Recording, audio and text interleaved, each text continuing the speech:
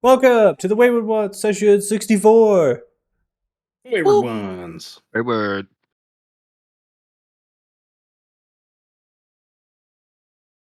Nope, that's it. That's all we got. That's it. Okay, well, I participated. I'll take what I Oh, can yeah. get. a voice changer. Yeah, there's no voice changer. No, wait. Where's the booming Wayward ones? Yeah, where's the booming Wayward Ones, Mikey? What the hell? Yeah, get the dragon voice out. Ones. You can't set the bar up here and not reach it, man. I'm just kidding. Wayward ones. No, not the gnome voice. Dragon. Oh my gosh. Okay, Now so you stop it. So recap, so session 63, we had obviously we had the combat, right, with the creatures.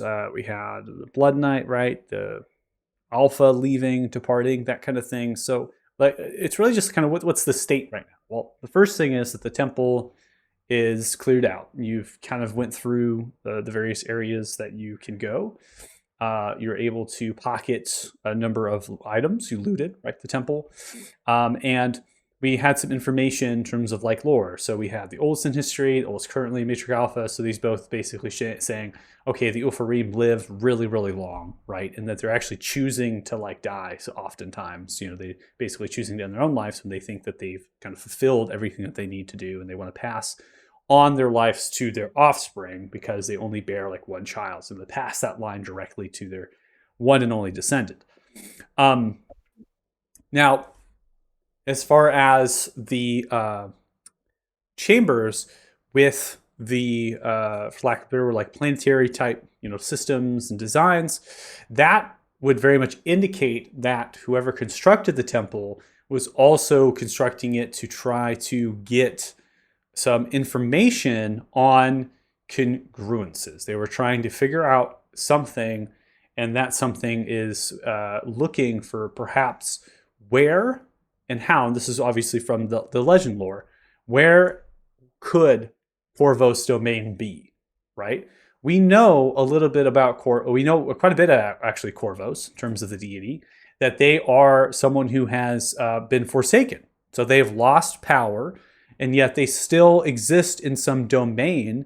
And this is the way of the Ulfarim, that maybe they separated themselves, right? This is why this temple exists. Maybe this is like a separate sect or something.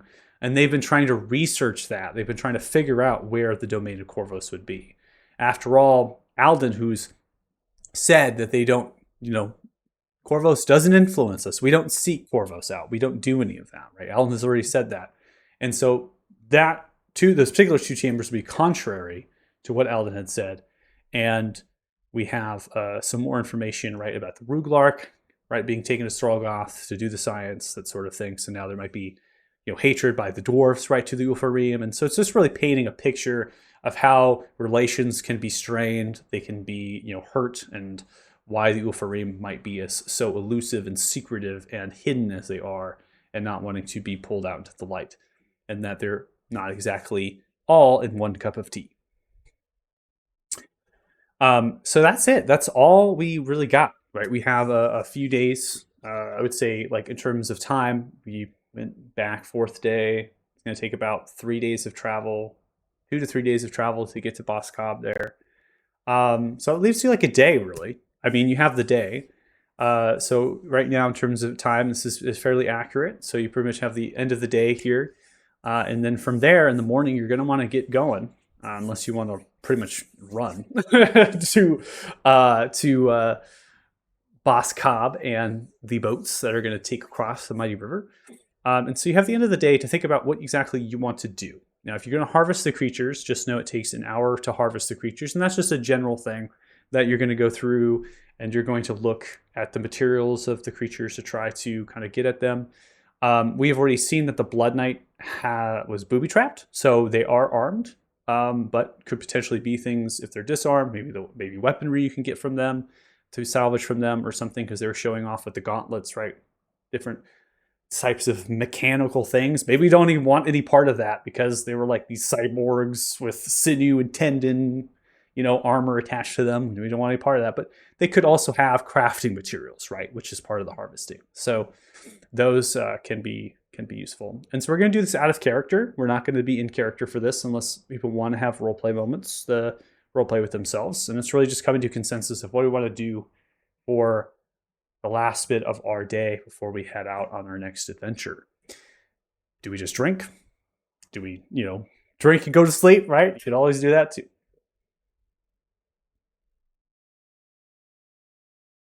You're muted, Well, Mikey.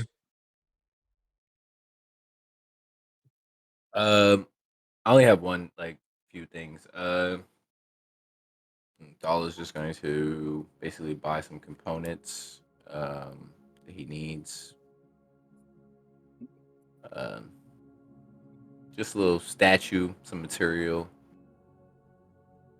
Just actually, no, is it a statue? No, he has to buy a crystal ball and a statue. So that's what he's doing. Looking for a crystal ball and a statue. I'm Just down to strongly in favor harvest of looting material. the stuff. I also wanted to get Costas that Shadowfell brand tattoo. Thank you. Because you almost died like a lot when you were away. And yeah, and if you can use the tattoo to, as a reaction, take half damage.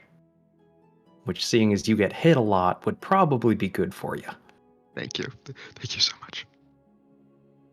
Is there's a see in the dark vision tattoo that he could probably get too, right? Keep all That's the Shadow Um, Bands. Is that not that the also Shadow? the Shadowfell brand one? Yeah, Shadow might Bands be. gives me advantage on stealth, lets me take reaction half damage, and see in dark. So basically everything I need. Yeah. So, queue it up. I'll get that started. Okay. Yeah. So I believe you have enough creature materials. So you do have fine, at least Othal, I'm looking at your character sheet. You have 8 fine remnants of rotten flesh. So you can actually give one of those over to your companion. I've got 7 already. Oh, you have 7. Okay, so you should be able Yep. to. You should be able to do that. I think you do rare passively. Is that what we figured out? Pretty sure. BC 18, Dex 5, 9. I always have to go back through this. There's so many numbers. Apprentice gets a +2 to the passive.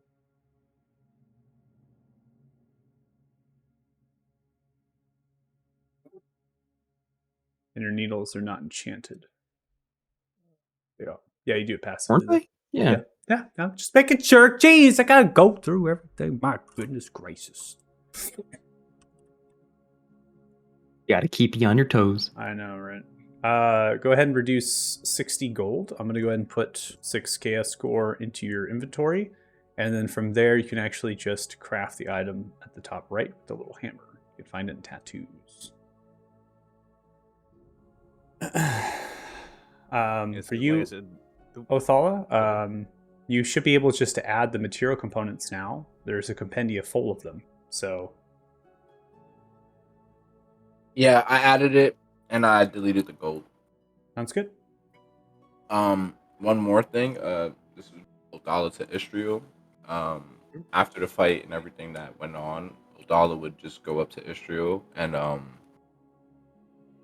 ask her if she had any defensive spells that she'd be willing to help him out with, because he's seeing that everybody is kind of want to protect everybody. So he's just gonna basically ask if you could teach him contingency.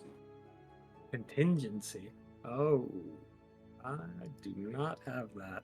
Oh, you did. Well, It was one episode. I thought you on one of the last sessions. I are you thought looking said for it. I know we were talking about Wall of Force before. I mean, I could do that as well. Oh. Definitely do that one.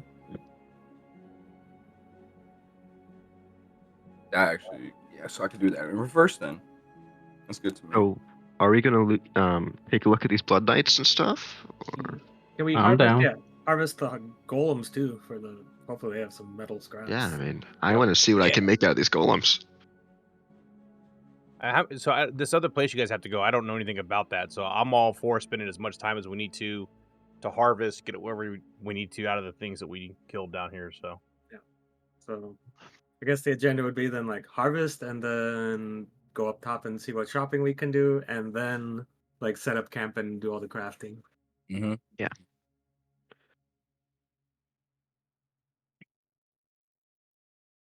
So Okay.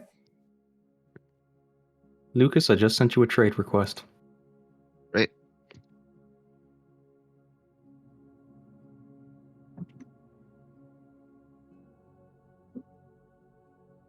Thank So you want very to much. see what shops are available here in the Woody Tower?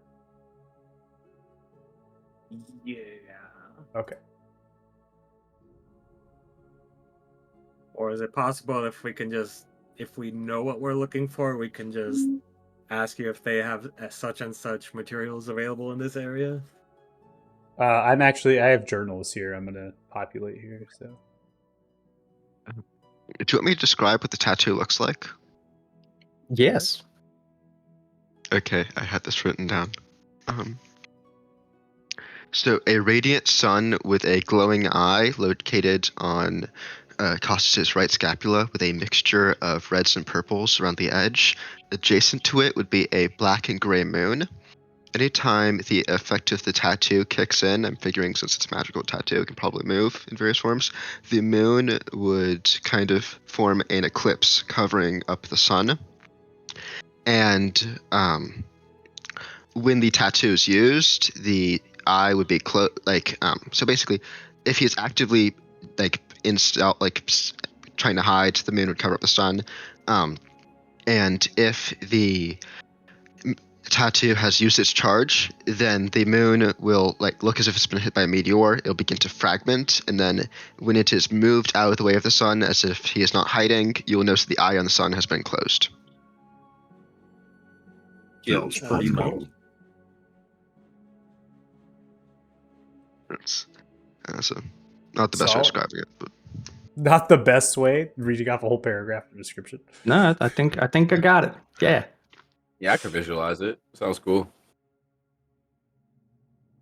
You should see Othala's tattoo. It's a bunch of swiggles. I was going to ask if it was just a dick butt or something. It's I think I have it posted in chat on one of the pages for pictures or art.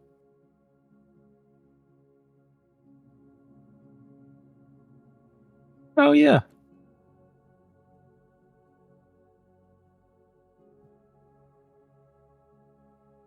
It's like blue silver lines. Yeah, like an old moldy bowl of spaghetti. Yeah, exactly. It's all fuzzy.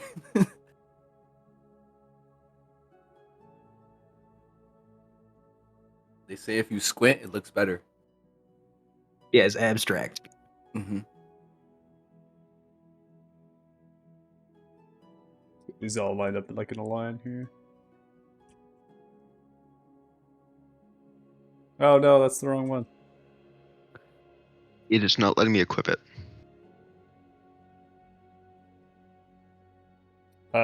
Which one are you talking about? The tattoo. Yeah, hold on real fast. I also gotta configure your permissions.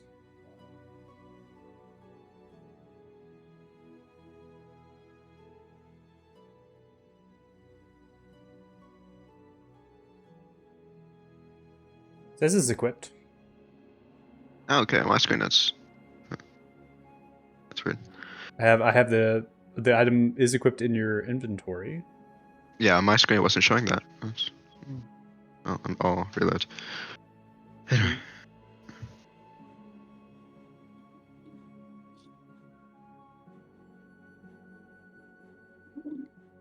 Oh man, I keep wanting to lock the axis. All right, whatever. Okay, well, I was gonna put these little pins. I'll put them in random places. Here you go. Get that one over there. Get that one over there. Get that one over there. Get this one over here. Why not? A couple over here. There you go. All right, so there should be journal pins on the map. If you can't see them, you need to go here, and then you need to toggle your notes display so you can see notes. These would be the traders within the Windy area that would be available. I'm going to go ahead and list them off. The shops. There is a general store, a grocer, herbalist, hunting lodge, stables, and then there are 3 traders that sell materials: Explorer, Hunter, and Outlander. You can also go to the Journal tab, and you can look under the folder called Shops, and they're in there as well. Just a different way of presenting them. So.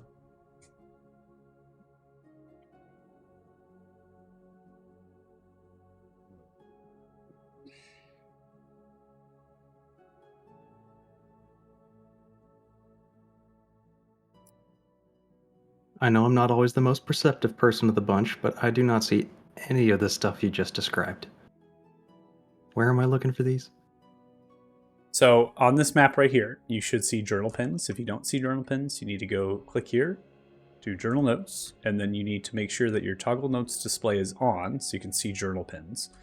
Or you need to go to the journal tab at the top right, and then in the folder listed as shops, there should be the shops listed. Okay. So Now I see them. the journal pins just take you to those in the folder, right? Gotcha. There's no thief's tools. Yeah, I'm gonna need to sell some stuff apparently. I can I can loan Kit if we don't find any. I don't use Yeah, I'm mine, not. I mean, I'm not as surprised with the shops that are here that they don't have any. I don't like typically or at least on the other ones, the Rudikar guys would be the ones that have those. So I don't know. I don't know how I ended up not having any to begin with, but I just realized that in my inventory.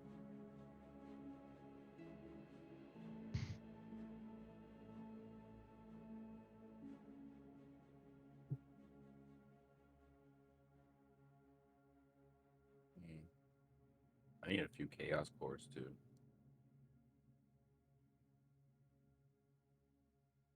Yeah, so Chaos Core, those are always just an equivalent gold, regardless of them being in a trader or not. So you can simply just exchange gold for those. It's just 10 gold per Chaos Core. You can just simply change it over.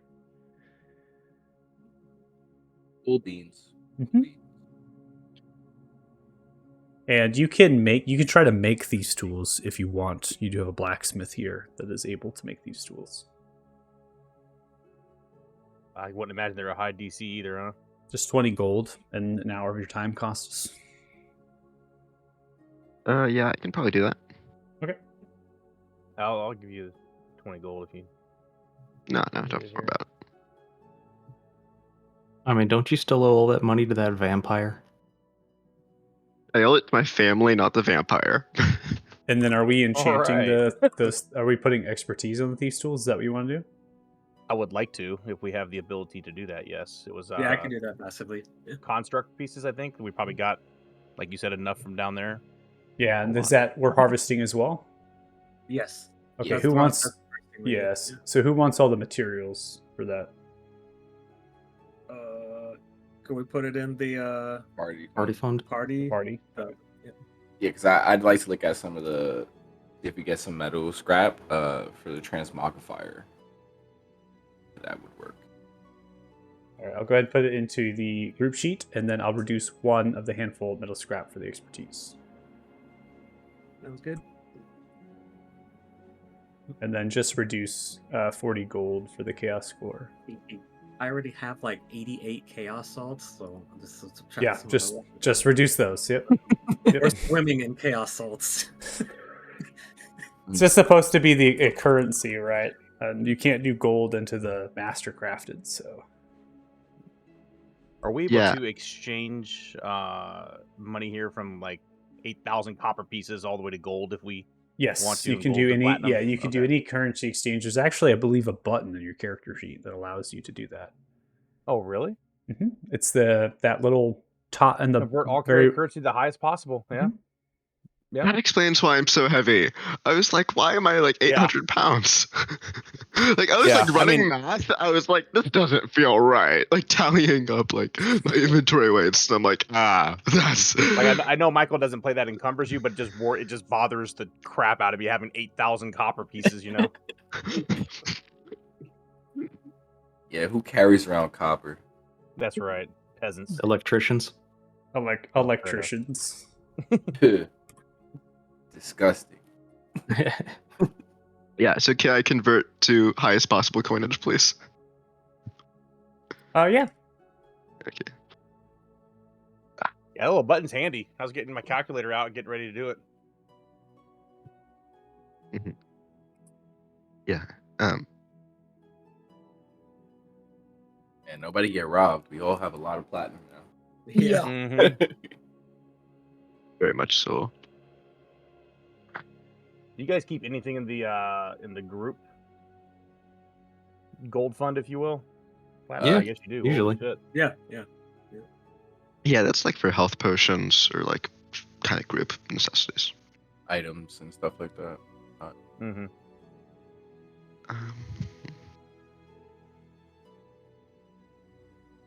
Oh, I know what I want to do.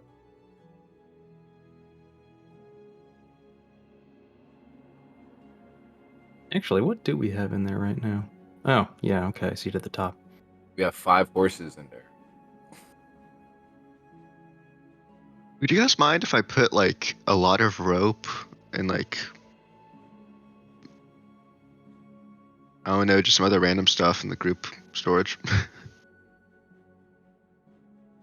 And we still have Jampier berries in here? Yeah, I told you it's like a fridge. And Yeah. degrades in here. It's a fridge. Everything's just chilling in there. It's a Yeah, bag if we of want holding. to use the magic berries, we can use the magic berries. Yep, it's the bag of holding. So I've removed one common handful of metal scrap for the expertise. So there's 9 common handful of metal scrap, a 9 fine handful of metal scrap, 10 chaos core, and then 2 fine pile of animatine. So that is the creature materials that are recovered from creatures that you had killed and then harvested. And then the next would be the humanoids. For those.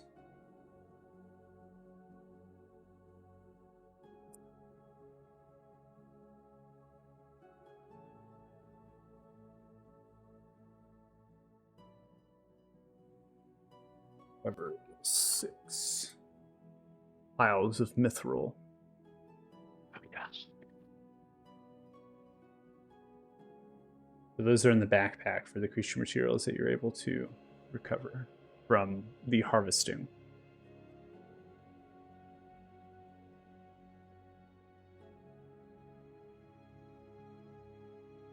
Why do we have anti-magic studded leather? Oh, we Good. looted that. Yeah. Lose the temple. Okay. Oh yeah, should we sell those now or? If that's what you wish to do, you can sell them. What- So you just get half of the price of what it is in terms of rarity. So it is listed. Let's see here. Listed as a very rare item, which means you can get 25,000 gold from this item if you sell it. Which one are we looking at? Which item? He's selling the anti-magic studded leather. Wait, what does this do? Gives you anti-magic. Yeah, you can use it to get advantage on a saving throw against a spell, and you can use that once per day, and then once per day you can cast an anti-magic field around you. But you can't cast magic yourself while it's active, Yeah, you won't be Yeah. able to use your own magic. which This is why feels none of like the us kind of can. item that is exact reason we have a bag of holding for. You know? Yeah, it's really good on Like like a rogue, like a pure rogue would enjoy this item. Just because they can Sorry, get up guys. to like a monk, but monks don't wear armor, so it's just like a niche rogue item probably. Yeah, like, you know, maybe one day we'll be fighting a lich and we're just like, you know what? Don't we have some armor of like anti-magic somewhere in the bag? Yeah, let's pull it out now. Yeah, but even then we're already level 12. So the one we already have armor. That's what we was talking about last session. We already have armor that's a little higher AC than this. You know, it's magic. We have the Yeah. resistance. So it's all the only benefit it's really giving us is the anti-magic field that me or Israel can grab up. What if we learned how to make the enchantment? Oh, you mean like disassemble this? Yeah, like what if we had like one of our people that does enchanting disassemble it? and like put it on something better, like actual plate. Or If But I'm I mean- remembering, you can't stack. So Yeah, it's a unique D&D 5e item as well, so it cannot be put on as an enchantment to anything else. okay. Once again, though, if I remember correctly, and we just said it, whoever's wearing it cannot cast magic either. Exactly. Mm-hmm. And well, the if when you use the anti-magic field. Well, yeah. But the AC on it's so low, otherwise, like, it kind of hurts. So low otherwise. I love it. Everyone's so used to it. So the magical items. So passe. Yeah, it's only a very rare. It's only a rare magical item. What are we talking about? What are we telling ourselves here? I mean, if I was a pure rogue, I would probably take it and use it. But I'm not a pure rogue, so. And I think what I'm Yeah. wearing now, at least AC wise, for the way I fight, is probably better. True. Okay, we can probably buy something better with the money, and if you want to throw that down the black hole of buying ingots, I'm down for that. No more ingots. if we were gonna do that, are we selling anything else? Are we gonna keep this ring of animal friendship? Yes. Sure. Why not? What are we gonna do if we find an owlbear? Joe's gonna kill it. Spoiler alert, owlbear is not a beast. Okay, according to the According D&D to the movies- D&D movie, yeah, sure. Yeah, and 5e rules, what is it? Druids at level 10, right? Circle of the Moon can become fucking mentals. Like, Mm-hmm. Yeah, where'd you So- find that one out? rules out the wazoo. Yeah, where'd you find that one out? I mean, like, there's so many different variations of stuff. It just, yeah. But right now, That the dirty ring men cannot be backs are used too on cool. owlbears. My goal to get a pet owlbear like I'm in BG3 has failed. Do you know if you fought in the arena, you would have fought owlbear? Wait, what? No, going back to Lathan. Do you know that? we need to go back to Lathan. This is just Just rub it in. Yep. goddamn. Make him suffer. I know, making you suffer. My true We're not form going is a back to druid, lunch. disguised as a paladin. We're going back to Lathan. We have no choice. I'm bringing the cat in for dramatic effect, but the cat wants to stay on the bed, so he's staying there. Never mind. Well, Lucas failed. Mm-hmm. Yeah, you failed your animal handling check. Well, he just wants to Should have had that ring, bro. Should have had the ring. Yeah, this is why we need the ring. Yeah, so we could keep the ring and I guess keep the wand as well, because I think the polymorph wand was cool. Oh yeah, that seems awesome. And then we could just sell the leather and split it. Oh, For there were some money. sleeve tools in the actual bag here too, by the way. There you go. Okay, so I guess you don't need me to make them. That's funny. Yep. It's like all the way down to the bottom. Okay. Yeah, as you can tell, Um, this party doesn't really buy much stuff. Or Oh, sell I- it.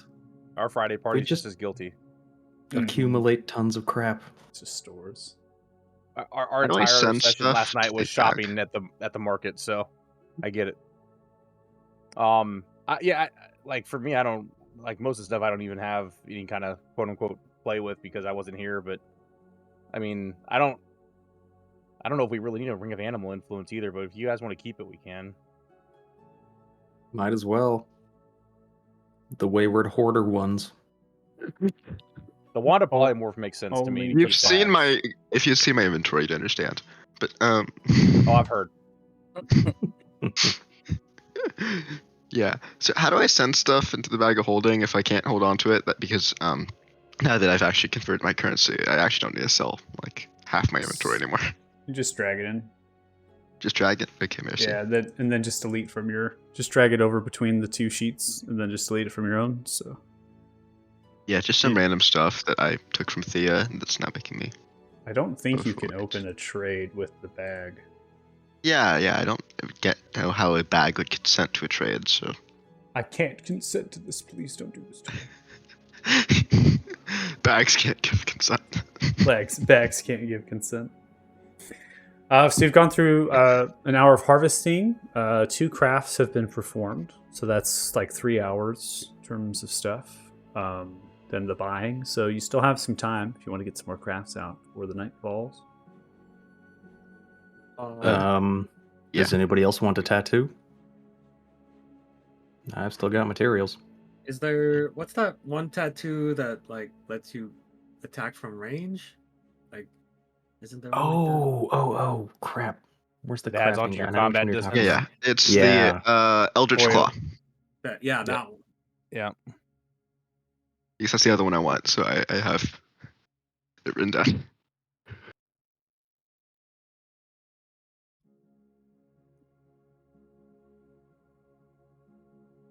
Yeah, so the Eldritch Claw allows you to get a +1 to your unarmed strikes, which doesn't really do anything. They also become magical too. So for this party, and then as a bonus action, you power the tattoo for 1 minute.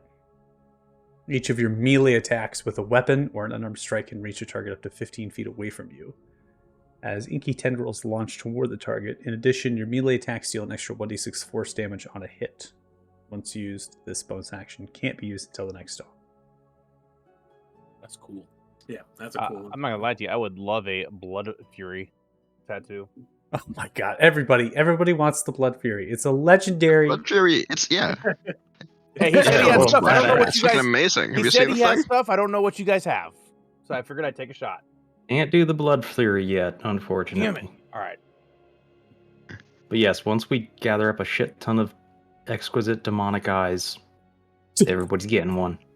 We were talking about that on Friday, right? Was it the optometrist? You notice the optometrist and all the demons and devils because you go down into the infernals, killing demons and taking their eyeballs. Oh god. Talk about changing Confessor Kanan in our group to Optometrist Kanan. Yeah, optometrist Caden. Where's my exhumed t-shirt when I need it? You've all seen me wear it. Oh, was this from selling the leather? Mhm. Okay, so 4,200 gold. Yeah, 4,200 gold to everyone, so everyone gets a pocket 4,200. And then if you are going to make the Eldritch Claw, so you're going to do the Eldritch Claw tattoo as well. Is that what we're... Me? No. Yes, but I need somebody to give me some chaos cores. I got You you. have some in the bag. Oh. What are the? Okay, I'm gonna show my ignorance here from Friday's group. What do the Chaos Cores do? Okay, so I'm going to explain the Chaos Cores again. Chaos Core is just... Sorry. It's just the equivalency of gold value. There's no way in the crafting, like the Master Crafted module, the Mastercraft module can't take gold, right? So the Chaos Core is that solution, that the Chaos Core is just like a currency. So you can always exchange your gold for any amount of Chaos Core. Okay? So you can always say, I want 6 Chaos Cores. Okay, just remove 60 gold, control spacebar, search Chaos Core, and drag it into your inventory. Done deal. Okay. So it used to be in previous crafting stuff, I had like 3 different core materials. I kind of made it too complicated, and then I also was like, you can only buy them from certain places. I just removed that because it was too complicated and didn't really make sense. This is more like getting the essence of magic, like you're containing magical essence from various things, like reagents or maybe the items that you currently have. You're just kind of tapping into them a little bit, and you're generating these so you can feel your crafts. That's like narratively what it is. Those control what now? Control spacebar is the search field, which allows you to search for what you want. So you can do control spacebar, type Chaos Core, and then just drag that into your inventory. Same with a vial of magical energy.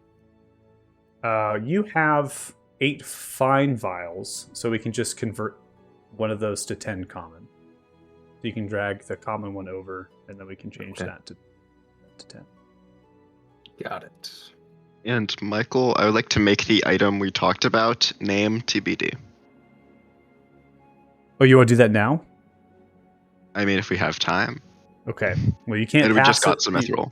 Yeah, so you can't passively make that. You have to. Can I not? Huh. No. Sure, I'll go for it. Should be Okay. too hard.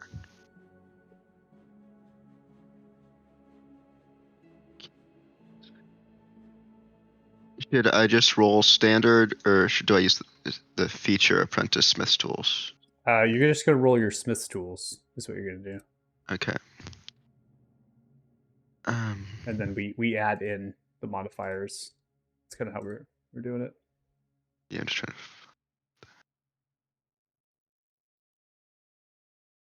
Oh, there. Easy. Perfect. Yeah, we don't need anything else to it. So, so one fine pile of mithril and then 6 chaos cores are what you're going to use. I'll drag it into your inventory. For my crafts, well, I will offer to the group because I think this might have been an issue last session. But anybody who wants durable twos, we could use the fine little scraps. I could put those on your armors.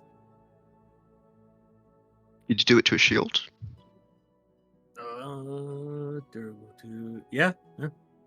Okay. I would also like to make a dark steel shield and the dragon helmet.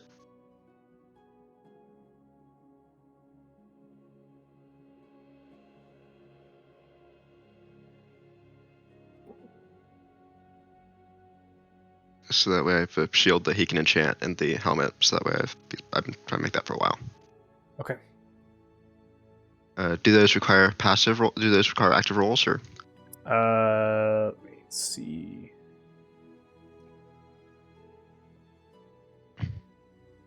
You can't have 2 items of the same thing, right? Like 2 durables, like one leather armor durable and then a shield durable. Correct.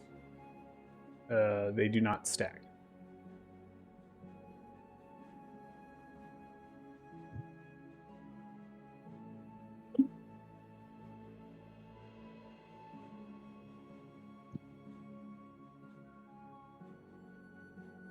Can you stack like endurance and durable, or is it just one effect per item?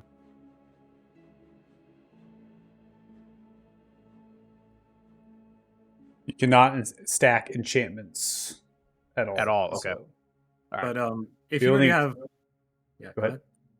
I was just gonna say, if you already have durable on your, not durable, endurance on your armor, I would maybe suggest just swapping it to a different piece of gear and taking durable on your armor, because you can put endurance on other things besides armor.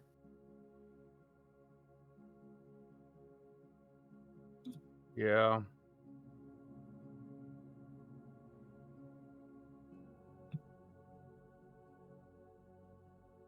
I mean, my plan is not to be hit at all, so Sure. You know what they say about the best laid plans. they work out perfectly in Michael's campaign. Never Yeah. had a problem with it. I've never been invisible and had a golem turn a corner and almost kill me in one turn. Hey, failing to plan is planning to fail.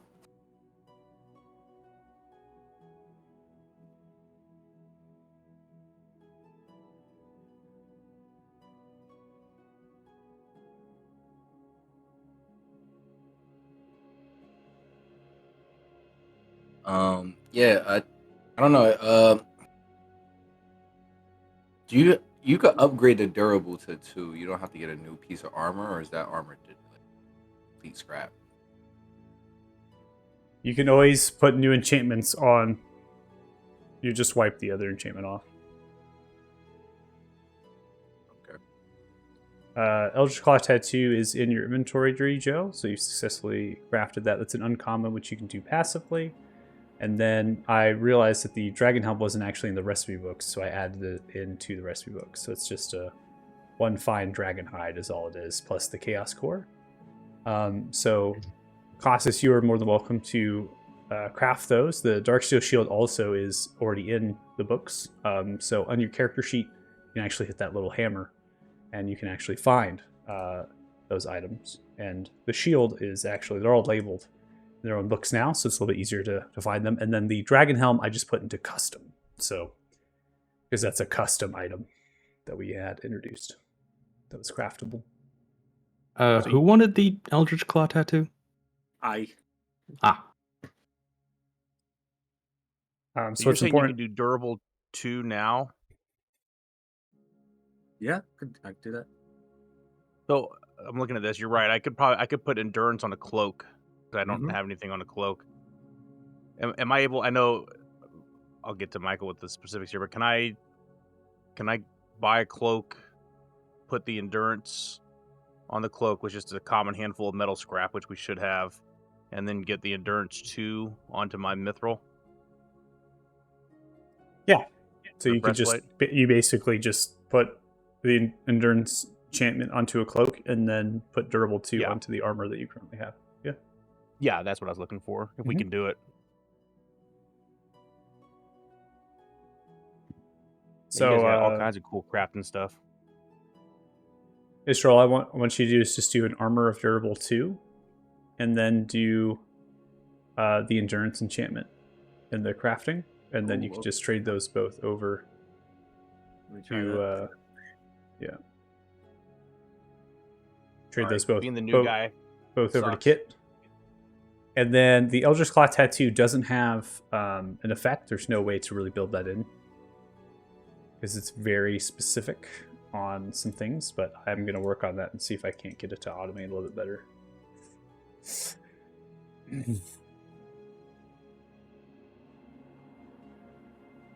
the very least, I can probably get the D6 force damage on there, but I have no way of doing the reach part of that. So something should come up when I click the hammer icon, right? In your character sheet on the top end, you can click the hammer icon. It should pop up. It has been lagging, so it might take a I'm not little bit. getting anything. I'll try refreshing. Oh no, there it is. It was just really lagging. Yeah, it takes a while because it like caches. So there's a lot of recipes in there. I totaled this. I totaled it. I think it was greater than 200. So in each of them, so it caches it, so it's not stored. Like you don't load it in, so you have to like load it each time, so that way it's not hogging your stuff down when replying. Okay, I think so. I need to take some. Where's our? Okay.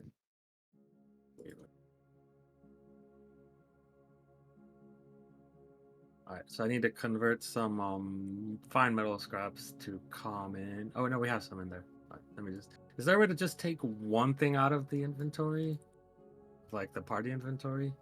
Yeah, so the party, you can just remove the quantity, right? Okay.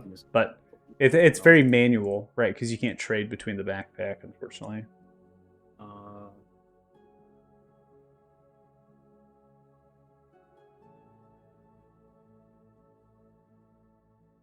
Was You actually- adamantine just added? Yep.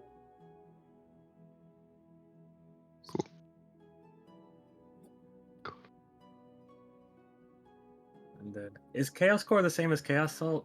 Yep. Those are all just the same. So you can simply convert them all to the new core, right? The one and only core now. I wasn't recognizing the Chaos Salt. Yeah.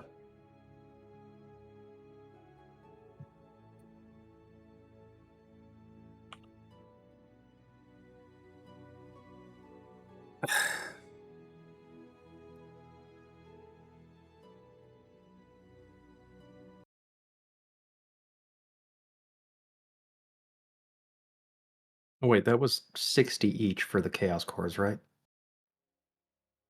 It's 10 gold for each chaos core. Oh. So I did my math very wrong. Yeah, Where did I hear 60?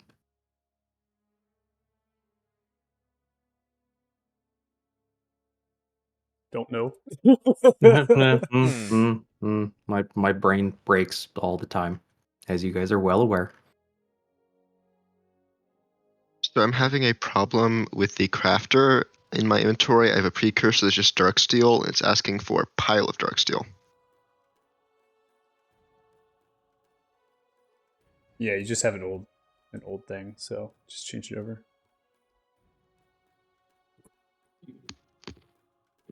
Okay, so the crafting sheet is showing me that I have the metal scrap, but it's not showing me that I have the chaos cores. You might have to reload the crafter. And you can also do it manually too. You don't have to use that. You can just control spacebar if you need to and just search for it. Yeah, I'm just gonna do it that way. Yeah, I could just do it that way. It's easy enough. I believe these are a 5 Yeah, armor of Yeah. durable 2 is fine. No, the dark steel is fine. I'm talking. We got a lot of things going on. All right. Yeah, we're good. Yeah. Sorry. All right, I feel like I'm being a pain in the ass here. Nah, you're good. You're good. What are you trying to make that dark steel? A shield. Okay. I think the shield. You're just gonna make a regular dark steel shield. And then I'm hoping to have Faith enchant it. Oh. Okay. Well, that's gonna be the durable 2. Gotcha. Okay. So I'm gonna do that. I'm gonna do it manually because that's a little bit easier. So I'm gonna remove 1 fine. And then I'm going to remove, let's see here. Yeah, because he was offering to enchant stuff. So. Yeah, I got you.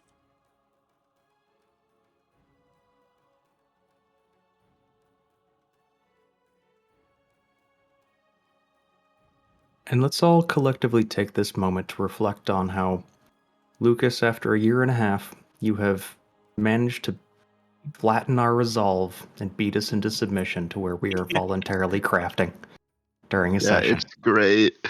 And now my character has so many magic items on him. It is genuinely ridiculous. Like, I don't think you guys shit. realize it, but like. Did I need to give you my mithril breastplate to put the durable 2 on? No, I think you just take this and equip this, and that's Okay. yeah. It is All right. I mean, beautiful. were you doing the cloak as well, or is that somebody else? Yeah, endurance. You want it on a cloak? Yeah, I'll Yeah, do that. endurance. Mm-hmm.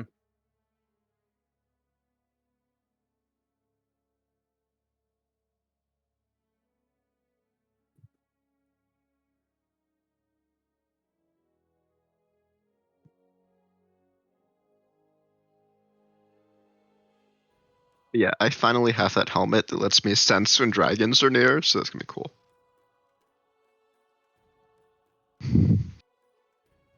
Wow, once a it's day, been still. what, like 15, 20 sessions? Yeah, pretty much. Yeah, I've been trying to get it for so long. I think I think the time you brought it up is when the last time we spoke to Damodar. Yeah. So Istriel, I removed already materials for Costas' shield. So Okay.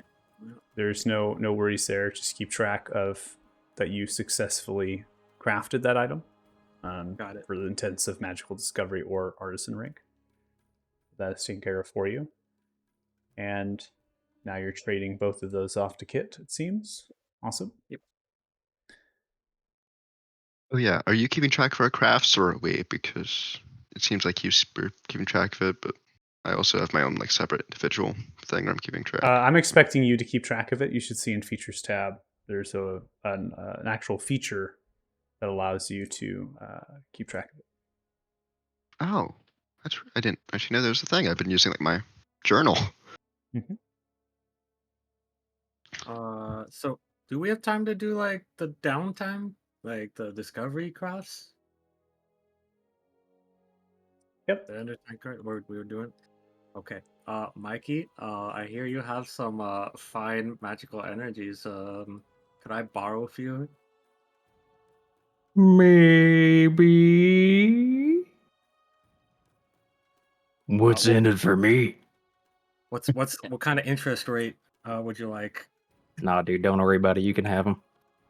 Okay. I Let's need have 4. of the magical energy. Yes. Sure. Let me pull up a trade request. This town has 0 cloaked for sale, Michael. What kind of a town is this? I mean, you could use a bedroll.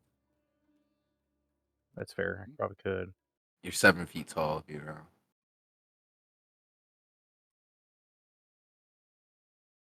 Well, hold on. There was something in the party thing that I saw again. I could use. Okay. What's the black robe of reckoning?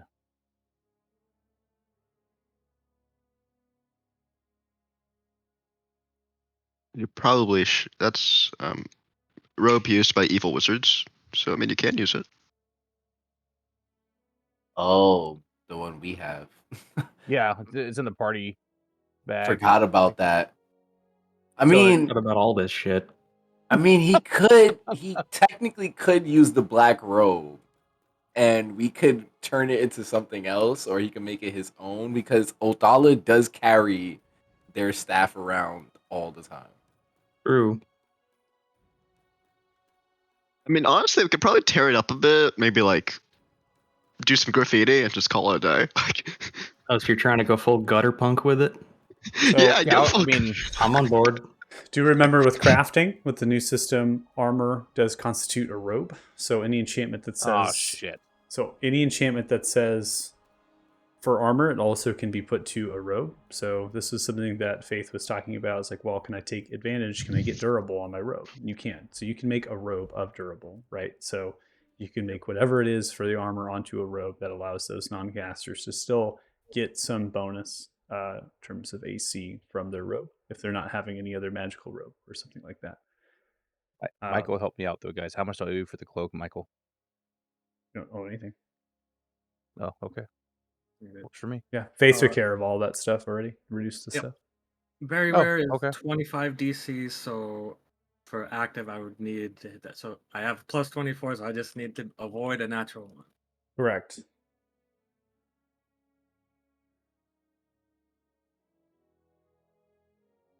Okay, we're good. Honestly, I Oh, thought that was a boy. one. Right You're there on you're- that It was. side. It was. was- Yeah.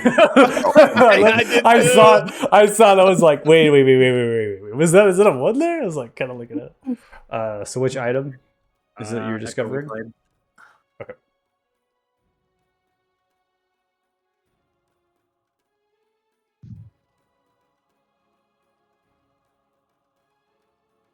Man, it would have been cool to buy some horses. They got some cool horses here.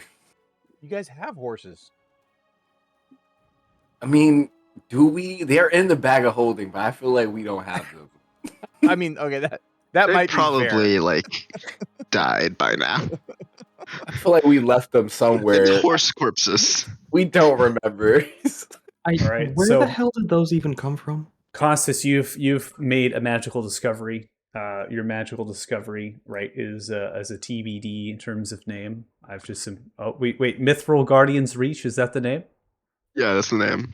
Okay, so you've created this finely perfect mithril handle, spiralizes with hints of leathers and other accents of maybe dragonhide or other things to your leisure there. There was no description in terms of that quite yet, so you can always create a description of what it looks like, but it is a flail. So it kind of has elongated chain that can kind of extend out of that handle, which makes the reach of that weapon pretty large and actually can reach a range of 20 feet in terms of its reach. And then has a way to grapple because the flail at the ball end is more like a hook. It's kind of a grappling-like mechanism that's able to strike into the target and try to grab them into a grapple or restraint. And you, Istriel, make your Echoing Blade, Shimmer, containing magical essence. Edge is sharp, razor sharp. It is a light and soft short sword base. Has a hum that's always echoing outwards of the blade. And there's runic patterns that resonate with arcane energy from the runes as they glow. The Echoing Blade is in your inventory, and then there's also Echo Blade charges because of the way the weapon works. It requires the upkeep of those charges, so you can kind of keep track of that. So just reduce the materials. So both of you make sure to reduce those materials manually for your magical discoveries. On it, boss. The most elegant implements of unmitigated violence. Would be quite fun. Interested to see how they play out. I was wondering, how do you feel about how does someone feel about enchanting my new little baby?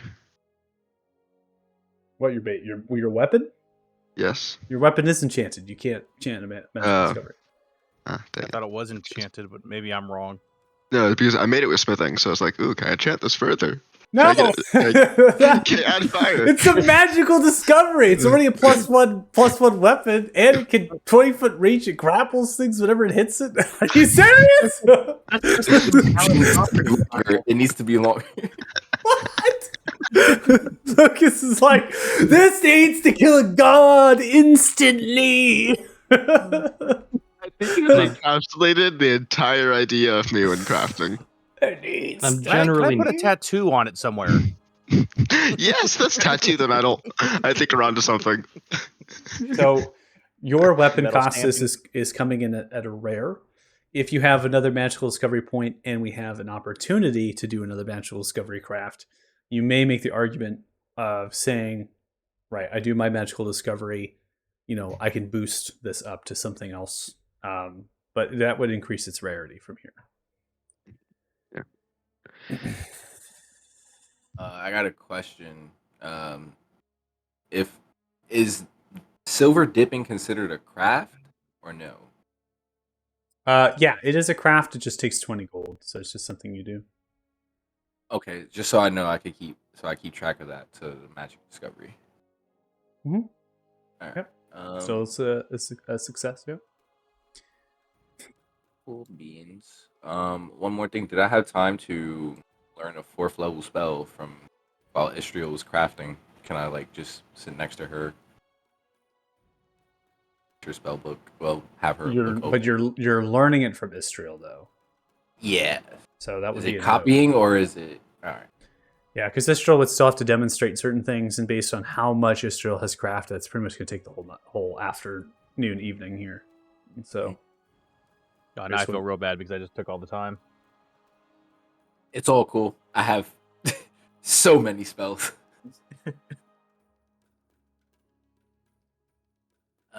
That's cool. That's cool. We'll find another time.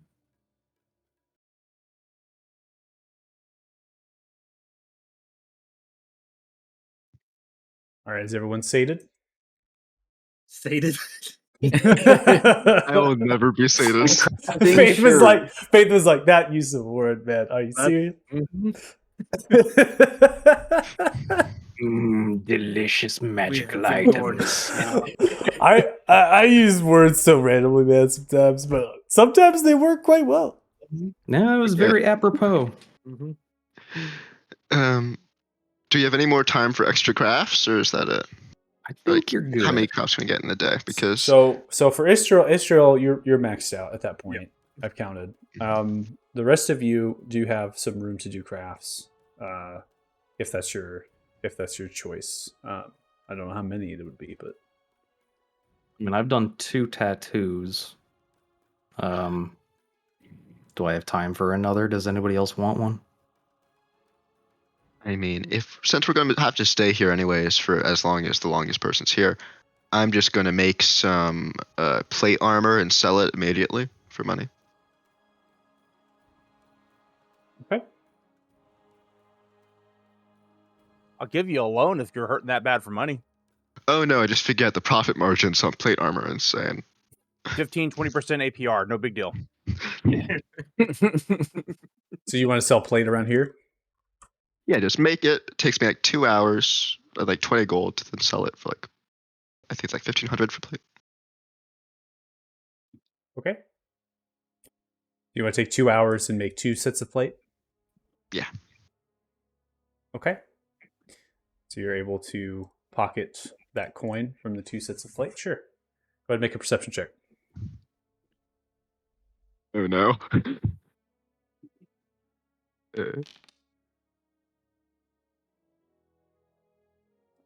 So you exchange your goods, and then you look down the road.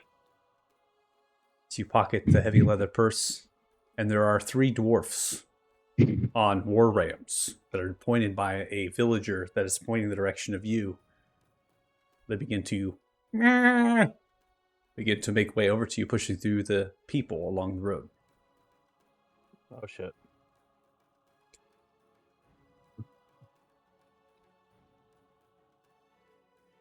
For What'd you sure. do? I pretend I don't see them, dip into an alley. You're trying to stealth? Yeah, I'm also gonna try to use my disguise kit. That takes too much time. You can make a stealth check if you wish. Okay. Yeah, I'm gonna pretend I don't see them and dip into an alley. Okay. Make a stealth check. It was the tattoo.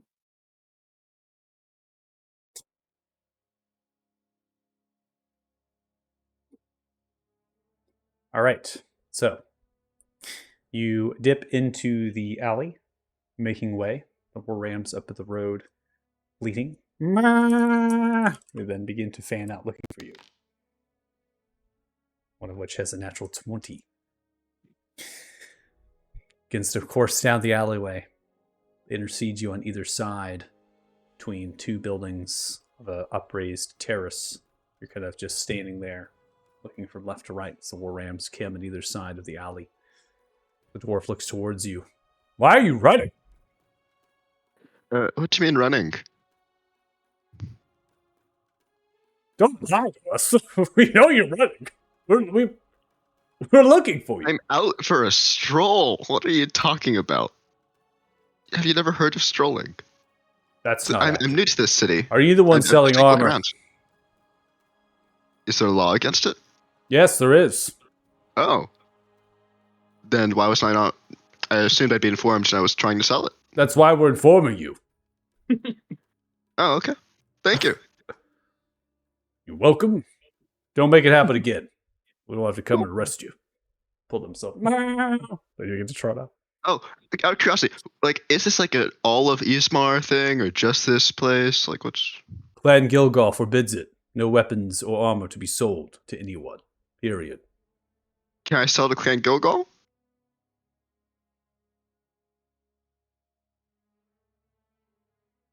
You wish to 'Cause, offer you know, your services? I need to make money. I'm not like I'm just a traveling smith who has a drinking problem he needs to support. Okay, this You is can't take anyone with a drinking problem. no. I just want to sell armor when I make it. I promise you, it's of good quality. You can take a look at my work. Your work would be sold at discount significantly for the war to come.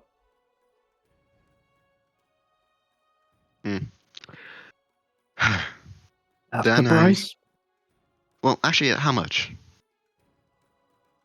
I can't tell you how much. Only know that it would be small amount compared to what you could fetch elsewhere. Who would I talk to if I wanted to sell my armor to Clan Gilgal? Who could you talk to about Yes. selling it? Is there like a person in charge of distribution of weapons or something? They trot their war ram right up to you. They look down. Either you're going to sell for Clan Gilgal or not. Are you going to make weapons and arms for Clan Gilgal or not? Well, I'd like to know what the exact price is before I make a decision. You know, maybe negotiate a little bit. We're done here. No negotiations. Begin to pull the rams. Trotting off. They leave. Would you at least like to see some of my work? They're gone. They completely ignore you. They're just trotting away. Denied.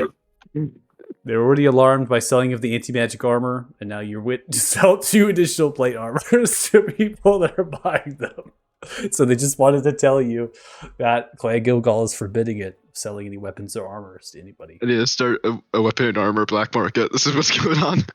They also have their own smiths, and so when you're like, "We're gonna sell you things," they're just kind of like, "Yeah, we're not. We're just gonna. You're gonna make them. We're gonna take them." I love it though. At least you tried. You know, you gave it your all, and that's what matters. All right. So how much should I get for the armor? You get after like materials. you get 1,500 gold. And well, 20 and hold make on. it, so 1460. Yeah. That's good. Hey, Dustin, you want a tattoo? I don't know which one I want as a problem, so I'm gonna hold off for now. I could narrow it down based on what materials I have. Yeah, sure. I could make you a Shadowfell brand. I could make you Ghost Step, I can make you the It's funny, Eldritch Ghost Step was the Claw. one I was thinking about. I could also make you an Absorbing Tattoo. That one I do have to roll for, though. Same with the Ghost Step one. I do have good modifiers for it, though. I was actually thinking about the Ghost Step one because that'd be handy to have.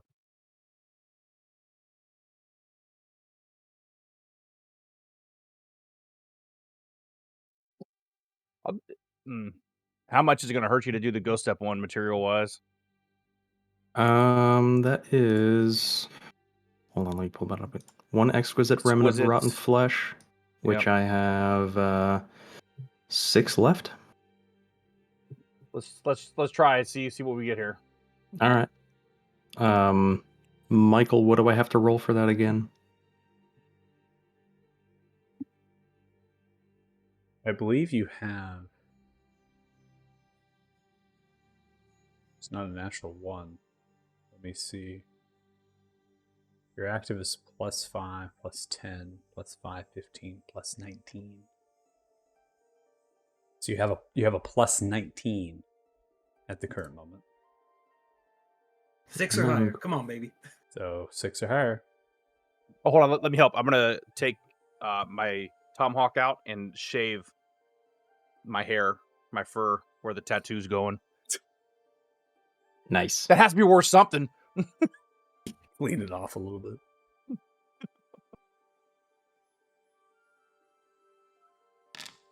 Oh, balls. No. Oh, Just barely. Well, All right, that is a failure. Also, you have fine. You don't have exquisite remnant of rotten flesh. Just FYI. do I not? I have exquisite remnants. You have I have fine. Oh, so you shit. need 10 fine for 1 exquisite. Okay, then we'll just forget that ever happened. You just poke me with a needle for no reason. All good. Whoops. I read that wrong. It's all good. By the way, is it 1,500 per for the armor or total? You know, I was actually going to say that it's 100 gold for a common item, so it's going to give you only 100, and then you minus 40 of that, so you only get 60 back. But I was trying to be a little bit more lenient with you. Okay, never mind. 1460 is it. So you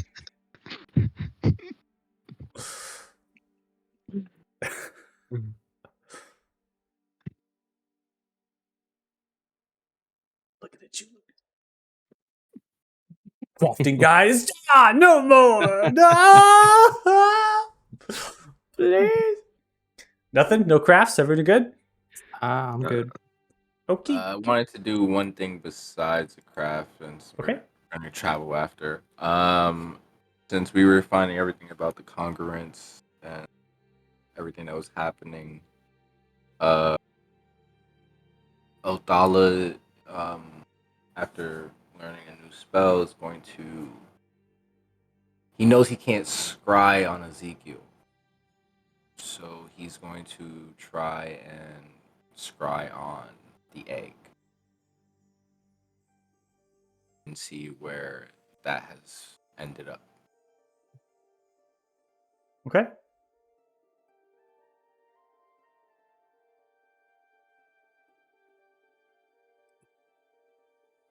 So it's going to take 10 minutes. He sits down while everybody's crafting. Lights some halfling green.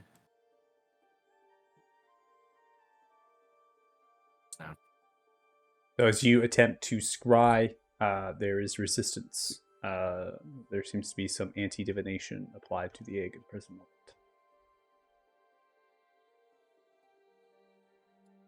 Does not allow you to detect the place or image of where the egg is or its condition.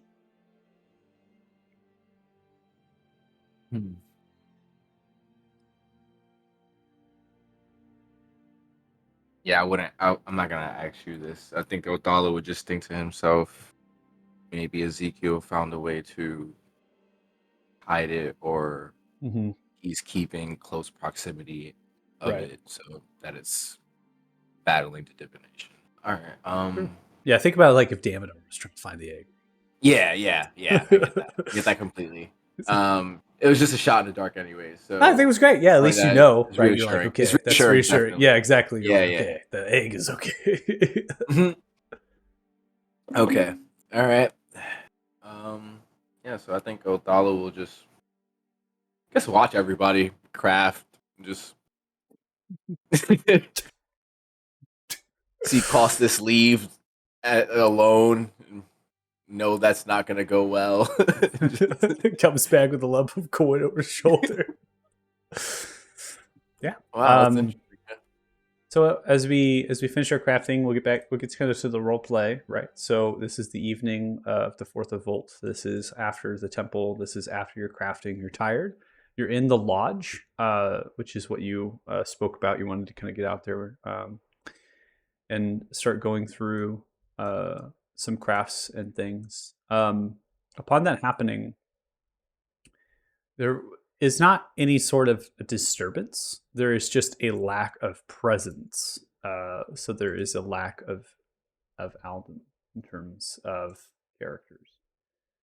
And we have to remember back with the dynamics between the Velkin and the Ulfarim, as well as what has happened with the Rogue Alpha. So we don't know if, Alden is still in the temple taking care of business. We don't know if maybe they're caught by the Velkin in some way, kind of, in terms of conversation, or maybe the Rogue Alpha, something happened with that. It's just that Alden does not come back this night. So I'm going to remove them from here. And there is one person in the lodge, which is that elf that was saved. So the elf is there that was spared from being a Thrallgoth, and they have not left the hunting lodge. They've simply stayed there. They've been present, maybe providing food and drinks while you craft, and just kind of living life, right? Just as you would in your house, right? And they're just kind of existing there, doing normal tasks and normal things. You have a light wind that pushes through here. We'll also kind of apply a campfire like cracking, because the hearth of the lodge is lit. So you could be outside with the wind, or perhaps inside as it echoes and moves through just slightly. And you've all kind of come together after your crafts and after your things, and the sun has set. Darkness ensues, if not for the 2 moons in their crescent forms that give good lighting even in the darkest of times on this planet. You have the tall evergreen trees with the auburn orange needles that tower high into the air, providing cover along with the shrubbery and vegetation that matches along the red rock landscape. That rock that is filled with the iron oxide, which gives it that reddish orange tinge and pigments your boots, kind of keeps to you. So you're either inside the lodge or, outside. Maybe make a campfire out there to huddle around, because the hunting lodge is very small. It's, not exactly big enough for all of this whole party. Pretty much just one person could live in there at a time, right? So making some food. Maybe you went out and caught something from your snares that you laid out, Dirty Joe, and aided by Kit. Maybe some hares to make for a nice stew with some of the root vegetables and other sorts of perishables that have been suspended in perishing in the hunting lodge, because there's quite a bit of supplies like food in there that wouldn't necessarily go bad very quickly, right? Like root vegetables and other grains and something, such like that. So. And now you're around. Your new items. Feeling pretty good.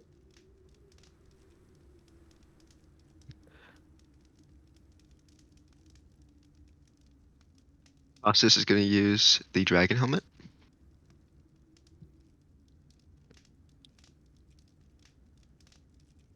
All right, you feel the presence of 2 dragons emanating in the direction of northeast. Dozens of miles away. Dozens? Okay.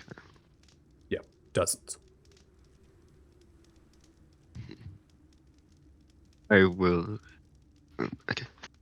So closest dragons, pretty vague. At least dozens of miles away, northeast. 2 of them. 2 of them. Yeah, 2. It's strange. I think we Is should that probably avoid that. Well, one of them It- might be Belzar. I mean, probably. How many more dragons are you guys tracking? If my calculations are correct, we have about 5 more, maybe. Holy shit! wait, weren't there more possible stones we didn't necessarily hear about? I'm Well, trying to recollect my thoughts. Wasn't Thea or somebody else telling us that there was? No, it wasn't Thea. I have to There was like relate. dozens of them that could be in play, wasn't there? Yeah, Ethrin said something while y'all were down there. He stated that they're looking for other dragons, that there's others out there that we don't know about. I mean, as vague as he was giving some information, and I don't think he was lying about that. Is maybe getting to the dragons before. I mean, now we can find them. Maybe we could try getting to them before Damodar does. I mean, you gotta figure too, though, we're just a handful of people here. I mean, we have certain advantages that our adversaries do not, but the ability to do a certified search in parallel of an entire continent for dragons we don't even know exist yet, that ain't one of them. Anyway, So I'm just saying, dozens for a thing like that isn't that much distance. It's enough that I don't think we should be incredibly cautious, but still be aware that 2 dragons could be flying over our heads by the end of the night. but you guys told me a little bit about the stones, but how did you come across or get the stones? Like, are they family things? You've been doing this for a while, or like how'd you guys come across these? You Every kind of one just of find them. us, yeah, we all have a different story.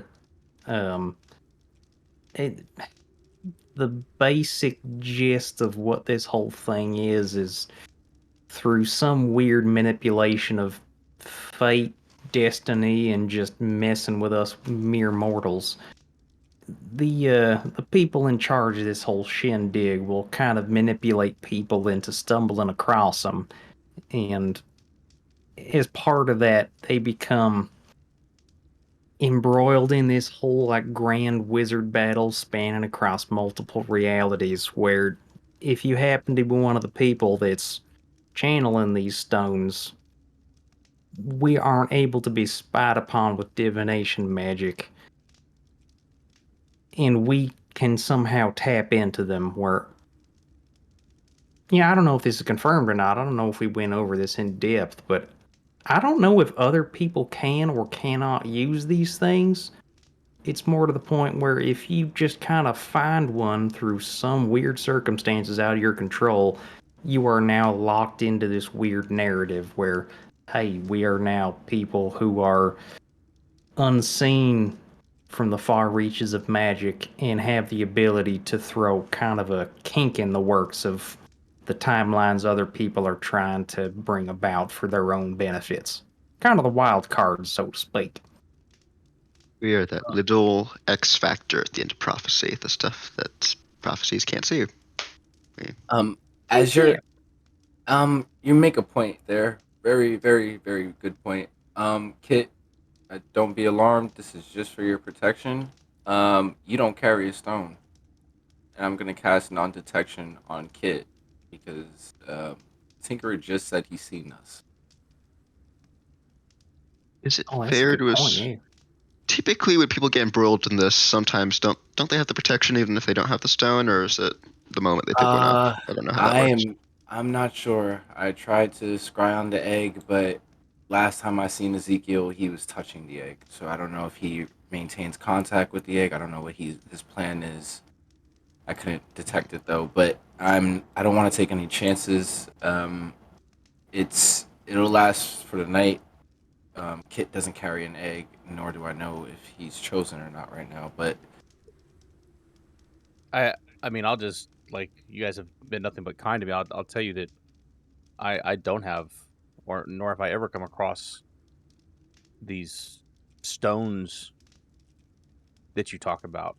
So, I'm probably, although you may have stopped it now, probably a danger to the whole party at this It's point. Don't worry, it's fine. A lot of us didn't have one at the start. You just cast hate it to- on him. Is it possible for you like check in the morning to see if you can use divination on him, Well, it's Yeah. a good idea. yeah, well, or if you cancel it and then check Yeah. now? I'd rather be safe. Well, we could check in the morning. It's not that big of a Okay. deal.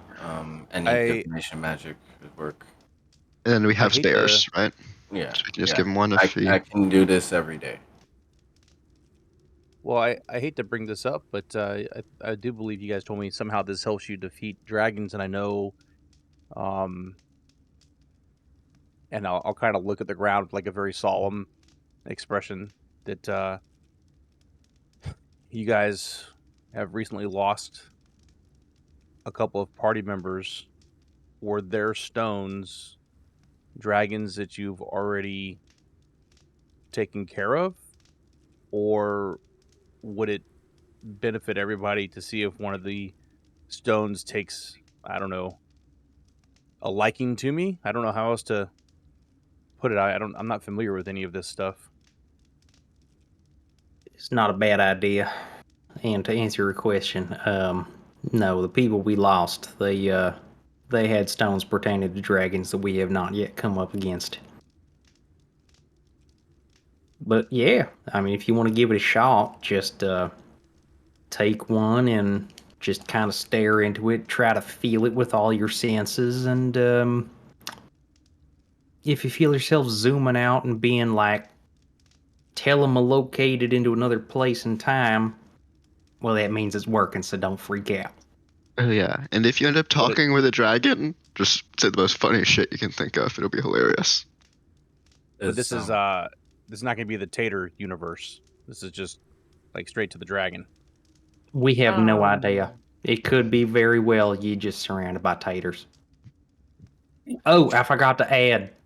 When you come back, if you come back, if it works, the safe. If Well, we I don't come know back? what in the hell's this stuff Historically, does. it has We've all worked, managed don't to worry. come back up to now, but the safe phrase to mean I'm okay and everything's gravy is I'm the fanciest fairy boy in all the land. I'm the fanciest fairy boy in all of the Yep. land? It means your mind is not transmogrified and you are in charge of all of your senses. I have to say, I think this might be a way to check if someone's senses are truly being messed with, because I feel like a fairy possessing them would Okay. actually Hey, say man, you said it, get and we the knew feeling you being in were the okay. military. I get the feeling in the military units here that they're kind of giving me the new guy harassment here. So can I see if they're actually telling me the truth? They use this phrase. Roll insight. And then if you're deceiving, roll deception. The great I'm rolls not continue. deceiving. There is no That's deception the phrase here. you guys really use? It was spur of the moment. I mean, Well, This is to be fair, aside, shaking his head. I was messing with somebody that is no longer in our party. And you heard about Zell already. Kind of did it as a joke, but well, it okay, just kind of stuck. What was that phrase again? I am the greatest fairy boy. I am the Fanciest. fanciest fairy boy in all the land. Although, why did this become a tradition? Like, can we not do this every time we use a stone for the first time? Well, no, yeah, I mean, Zell said it, and then I tried to talk to my stone that very same night, and I had to say it because I was all freaked out. And if I had to say it, that means damn well everybody else had to say it too. So now we just haze all our members? Is that Otalo whispers over to Israel. I've never said it. Yeah. She will give an appreciative nod. Like, oh, thank God. I'm just I saying, I mean- think for like the good of the I- people I that may do- come in this group in the future, we should maybe make it something a bit less ridiculous. I mean, look, if it's a group tradition, then I'm all for it. Okay. Once again, I hate to ask, but what stones were left behind? I think we only have the one Fine. now, right? We have an I mean- extra red one. Does anybody have the green? Yeah. I have the green one. So I have you the green one and the red one. So yeah, you have both the spares. You can Spare tires. Here's a stone. Here's a stone. Everybody gets a Yep. stone. And about like Jerry's, man. Otalo kind of step up because Otalo would know more where the stones would be placed at. And just say maybe the green one is Yeah, definitely the green one. Oh, green. Read Yeah, I can request see it. sent. So I will reach out as he's reaching over and grab the green gemstone. Okay, are you giving the green gemstone over willingly? Yes. Okay. All right, you take it. It's in your hands, kid. I will follow Dirty Joe's instructions to look at it and think about it really, really hard. I'm gonna make sure that I'm close enough that he's getting my aura protection. and I I'm going forgot to cast mention- guidance. It works better if you're alone. So maybe just kind of Oh, hang out in the Oh. woods like 10 feet away or something. I'll be behind this tree, so you're within my range. hold on. Do I do it alone or do I do it in here? Alone works better, especially for the first time. Yeah. Okay, just remember, you guys may not be able to see me. It depends on. So I'm gonna go right behind that tree over there, just so you guys know, in case something happens. I'll be on the other side of that tree. All right. Okay. Hang on. Just yell the code phrase if something's going on. Hang, Just make hang sure- on. Costas, you can create light, right? Yes. So why don't you just put a light on their weapon, and then they could go stand right over there in their alone time, and we'll be able to see them. Actually, this might be better. I just go do dancing lights and have it like Or around the area. You're having fun with that ring. Yes. So I'll go away from the party, but where I'm still visible. Sit down, take out the stone, or actually open my hand where the stone is, and concentrate really, really hard at the stone. You're to see just, what, if anything you're just happens. concentrating on it. You're just like looking into it. at and thinking about dragons and greenstone, and they said it's a link, so maybe I'm talking to it a little bit like you would when you pray or something, but I'm trying anything I can because the instructions weren't very specific other than to concentrate on it and think really hard about it. You're doing the best you can. Yeah. Okay. Go ahead and make a wisdom saving throw.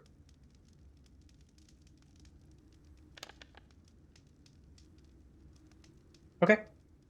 So as you concentrate onto the stone, you can feel yourself kind of losing almost perceptive of the outside world as it's captivated from what is inside. You continue to pierce into the stone, and as you look further and further into it, you are gifted with a vision of some kind as you observe the snaking and movement of a green dragon, an adult, as it makes way through a jungle that is filled with fog and mist and life.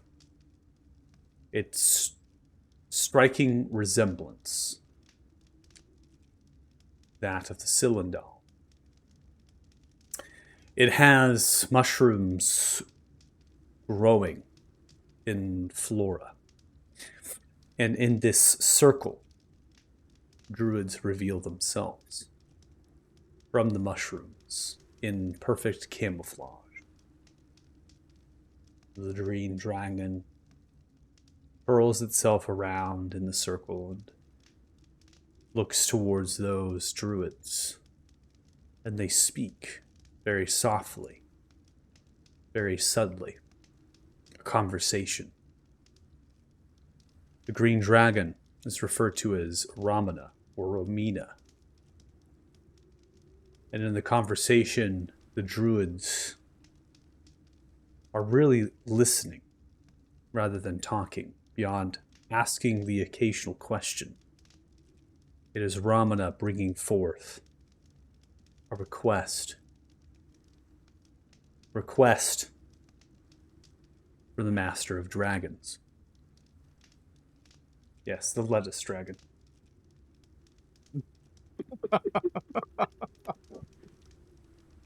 Perfect. Allow the movement of the Vodir through your circle. Allow them safe and free passage through the Cylindal. And I and the Master of Dragons will not harm your circle. You will be left alone in the war to come.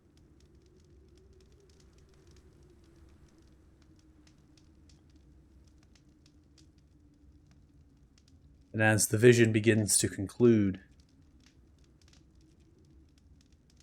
the circle of spore druids pull themselves together, uttering conversation that a neutral position might be best, that they will bring this to their matriarch. For dismissing Ramana, then an answer will be given to them the next day they return. The dragon then begins to pull themselves upwards from the trees. They grab onto the trees and begin to use them. These trees are massive in terms of their size. Get out of the canopy and to take flight. You are just a humble spectator to this vision, which you imagine to be the past. Given that the war is already happening, and the dragon had referenced the war to come. You also know a little bit about this dragon. You know that this dragon is an elder in today's world, not an adult, which means it's larger presently. It is also the dragon responsible for the many sunken Temerian warships in the bay of the war. To know that the dragon lurked within the Cylindal, something you did not know.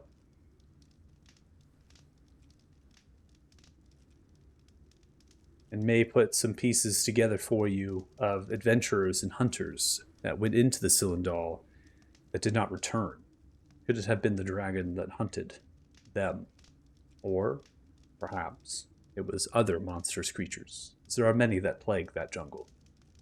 There are many groups of people. And the circle of spore druids that are there are not the only. You also do not know that the circle of spore druids exist in terms of name.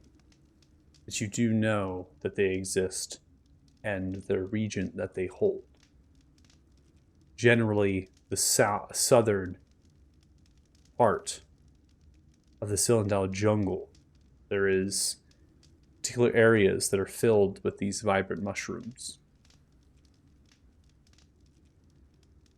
If you were to retrace this on a map or could figure that out, you would be able to know. And didn't have any run-in with these circle of spore druids. And as such, with their secrecy, you wouldn't know their name. They do not travel or trade with any outsiders. More or less a story that would be told. Don't trespass into their territory, because you will not make it back.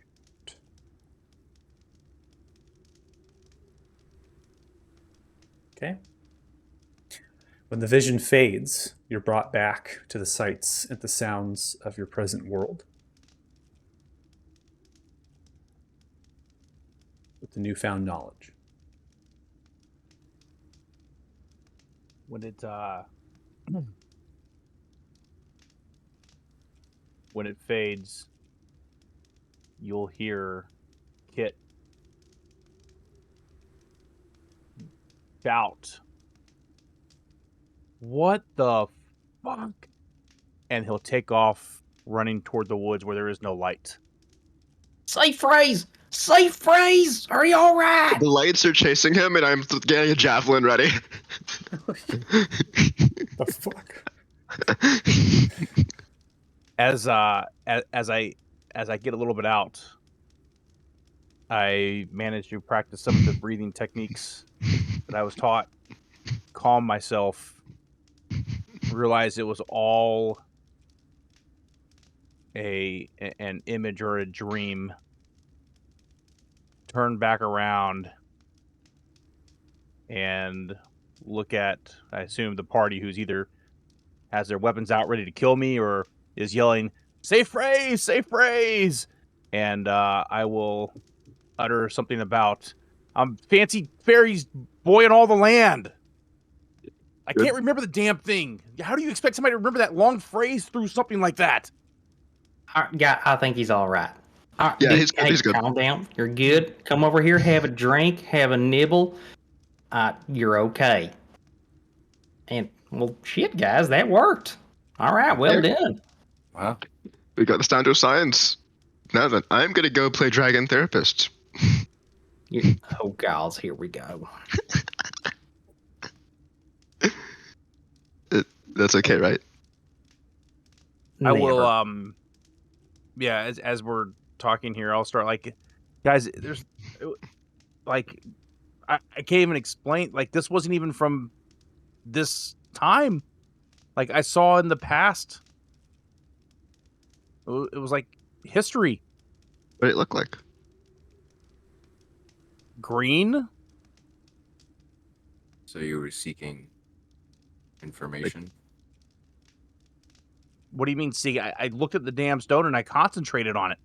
That's, and I saw, like in the past, it was this green dragon, and the only reason I know that it was the past is because he was only about the size of an adult dragon, and I know now that he's much larger based on the war and what. Oh, sorry. And in terms of pronouns for the dragon, it would be she, her. So She, her. Okay. yeah, That she is much larger now, almost the size of maybe an elder, and she's responsible for quite a fair bit of destruction to the Temerian fleet. I think you said I knew that, right? Yeah. So I don't know what you guys see when you do this with yours, or if you even do this with yours. But my dream vision was of the past. No, that can happen. Yeah. I mean, the first time I used mine, it just kind of transported me into a vision of where old Stinky was in his lake, in his lair, kind of. Well, I kind of saw it from afar, but I was able to suss out where he was. Yeah, the first time was a crapshoot. You could see all kinds of things. But it sounds like you actually had a relatively fruitful endeavor where you were able to find out a lot. You already know who the dragon is and what they were up to, so that's good. And you're still here in one piece. You're not a screaming, gibbering maniac, so well done. I apologize for what happened when the vision ended, but I was not, despite everything you guys said, not prepared for something like that. It's hard to be. How strong is Ramina now?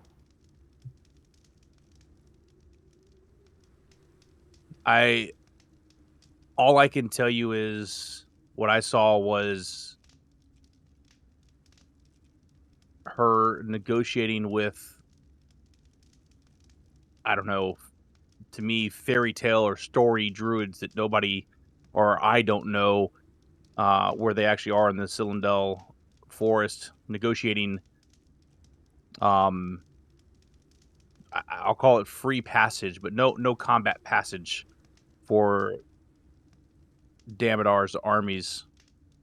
And I know at this point she has, like I said, been responsible for the damage and destruction of the Temerian fleet. I didn't, as far as the image goes, all I saw was her negotiating with the druids. I just know who she is based on the war that's happened to this point and the destruction that she has caused. I have to say, I think it'd be really interesting if we could talk to these druids, and maybe we could get that free passage revoked. That'd be. I think based on where the war's at this point, that free passage is not such a big deal. I think it's already been used and taken advantage of. Yes. Am I wrong in saying that, Michael? No. So the context of this, you have to use a little bit of thought in terms of the map, right? So the Cylindel jungle. It's funny. I actually get comparisons of this towards. It's the Everglades, Florida. But it is Galda Peninsula. Yeah. So it basically is Florida. Let's be honest. So the Cylindel jungle, as it extends outwards, it does have a bay that actually sits inside of it slightly. That's the Fawinis Bay. The Cylindel jungle, like many forested areas in this continent, is very wild, right? It's towering trees, it's dense with wildlife and creatures that have been pushed away from other lands, and they've been kind of forced into it, right? So you would regard, so adding some more detail, I'm also going to kind of describe, so Romina in terms of their size as an adult would be roughly 70 to 90 feet in terms of length, and then them right now, they're an elder, so they've gone through ancient and then to an elder. They're now roughly 130 to 140 feet. They also have a paddle, like a rudder-like tail, because they're amphibious. They have a really long tail with kind of a rudder, very streamlined. They have many different appendages that can fold, so a lot of their like fins and stuff can like fold into them. They are very sleek, very elegant looking. And then the face itself oftentimes has moss and algae on the underbelly growing. Very similar perhaps towards Grugash, except wasn't rotting in terms of the jowls. Doesn't have bone work really or anything like that coming out of their head, any horns, nothing like that. They have very strong, vibrant, glowing green eyes. So a very beautiful dragon. They do most of their work on the Temerian warships during the war. And this is something you would know, Kit. And what they commonly do is they use their amphibious nature to come underneath the ships, underneath the defenses, their magical protection.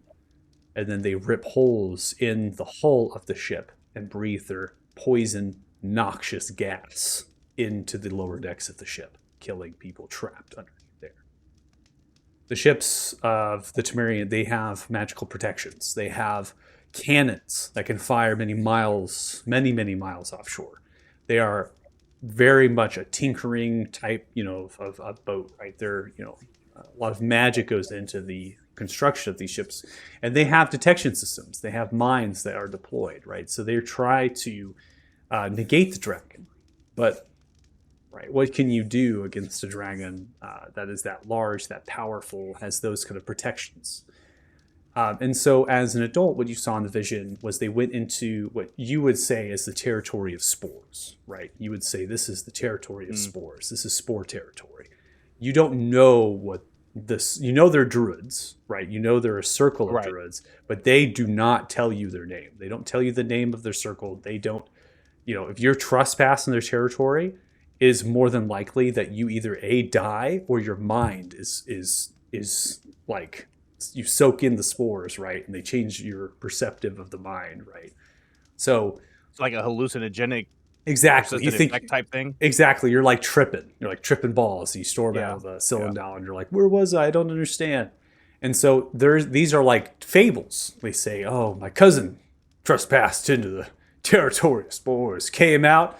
Wasn't the same ever since, right? That's kind of the way they talk down there. And they get the like Floridian type of panhandle, southern accents. I was just about to say, you made Florida with shrooms. Yeah, I mean, yeah. So this is how I Florida. role play. This is how I role play the area Yeah, and, Florida. and all that. So the territory of spores encompasses the south end of the jungle, right? So it would be around here, right, and further then, and it coats various areas as the shrooms, the hyphae, right, grow outwards from the area and they kind of cross over. So if you're like a hunter or somebody in there, you could be like moving up and then you see there's like a thing of spores, like a line of them that begin to grow out. And you look from right to left, and you go, okay, I got to go this way. And you go further east and you can go around. It's not that you can't get to the tip, the horn of a peninsula in the jungle. You just have to go around areas that the spores are reaching because that's what they regard as their territory. They regard wherever the hyphae, wherever those fruiting bodies are going as their areas that they control. And so why would, right? Why would, Kit, that they need to go through the territory, right? Why would the Vodier need to get through? If the war is happening here, Right. and the Vodier need to go through the jungle, Well, it gives them a flanking position. move through the land, or they need access to the bay. Oh, okay. Yeah, okay. They need a way to get onto the water and to get over there. Yeah. And this happened potentially many years ago, right? Before things were catching wind, before they could stop. And so they mobilized the Vodier, right? Mhm. Far before the war began. Okay.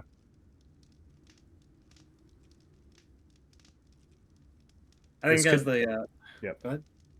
I was going to say this could be modern. We don't know, presently could be happening still too, right? They could still be moving Right, troops, right. and yeah, that's entirely possible. But I mean, what I was thinking is that maybe like the war front has moved, but they might still have logistics going through the forest, and so cutting that off might.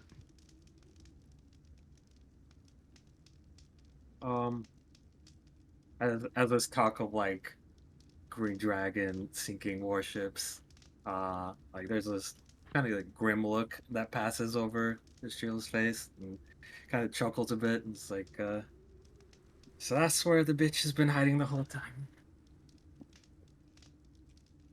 You know what? I'm looking at my map, and I think it looks like they're just trying to get control of this bay.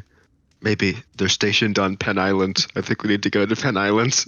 Yeah, they had to invade Penis Land. Yeah, that's where we need to visit. God. so that island was called something else. It's courtesy of my wife. She made me change it. So you're welcome. That's a W right there. Oh man. Thank you for your wife. Yeah, thank you, Michael's wife. Anyway, so yeah, I think their strategic base, like their war camp, it's on Penis Land. Well, I can tell you that being from that area and the way that my type of people grew up, it could also be very beneficial to be there because we still have groups that will serve dragons there as well.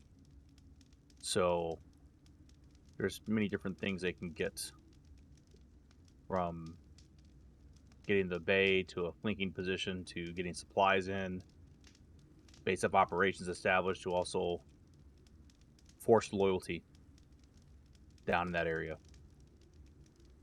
But you said that Romina brought the offer to them, not that it was forced. So yeah, the offer to the druids, I'm talking about races that are like mine that were once enslaved by dragons Okay. and had to do their bidding.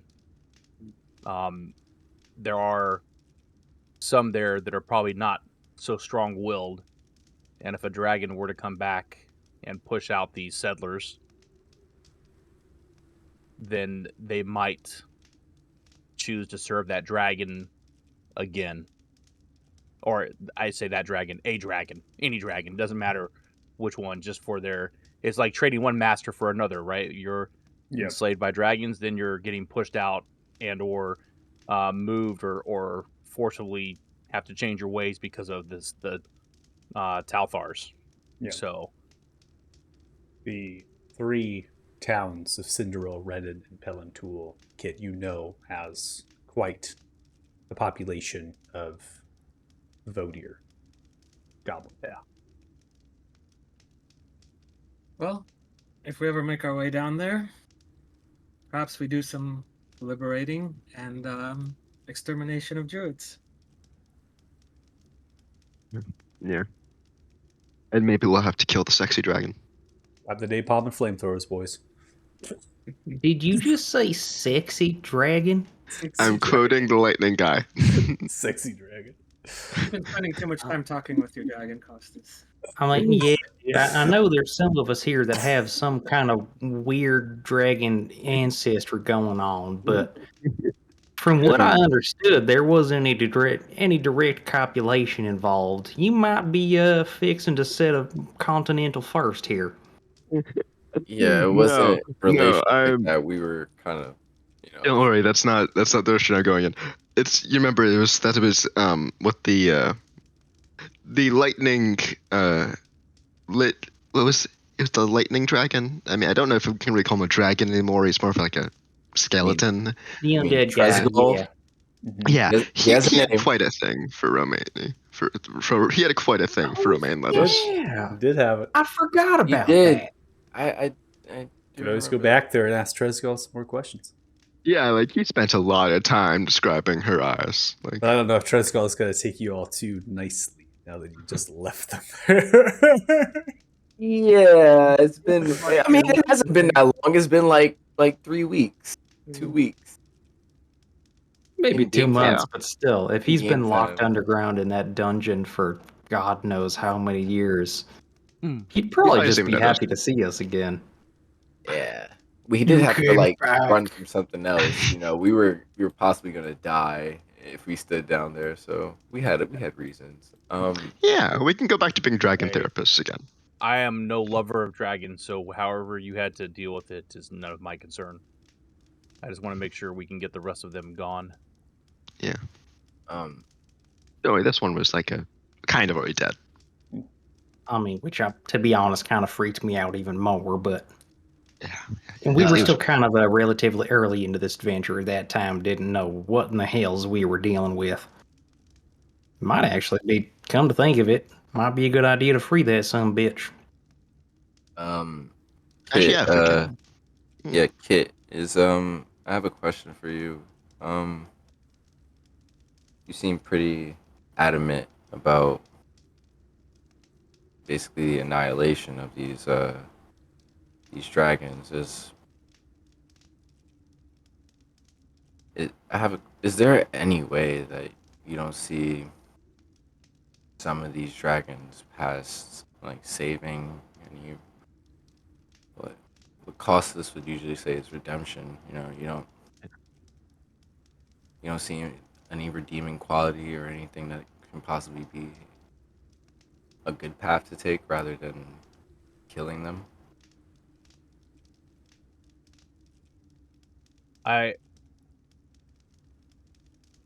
My people have been enslaved by the dragons, forced to do their bidding for centuries.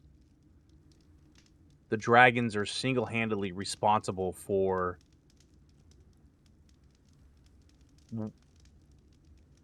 the mass destruction that this war has caused. The sheer number of deaths dragons alone have caused is something that just can't be explained. The destruction they cause on the battlefield, if you've seen it, there's no recovering from seeing something like that. Now, with everything you guys are telling me, before this, my assumption was always they were doing it because they were gaining something out of it. Not because somebody was controlling them and ordering them to do it. But I can tell you that from what I know of dragons, they are a nasty creature to begin with, and it doesn't take much to get them to do what they have been doing. I guess in the end, what I want is I don't want my people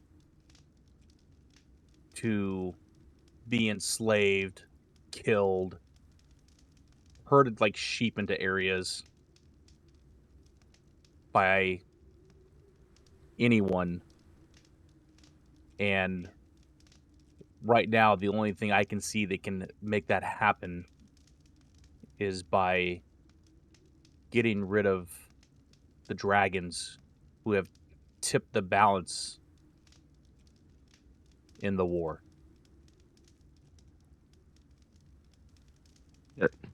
I understand what you're saying, and I'll be honest, I'm not.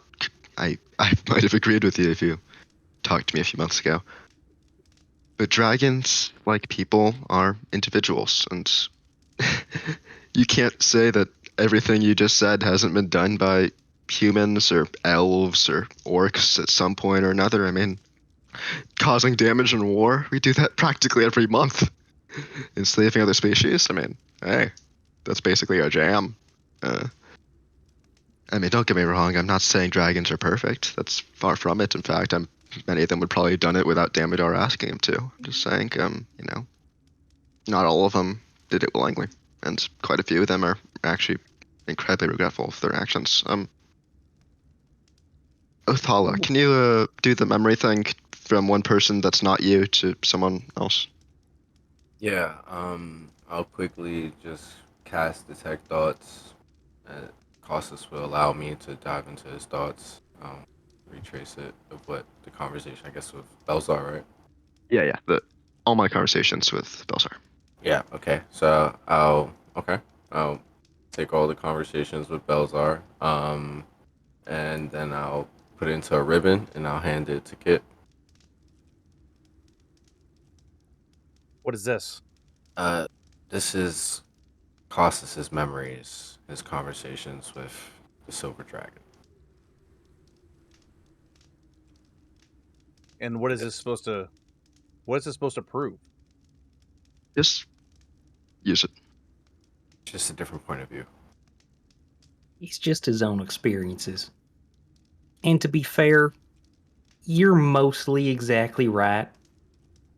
Most of the dragons that we've had any reason to bump into or commune with in any way have been absolute bastard some bitches, and we're happy to kill them. Bye, Paylor. At least the way I understand it, there's just one of the ones that's floating around this particular countryside. He is being enslaved against his will to murder people.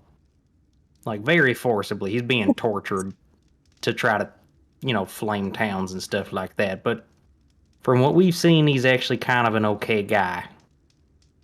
So an exception such as this, I guess what we're trying to get at is if we can find a way to maybe free them from that servitude, we're going to go for it. But, well, I'm speaking for myself here, as far as dragons go, unless they give us a reason not to shoot, I'm going to shoot first. I mean, it just comes down to them, like Costas said, being treated like individuals. If they went along with whatever it is that they've done, then they'll be treated just like them. The guilty will meet the executioner's blade.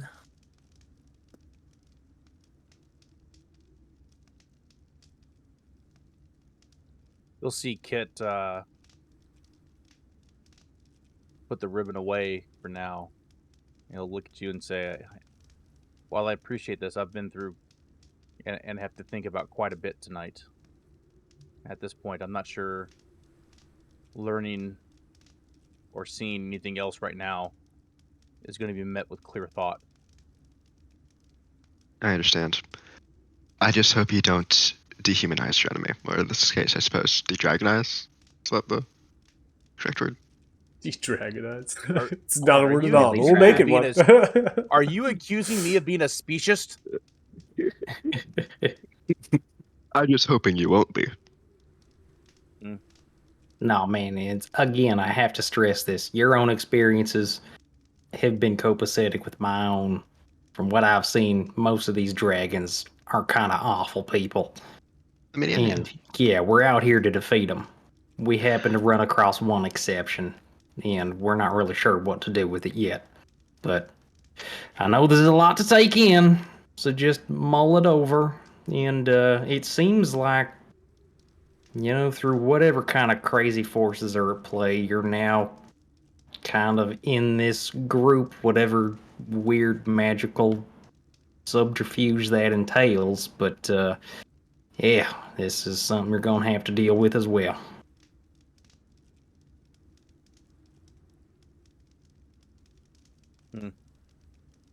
I know this has been a day for you. This is. Although I am thankful I found everybody in the group, and sorry that you had to, or you've lost members along the way doing this. This has been quite a bit to take in. I just need some time. Take all the time you need.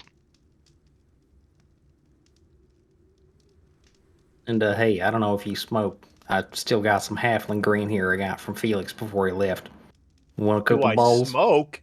I mean, no, of course I would never smoke the halfling green. Now let me And I'll pack one fresh for you, buddy. Put my hand out. Okay. Yes, so I'm going to go back to, as I mentioned earlier, being a dragon therapist, if you'll excuse me. Then Costa's just going to walk a bit away from the group. What does he mean by being a dragon therapist, guys? He has delusions of, how do you put it? The never word's heard of a escaping dragon right now. Delusions. He just has the. He just had, he thinks he has a silver tongue. Really, he just kind of steps in it all the time and gets away with it because he's got golden flowing hair and people tend to like him. Which is, to be fair, a skill all its own, but... I was just about to say, the only thing the dude has is that chiseled jaw with that flowing golden hair. Counts for a lot more than you'd think, but yeah. Silver tongue for a silver dragon. Mm-hmm. I guess it all Yeah. fits. Costas is going to start communing with the stone, and his goal when he communes is just going to be like, "Hey, Belisar." Here we go. Make an intelligence saving throw. Cool. And that should get aura protection on top of it.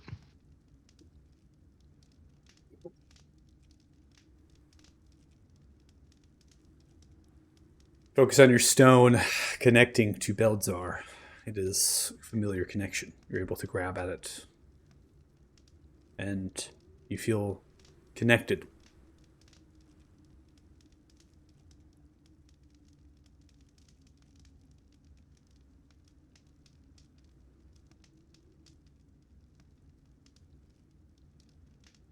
Selling anything.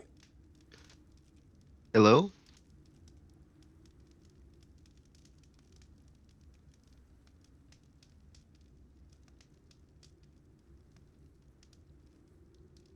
Okay, yeah. Are you sleeping or something? Did I come at a bad time? Leave me alone! You know, you really should talk to someone. I hear it helps. I don't need to talk to anybody, let alone you. Connection severed. I'm gonna What? commune Okay. again. Oh my god. Oh, see what the hell have you done to this dragon? Drop dust. Oh my god. Unfortunately, that is all in his own head, so unless he relays these messages, we don't necessarily know. Oh, I know. I just can't imagine what he's done to a dragon. The dragon's like, no, leave me alone. Leave me alone. Pestered the absolute fuck out of him at every given turn. I am this dragon spam caller. You haven't asked him about his warranty yet.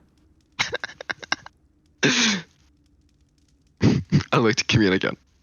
Go ahead and make an intelligence saving throw.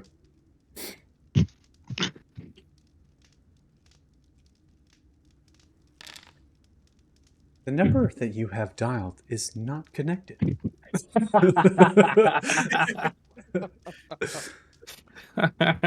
You reform the connection. You feel connected once more.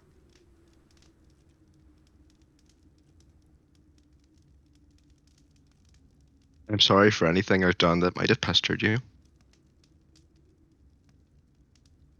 I don't believe you. Not in the slightest. That I'm sorry? You continue to say that. You've said sorry at least a dozen times. I mean, if there's anyone that deserves apologies, it's probably you. I mean, Don't need any pity or apologies. I need you to leave me alone.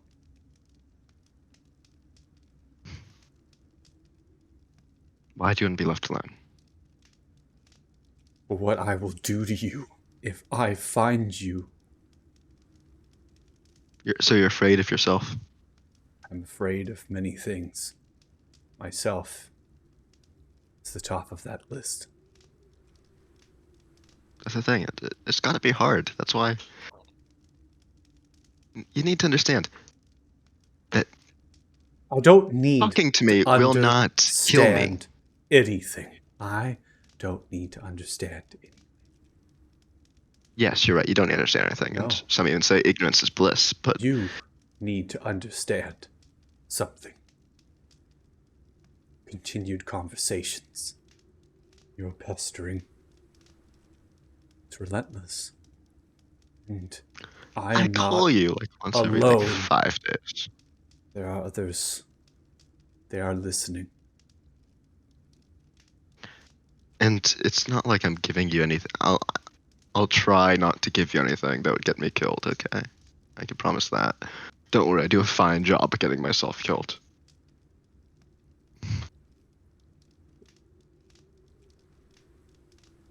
What do you want? I told you this 1,000 times. I want to help.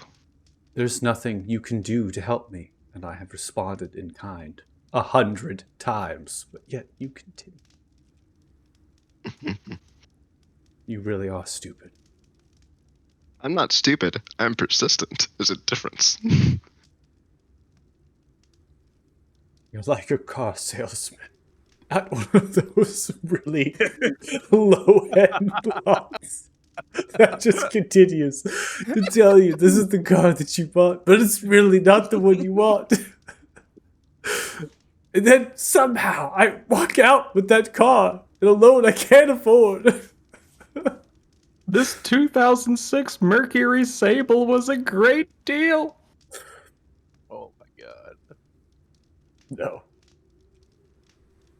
What you can do to help me, as I have told you, you can leave me alone. Don't come near me.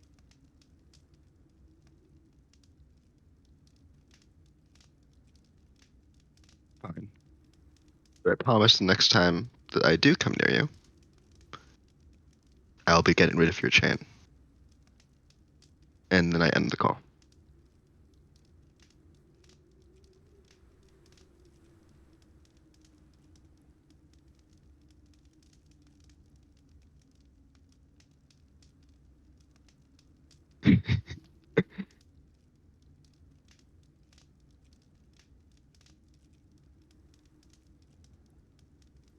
Okay. Justice just I'm a redemption paladin.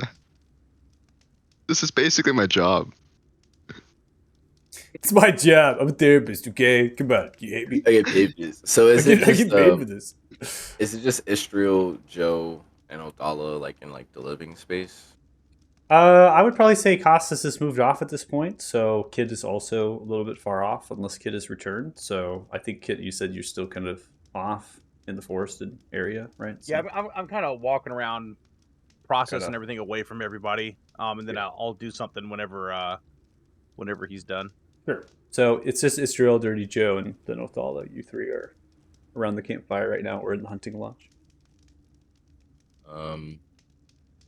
After all that transpired, I think Othala would just like hold on to his bandage where his tattoo is and just kind of rub it a little bit and then look at everybody. I understand how he feels. It just it's weird coming here, you know. Even though I've been here for months, it's even Faerun was like this, where all the dragons,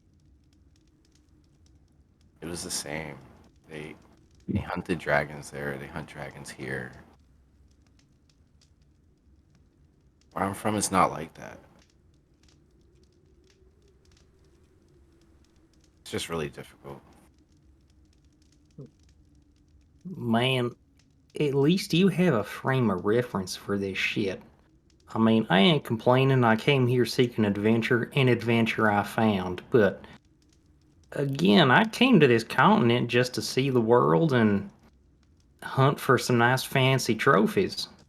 Which, granted, I got one waiting back in Othema for me, but we didn't have any, like, magical time wizards or crazy mind-bended adventures or dragons at all to speak of. I mean, granted, we had, like, a big never-ending undead invasion in the middle of the continent that we all kind of had to deal with, but at the end of the day, a zombie horde is just a zombie horde, and well, you light enough of them on fire, they eventually go away for a bit. This whole thing has been just a mind-bending clusterfuck. I almost am kind of glad that I'm not as smart as you are. Maybe not as much can seep into my brain all at once and overwhelm me. So I imagine if I had that kind of power, I'd be just a gibbering fucking wreck of my former self at this point. Yeah, I'm just kind of taking it in stride. If I can help people save the world and maybe bag some trophies on the way, I'm here for it. But, well, I'm kind of rambling, but hey, man, we're all right. We're doing okay. We're making things better. Just no matter where you come from or where you're going, what we're doing seems to matter right here. So break out another round and drink to success, I guess.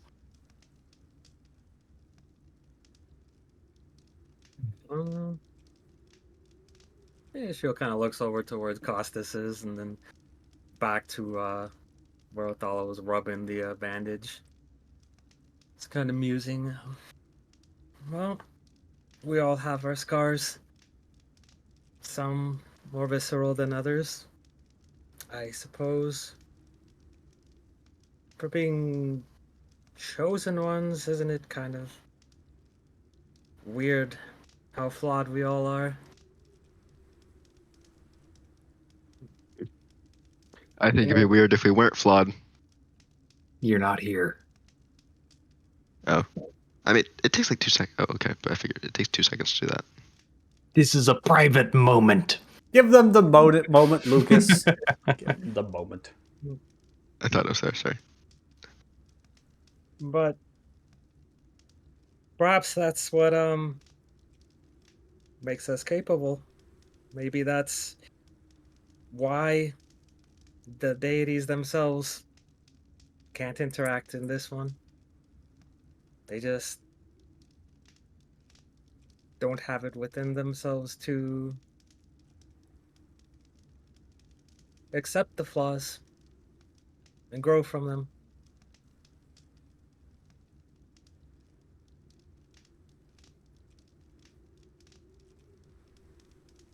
Maybe.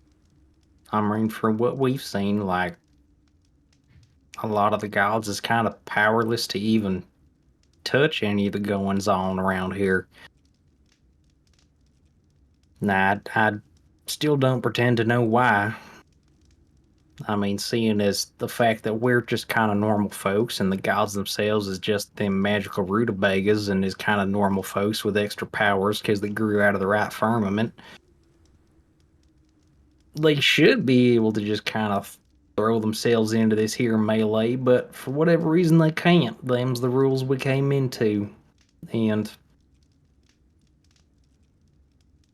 Well, I guess at the end of the day, still comes down to that dumb old truism where we're just here with these circumstances and we got to make the best of it. Because even though we ain't perfect, we care.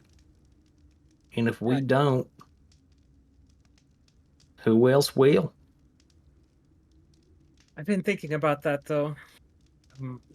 We know a little bit about of the history of Damodar and apparently Magello and chaos and order.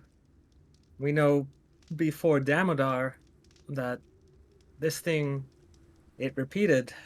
It it was cyclical, correct? What if,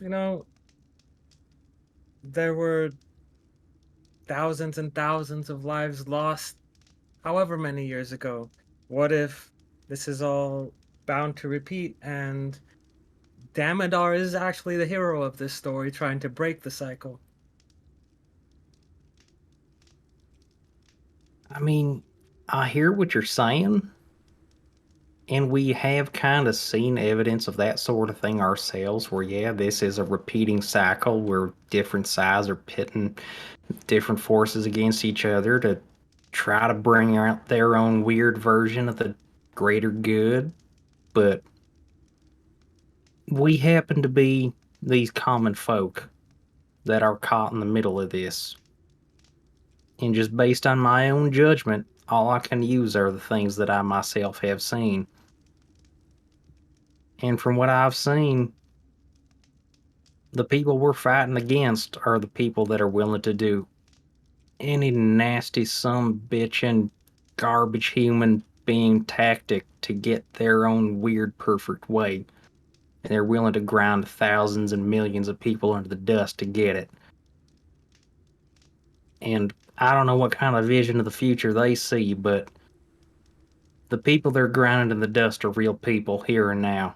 And even if this reality that we're in now is some kind of weird, fractured, alternate time reality thing, we're all still people, regardless of what we're in. I mean, if you're willing to steamroll an entire reality into dust to get what you want, well, I say, fuck you. I'm going to do what I can to put an arrow in your skull.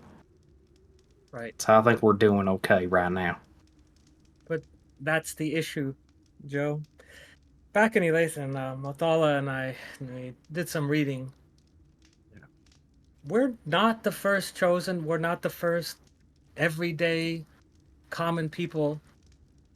And if we assume that in the past these chosen also had their own stones, they went their own way, they fought their own dragons. In fact, there was one tale of these chosen ones slaying a blue dragon in the Niflheim forest. Just another group of common adventurers like us. What good did it do for them? How long did it stave off whatever wars were to come? Here we are again. Yeah, what? Maybe you can make that argument that they weren't exactly effective. But I imagine the exact same argument occurred to them, where in the circumstances they were in the there and now, is the same circumstances we're in the here and now, where you can either roll over and die, watch your whole countryside roll over and die, all your loved ones roll over and die for somebody else's machination, or you can say, hell no, I want the ability to farm my fields, smoke some green in the evening, and go to sleep with my nice wife and a cup full of whiskey, and fight for that. Comes down to whatever choices they have in the time. Now, I still think we're doing the right thing. That's the thing, though. I don't think there's ever been a time before where there's been someone like Damodar who himself was a chosen one, who chose to throw a metaphorical wrench in the plan. We saw it back when we were with Jeffrey. Timelines that are filled with voids and black holes. We don't know where they lead. This is unique. we don't know where they lead, and we don't really know the full picture of all these things. You're right. All we can do is fight for the here and now that we see them. And if we save some lives in the here and now, this is still a real here and now. You know, the known, what I'm getting at is the known of, hey, we can help people and give people the proper life here in the here and now that we know. That's worth more to me than some vague idea of an unknown here and now that may not ever exist, or maybe wildly inaccurate. Maybe what Damodar is trying to bring about is just eternal death and darkness for all. We don't know these things. But we know that the real that we're in now is real enough to us to be worth fighting for. So I'm going to keep fighting for it. Costas, you've came back into the picture at this point. So I'm Well, we just kn- walking back to the campfire, looking really smug about my finishing line with Belisar. What we know is that he unleashed the red dragon on multiple occasions. What we know is across this land, he is known as the master of dragons. Sure, there can be a theory that he's trying to throw a wrench into whatever this plan is on the chosen ones. But we also can't excuse that he is killing people. That's as blatant as that. He is killing innocent people. I don't see no further reason. How does that further his goal in stopping whatever chose him, or Magello or Jeffrey or whoever? It doesn't make sense. I don't I You're right. understand what Kit was saying, and I understand everybody's feelings about these dragons. I still just stand by my point that I don't think this fight is with them. I don't I don't. I think it's somewhere else with something else. Joe had a vision of this entity that would fight Damodar. We don't know what that is. That's not a dragon. Not in my knowledge the way he explained it. So I don't know. And it there's a lot of factors that are going on in this. And I think we should be seeing the big picture stuff, getting the stones, what it means to be chosen. Is our fight with the dragons, with Damodar specifically, how are we going to get to him fast enough? Who are we taking down? These generals.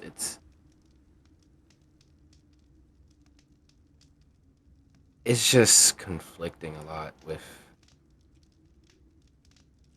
how much killing is going on and who our main target and who our real enemy is. Ostis is going to look at Othala and say, "Can you catch me up?" Then do a little motion that Othala does when he makes the mind ribbons. Sure.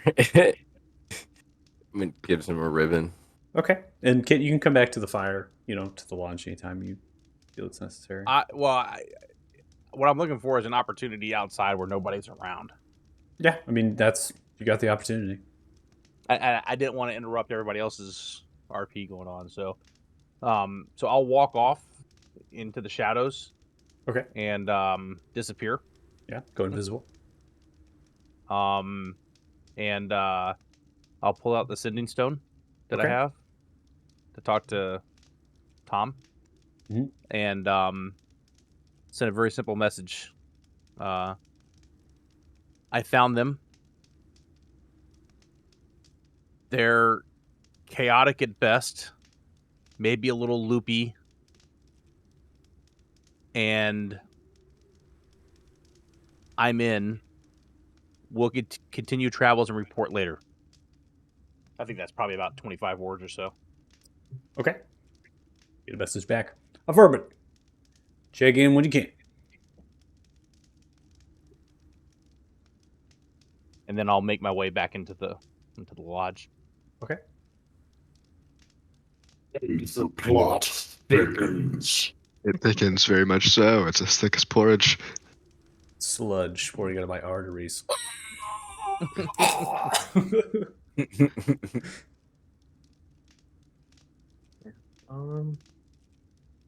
Israel, I'd like to address a earlier concern. I realize the conversation has moved on a bit, but I just got here.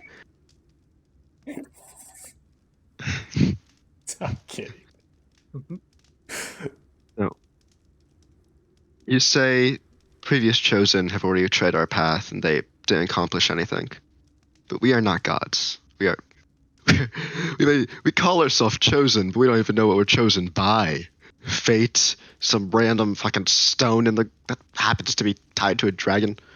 We might have some fragment of a god in us for all we know, but it might be a fragment, a smaller percent, it might not even be true. Basically what I'm trying to say is we aren't that special. We basically all we have is we can't be like scried on and some people think we're special, but one of us has already died. From the sound of it, one of us has already turned evil. It's just because you're chosen doesn't mean you always achieve amazing results, doesn't mean you always tread the same path. So we're constantly coming to disagreements. We're constantly arguing about how to best tackle a problem. Just because some chosen 1,000 years ago failed to slay a dragon, or they slew a dragon, and it didn't accomplish anything, it doesn't mean that the same thing will happen now. Maybe just because we're chosen doesn't mean we're the same people. We're different. We all are unique individuals. From what I've seen, chosen basically means nothing besides we just can't be spied on. And furthermore, it's, from the sounds of it, you're acting like just because they didn't buy eternal peace by slaying a couple dragons that means anything. Eternal peace means shit. Does that mean that nothing's important because it doesn't buy eternal peace? Do you not buy groceries because you won't be fed for life? No, you buy groceries because you're going to be fed for today. Because we might not get peace for like people 10 generations from now, but hey, we can buy peace for maybe the next generation, maybe the generation after. Okay, I'm done.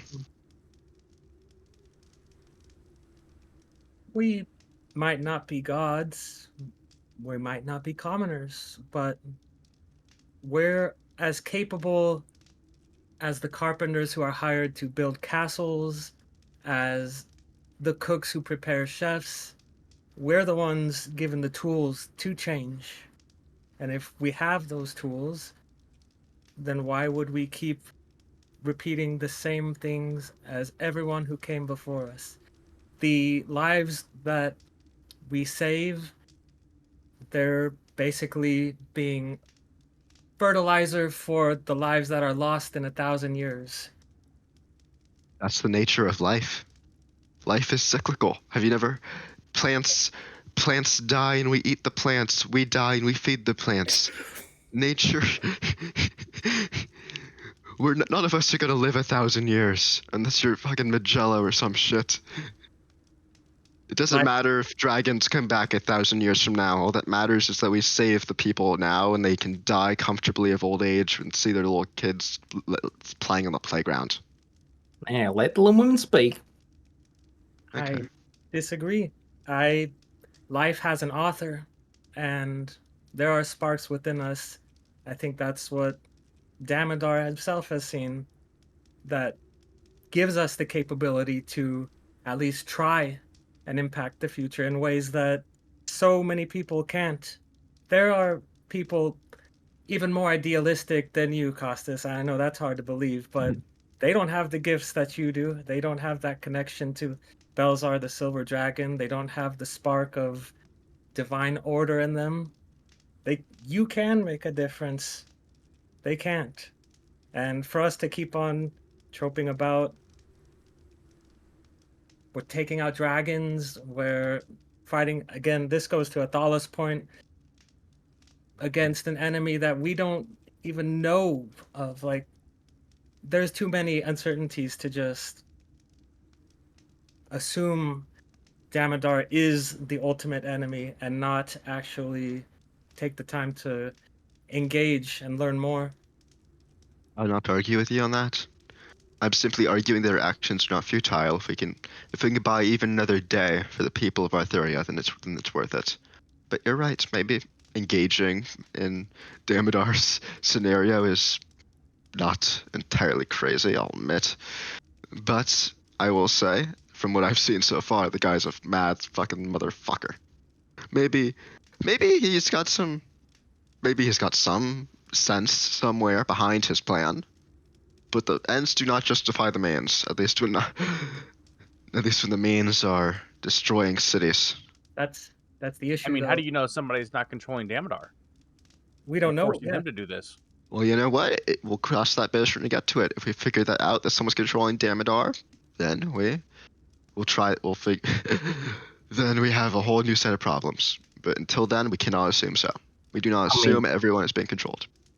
Guys, just to refresh y'all's memory, Kit, you're new to us. You haven't heard this bit yet, but we do know some of the forces beyond what's going on. I mean, granted, we don't have a whole picture. There's still a whole lot of unknowns, and I'm still leaning towards the whole, hey, let's help people not get steamrolled side of things. But just from my own conversations of this weird elemental primordial something something being that was present behind Old Stinky, that the weird eldritch force behind the stone that I possessed that I was able to talk to, he seemed bent on nothing else than the complete destruction of reality across all different permutations of reality as we know it, and remaking it in his own image.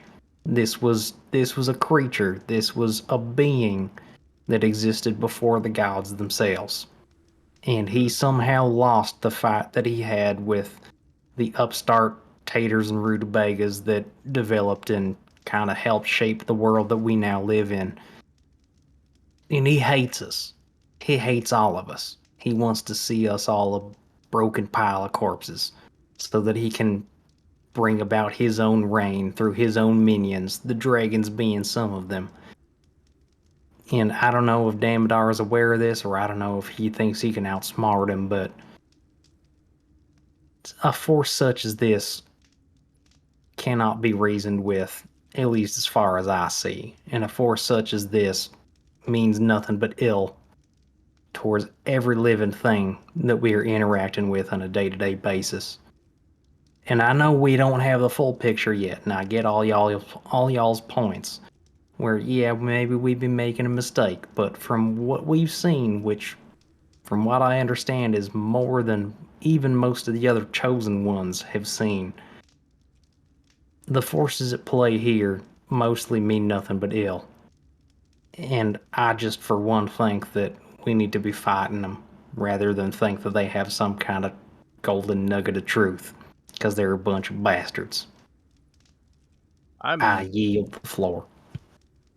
I'm Thank you for your words. at least for now on your side. I don't think. Well, I shouldn't say that. I haven't met any dragons up close and personal, but none of them have had redeeming qualities that I can think of. And I can say that for quite a few things. So it's a lot to take in tonight still.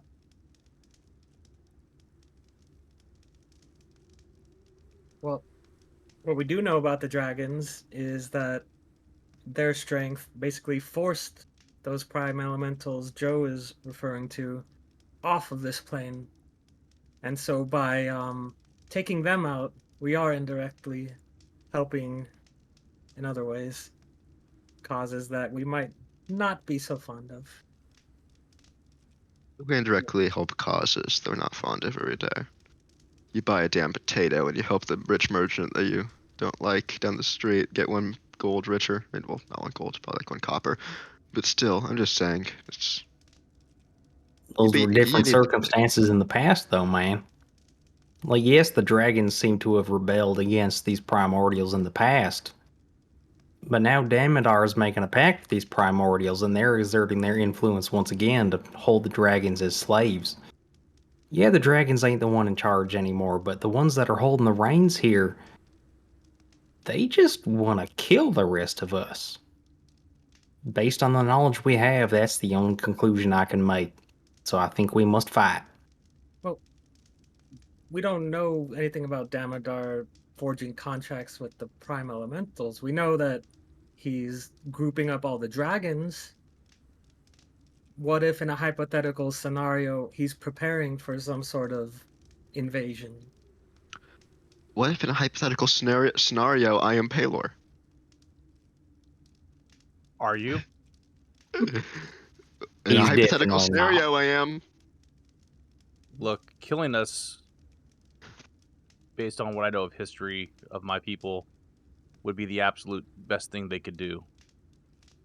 Enslaving us is more than likely what they're trying to do. And that is not something that anybody should want. Agreed.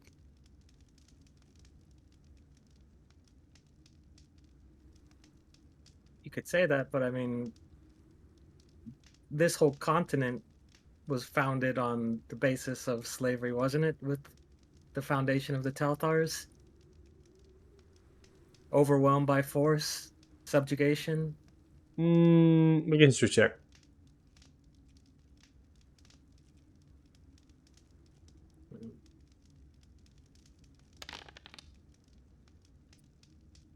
Nice. Sis.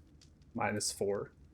Is that from exhaustion? Yep. Ooh. Mm-hmm. Oh, man. Wow, that's Oh, that's bad right. option. You used your old one ability, didn't you? Mm. Yep. You can assist if you want advantage. It's fine. I would like to make a separate history check. On what particularly? We're reading in that library. The history of slavery. Okay, make a history check. No, I'm making a history check to like kind of object Sure. to theirs. You do a history check if you want to object to Costas, and then just really click advantage on the chat card if you want. 2 signs coming in. Wow, okay, that's a dramatically different roll. Okay, 13 to 21. Okay. Everyone, buckle yourselves in. Everyone strapped? I'm going to Lord, stand don't for let this go. too. It's not a lore dump. Lord Dump. Okay? Lord It's Dump. just, it's not a lore. Stop! Okay? Come on! Just because I We're gonna talk about post stuff it in doesn't mean it's a procession. lore dump. Why y'all complaining? I love lore dumps. So the people of Arthuria, and this kind of goes to Kit. So Kit has a story to tell because they have family history on natives that inhabited this continent.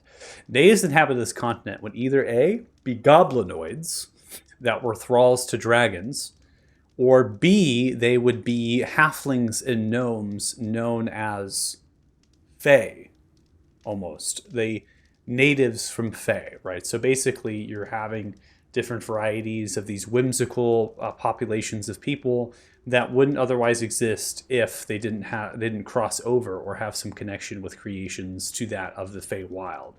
And so these were the kind of two main groups that existed on this world. Both of those groups had some form of subjugation against them because of dragons. When dragons dominated this continent, it was because it called to them. It could have been called to them because there was a lack of competition from humanoids. It could have been because it called to them because of how rugged and large the landscape is with some of the forested regions and the mountains. Could have called to them because of power vacuums that needed to be filled by other rival dragons that didn't exactly be here. And all of a sudden now there's a bunch of dragons because they all got here at once. So there's things to percolate with this, and historians would debate this over time. They would wonder why dragons had come here, why they are here. And the truth of the matter really falls down to, it just happens to be that the bloodlines of dragons had passed down, and their lineage inherited the problems of their ancestors. And they fall to this continent now in that regard. Then, power scale changes. Why does it change? Because it changed because thralls, like the Vodir, or those that would be subjugated, began to break free of their bonds by way of this age, which is like Age of Draconian Sorcery, right? It's kind of how it's coined in the history books, where the Dragonborns, particularly Dragonborns, of the dragons that were used as thralls, were then gifted power. They were actually given draconic blood, similar to a draconic sorcerer, but more on steroids. They were directly empowering that dragon's might and will about the land. Now, where does it come into play? Why is it that metallic dragons and chromatic dragons, evil and good, right? That yin and yang. Well, the metallic dragons decided to take on the role of the protector. They began to see that without the thrall, without humanoids, without them to kind of lead and do the bidding of the dragon in some form, either A, commanded or B, persuaded, without them completely, they wouldn't exist. And the change of chromatic dragons came outright more evil and vicious and merciless. And this is because of influence of other events in history that corrupted them, that changed them. And that was due to their creator, the deity who had created dragons, having influence over them. And we have dabbed into this, and we've dabbed into this somewhat, right? We've heard that there was this corruption. We've heard that there was, other dragon eggs at play, right? We've heard these stories, right? So we know that there was an event that had transpired where chromatic dragons began to be persuaded by their creator long ago. And this is also maybe in terms of the elemental control that was done to them, right? They see this as an opportunity to continue to grow power and continue to be uncontrollable. Whereas the protectors, the metallic dragons, took to the side that says, well, if they don't exist, then we have nothing. So we have to protect them. We have no choice, because the others didn't care about thralls anymore. They didn't care about influence anymore. They were downright killing and slaughtering. Then you have dragonborn sorcerers going at it on either side now. And it's like a war between dragon and their thrall. Whereas metallics didn't really have thralls anymore. They had those they persuaded for the goodness. Said, hey, fight on my side. And you will be protected, and you will protect those of your kind. And then the others said, if you do not serve me, I will destroy you. You will die if you do not serve me. And so history plays out that their protectors had won, because there was far more metallic dragons than there were chromatic at the swing of power. And then the dragonborn sorcerers, right, those that they were gifted power, those stopped getting power as the dragons fell, and those bloodlines were diluted. So they were no longer as powerful as they were. Now they're in the realm of regular draconic bloodline sorcery and Knights of Beer. Knights of Beer are significantly reduced draconic sorcerers that maintain martial prowess as their primary form of combat and secondary, right? And we talk about the bloodlines, red and gold, because of their prowess over fire, right? Magic. And where does that bloodline come from? It either comes from the gold and red dragonborn lines, which were the primary, they were the majority of either the evil or the good. The red and the gold dragons. Those bloodlines were the primary protector or the primary evil. The other dragons were players on either side. Some were in the middle, right? Okay. So that plays to the good and evil part of the coin. Now, where do humanoids fall in it? Well, the Vodier, Kit, you know this, right? There is good and evil with Vodier. There is those on the neutral side. They want no part of it. Some say thrall, some say no. So both ways go. Do the Vodier enslave other Vodier?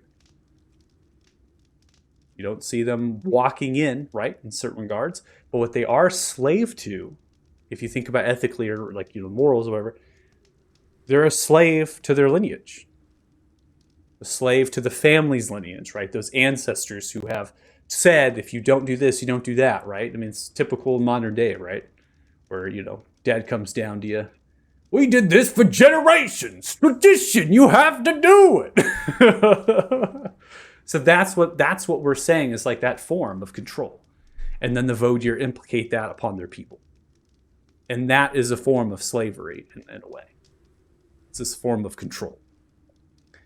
The Talthars would be seen by some in history as being evil in terms of slavery because of their form of control over those who worship other rival deities and the way that they formed inquisition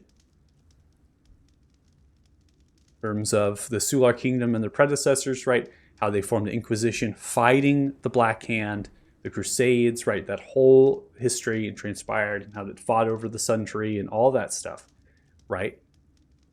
Fighting against temples, religious worshiping, all this stuff. So that is a form of control. They stopped those people from worshiping their deity. Were those people evil? Did they do evil things? Yeah, they did. And so those who worship Pelor or on the side of the Talthars or even predecessor of the Sular would say that they were doing good things. They said they were protecting people and they were removing evil. And so it's always just in perspective, right? It's subjective. Mm-hmm. Like where you are in the world, like how it all went down. So Casas, you in your history check would say that the Talthars, right, and that the Sulars before them, they were doing good things in the Crusades. They were putting an end to the Black Hand. They were putting an end to oppression and tyranny that was led by their deity that would otherwise take and sweep over the land and enslave many to the dark and evil deity's intentions. And Pelor, by Pelor's guidance and our radiant light, we cleansed the land of that impurity. And the people were able to flourish in our success. We did the dirty work for them that they could not handle. Okay. Now, keyword is rival deities. They don't move after just random people worshiping. It's whatever deity opposes their sun god. That is what we're talking about here. So if you worship like Moradin, or you worship Saloon, or maybe a Shar worshiper, they literally don't care, because that's not a deity that opposes the sun god's ideals. Okay? Mm-hmm. All right. Yeah. That's not a lore dump. I'm just rehearsing information that this whole campaign has been given. We've had a lot of this information provided. And it's really just putting out examples to you all that history in the enslaving and good and evil is all subjective. It's right. How you want to interpret it. Because both sides have evil things. Both sides have good things. And this is quote unquote why we, this region is so hard, because Belzar is a dragon who is a good dragon who has done good things and now has been forced, enslaved to do bad things. And you are being like, we got to free this dragon. We can't allow this dragon to be enslaved. But the dragon is so defeated and is so crushed because they have killed countless people. And they can't even suicide themselves. They can't even stop themselves from doing it. So it's like this whole, it's very hard to struggle with that, right? Being like, no, not only do you not have control, but you don't have control of ending your own life, right? It's just like everything's out the window. And so you as a party are going to be like, well, if we can't save Belzar, do we kill Belzar, right? If we can't save him, then we have to kill him, right? Because he's going to kill more people. And that's the argument that you all have for the last 30, 40 minutes in roleplay. That's the argument right there. Same thing with Master Dragons, right? We can't stop him. Then do we have to kill him, right? What do we do? Because he's killing people in the wake of what he's trying to accomplish.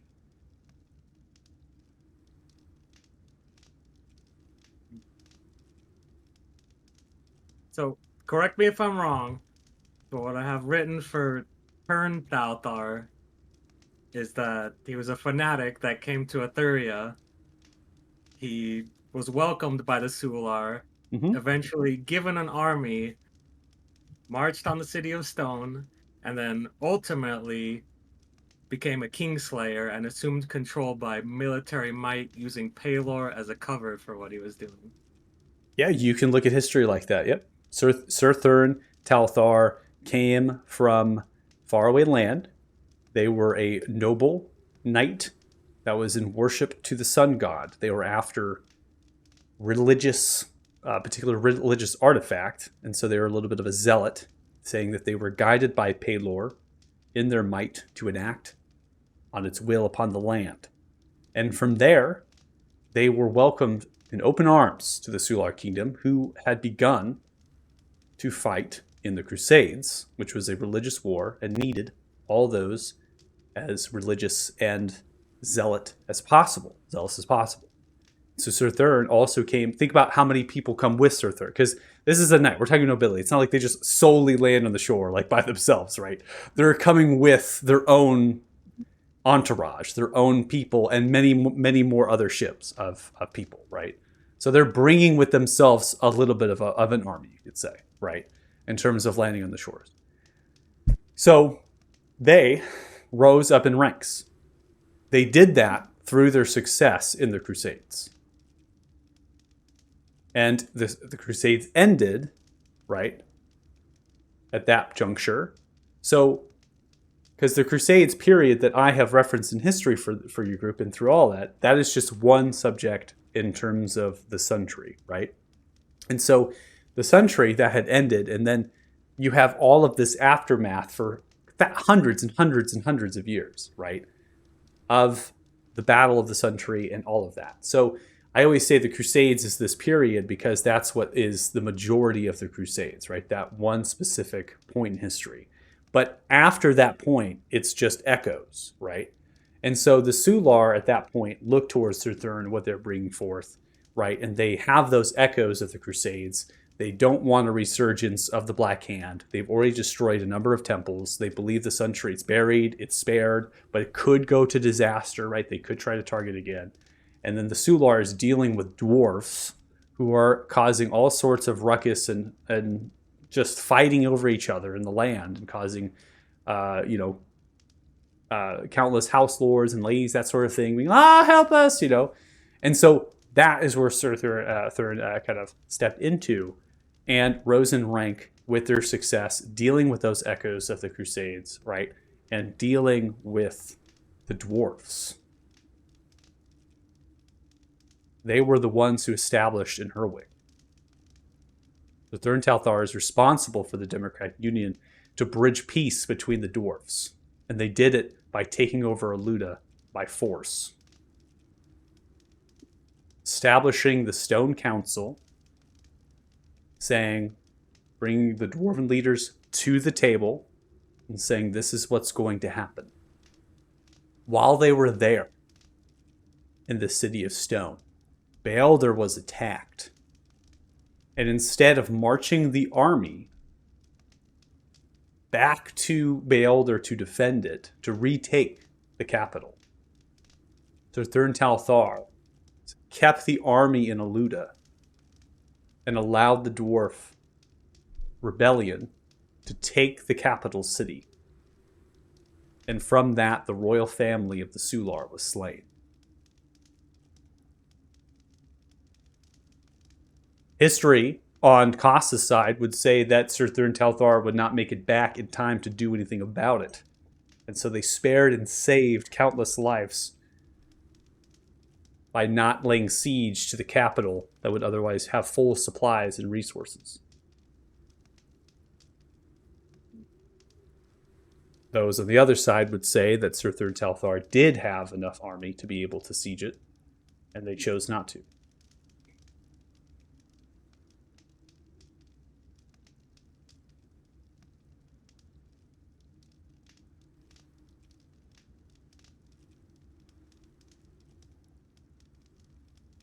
Ooh, Lord Dump. That's not a lord dump. Oh, fine, whatever. Fine, it's a lord dump now. We got that far. You're It's welcome. all a lore dump. Everything's a lore dump. Everything I say is lore. That's what the problem is. The man's name is Jonathan. Lore dump. The name is Jonathan Smith. He planted apples everywhere. Anyway. All I'm trying to do is tie off your conversation. We've been having it quite lengthy, and I want to make sure everyone has ample opportunity to do what they want to do. And I mean, if we all want to roleplay, that's totally fine. I'm so with it, but I just want to make sure no one's feeling a little bit like, oh, this thing is drawn on, and just want to tie it off a little bit with a bow of history is subjective. After the dwarves took Baelder, then Thurn come in and take it then? Yes, become correct. a So king? Clan Radal is responsible for that rebellion. They are the ones who overtook Beolder when it was at its weakest, because the army had marched away, led by Sir Thurn Talthar, right? And so the occupants of Beolder were killed, right? So they were able to overtake it. And then Sir Thurn Talthar made way back with the army, eventually made way back with their army, and overtook Beolder through siege. And at that stage, which is why history is subjective, there is reports that would indicate that they allowed the supplies of the city to run dry. And so the dwarfs, who had no inner workings at all of how Beolder gets its food, has no idea of where certain grain stores are stored in the city, can't get into the dungeons because they got locked away, that sort of thing. They don't know. So they're literally just sitting in the capital, in fortification positions, eating away at limited supplies they can get. And eventually Sir Thurn Talthar waited them out.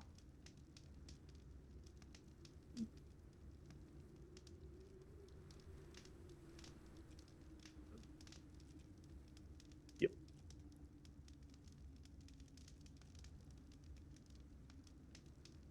Any other questions? What was Sir Thurn Talthar's middle name? I actually don't have a name created because I don't do middle names usually and name creation for the world. Ignatius. Ignatius, yes. Sir Thurn Ignatius Talthar. Because the world is based on a high fantasy medieval setting, generally you didn't have middle names in medieval settings. Usually it was a family name that would represent, and oftentimes the first name, right, that would actually repeat through the lines, right? That's why you have Edward the First, Edward the Second, sort of thing.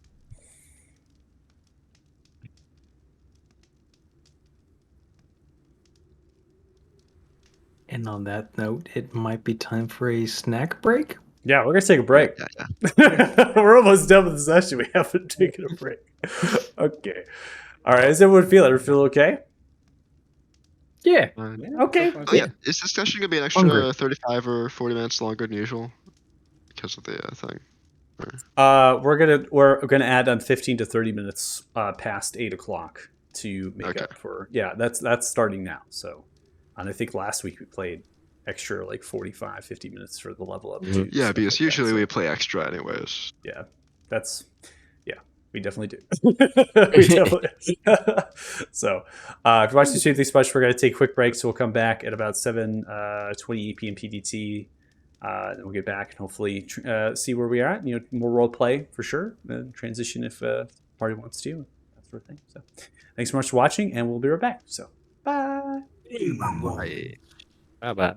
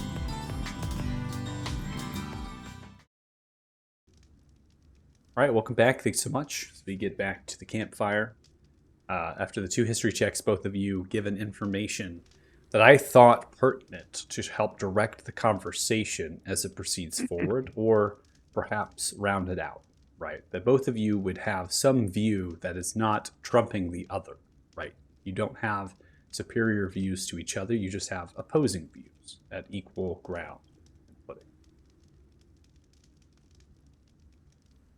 Let's see. You're muted, Mikey. Mikey's muted. We can't hear him. It's glorious. I think he's just. Said something. God damn it! Had it all queued up with the catchphrase and everything. Happens to the best of us. Moment lost. Moment. So, I don't know about you guys, but at this point, with everything I've been through tonight, I could use a little bit of a rest. Yeah, I think it's Yeah, time. that's probably a Hey. good time. So, I'm gonna make sure that I have my familiar summoned. Not my familiar, but you know my The best doggy. boy. Well, it's your familiar. I mean, it's kind of your familiar. I know it's not technically familiar. Yes, But it's- master. Your familiar. How can I help you, master? Look, see? Okay, so same drill as usual. We're gonna be sleeping. You make sure nothing weird happens, and if it does happen, when I say weird, basically same drill as before. Like every other time that we set up camping on sleep, same drill. And also keep a special eye out for big flying lizards. Master. I see Yes. one. A flying lizard. Yes, master. Where? Points into the sky at a constellation of a flying lizard. I mean like physical flying lizards. Like they about 70 feet long or more. Maybe silver, maybe a different Puts color. the 2 paws up and holds it. Like this long, master? Like 50 times that. This long, master. You cannot measure it with your paws. It's too big.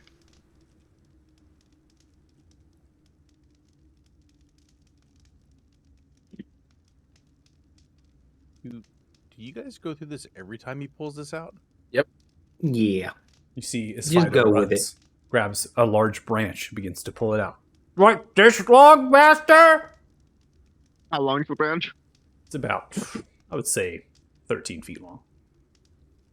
Wow, that's a big branch. Let's say about 4 or 5 of those at least, minimum size. Okay, master.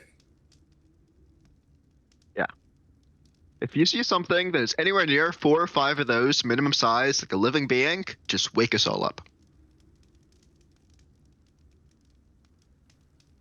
Okay, master. Um, And Fido, don't forget, you're the bestest boy in all the lands. yes. I'm gonna give him some belly rubs. Then I'm gonna hit the hair.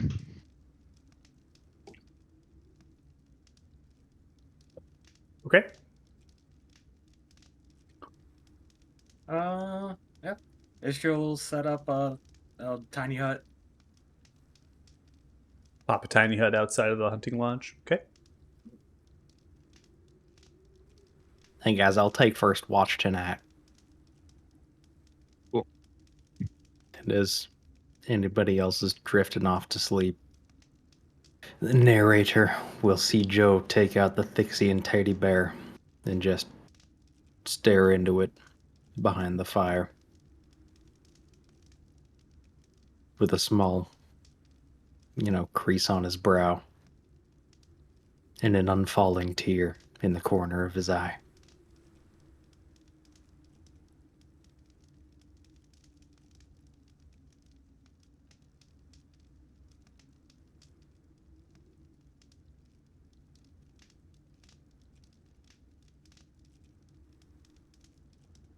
I wanted to. I don't mind if I'm in a tiny hut with everybody. So, before we go to bed, and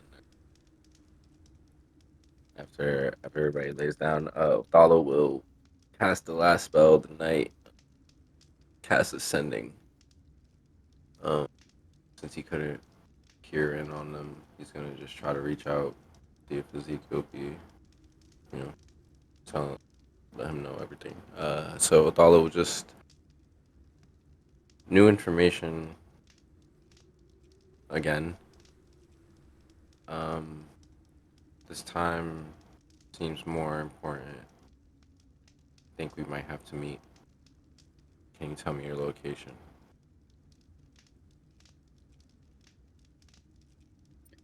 Sending comes back.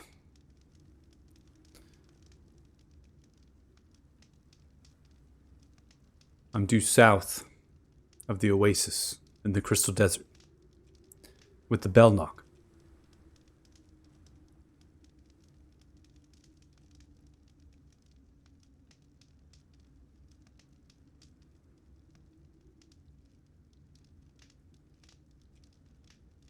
Hey. Got a location on Ezekiel.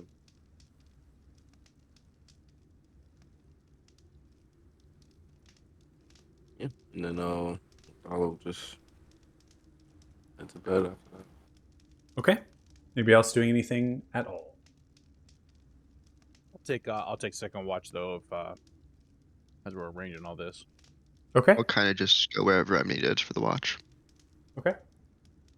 So it'll prompt you all for a long rest. Nothing will happen on this night at the lodge. Alden does not come back in the night, so this is obvious. It's not odd. I'm just giving up, observations, right? That they don't come back. So I said they need to handle things at the temple, and so once you get prompted, you should be able to do your long rest. As far as Istrel, I believe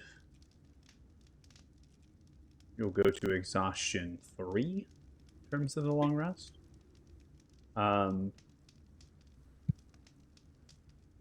I will give some advice. The herbalist does have, I believe, a potion known as a potion of fatigue. It is rare, but it does cure all levels of exhaustion. So if you don't wish to... Oh, I did not see that. Yeah, so if you don't... It is expensive. It's rare, right? It is an expensive thing. But you could potentially cure all levels of exhaustion right now before you depart. So you're telling me what I should do is go to the brink of exhaustion and then drink the potion. Yeah, just stack them all up and then drink them. Yeah, and cure all. Yeah, so it's a viable strategy, right? So definitely something you can do. And should you do it, it's up to you. I'm not gonna tell you to do it or not. I'm just giving you the option or a reminder, right? That it is something within the herbalist and something within the crafting guide, right? So it's a potion that is available. Potion of fatigue. Yep. If they have it, I'll buy it. What is it? 10,000 for? Yep. They have 10 available for 10,000. Yeah. Well, one of them's 10,000. Yeah. Okay. Yeah, I'll take that. Okay. 10,000 gold? Wait, what? Yes. 10,000 gold. Jesus, Mary and Joseph. That's expensive, man. I'm honestly contemplating it. Magically Yep. to magically cure all levels of exhaustion. It's pretty fucking powerful. Great. I mean, I'm thinking it's about good. it too. Yeah. You could just sleep it off for a couple days. That's all I'm saying. Sure, but you never know the situation. You might not be able to sleep. Yeah. I mean, you're not wrong, but Joe's already been through this, and we came out unscathed. Yeah. One is good. I'm gonna follow that. Yeah. Yep.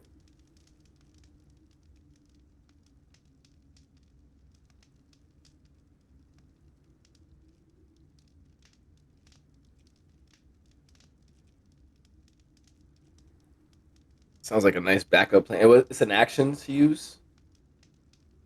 It's a bonus action for potions, and you check them yourself.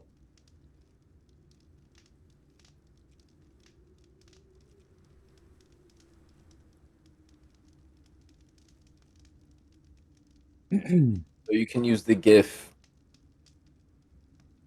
a few times and then Yep. take this as a bonus action. Okay. Oh wait, are the okay? No, never mind. Those are actions. Just noticing that the two wizards are the only one using the gift, and Joe. Nah.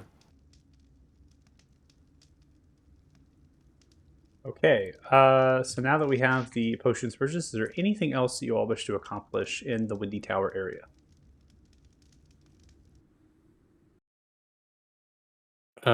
Just before we head out into the wild blue yonder, um, I'd like to take aside the elf that we rescued Okay. real quick. Yeah, hey, buddy, excuse me, I forgot your name. We've been through a lot in the last couple days. But just know that the forces that were forcing you to turn into some kind of weird monster gizmoid, they've been circumvented. We had a tete-a-tete with their leader. They are coming quietly, and none of that should be happening around here from now on.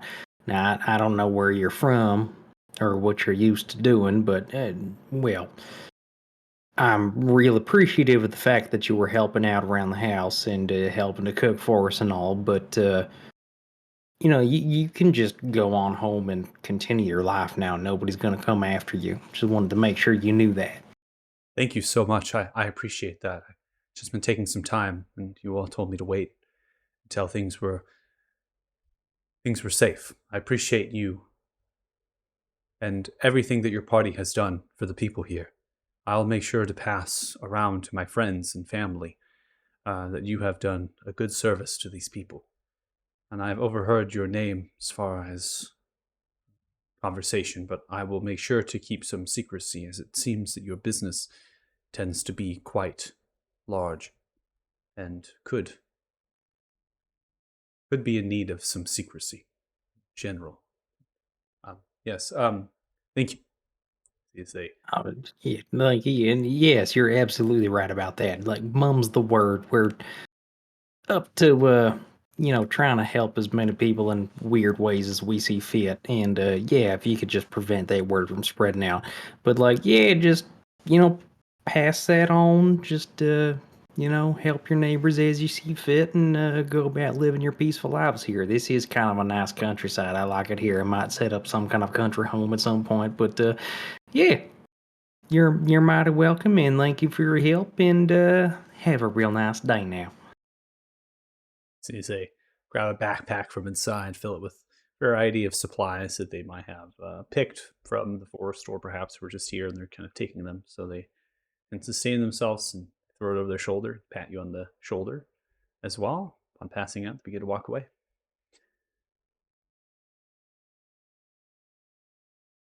All right, mission accomplished. Saved villager.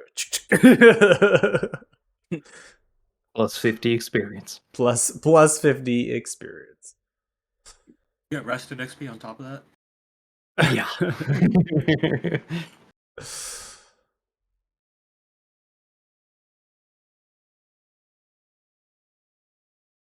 Okay, Michael. I know this might not be the time to ask this kind of question, but you know the oil of thunder?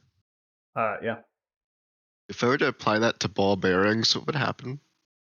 The oils can only be applied to a weapon.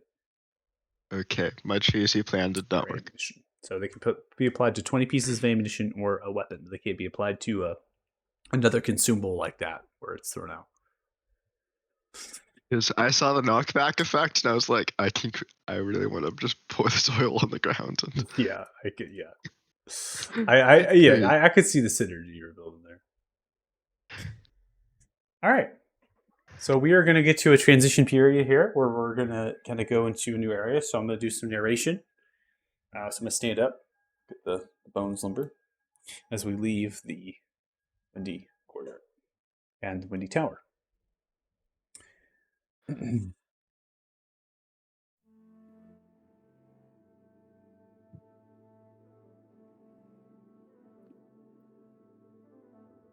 As I had stated prior, Ismar is a very nomadic region. It's filled with monstrous creatures that can reach in size of huge. And their dense, tall, evergreen forest tower 200 plus feet into the air.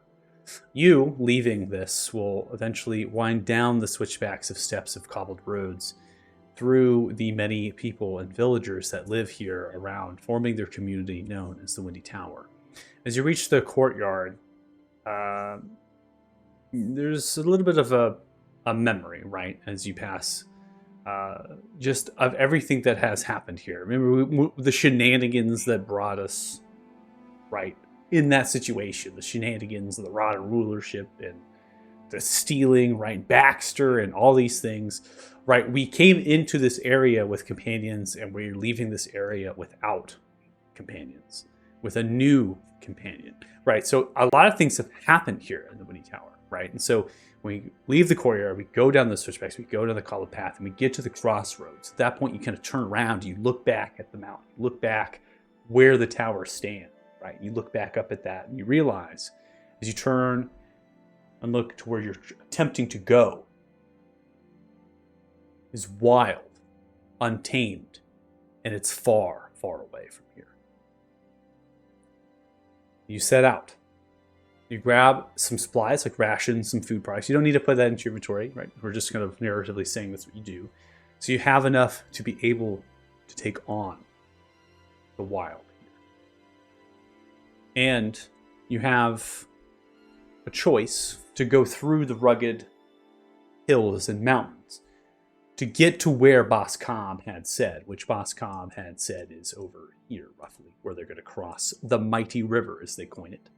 Or you can kind of go around. You don't have to go through these hills. You can go to the south side of the Lowood, which is an area that's a little bit more passable and not as difficult to hike through. You still cannot take horses. You cannot take mounts through this area that cannot navigate it. And so you choose to take the easier path. You don't want to hike through knowing what you face when you hiked the mountains, bypassing that fort. A large track of a creature that was spotted. You don't want to get caught off aware. That could add more time to your travels, and then you wouldn't meet that destination. So you work around. It's still rural.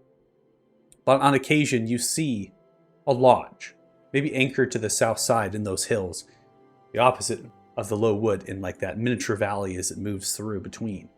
You also see shadows in the low wood at times on your travels as you rest, as we're going through a series of days to get to this place when we move. And those shadows would indicate some large creatures that might be on the hunt, or a herd of animals that are kind of moving through and just feeding on some vegetation that's pouring out of the low wood and into the kind of more sapling area that surrounds it, right? And so maybe get a shot off on the herd. Put something down for some actual fresh food, some fresh meat for the night. And you're able to sustain yourself as you have 2 rangers with this party easily on your travels. Okay. Spoken from the backpack. I like it. Commuting, checking for things. You don't sense anything, so that gives you kind of a tell. And then, after our days, which we're going to go ahead and advance to the 7th, roughly in the morning of the 7th. How many days? You are going to be at exhaustion. You're at 4, so you'll be at 1. You'll be exhaustion 1. Got it. Okay. You reach the cliffside. This is an area that is large cracks and crevices in the earth before you actually get where you see a mass of goblinoids 300 to 400 feet above the water level that are currently preparing themselves for the journey ahead. They are tying rope into some of those cracks and ravines. They have wooden planks every so often crossing over them for they are far too large for even your size at times to just simply step over or jump over. These use these wooden planks to mosey themselves, gathering, putting backpacks on. They're too heavy, tying themselves off to the ropes. And then you can see, one by one in their line that they've amassed, they begin to rappel down, disappearing onto the other side. So you have to find ways to get across this ravine. Maybe you grab one and go in for a nice dwarf toss. Maybe you jump yourselves across using your intense strength. However the manner, you figure it out. Not going to have the rules for that. Too tedious. And you get yourself over there. You see Boss Khan and the mass of these goblinoids.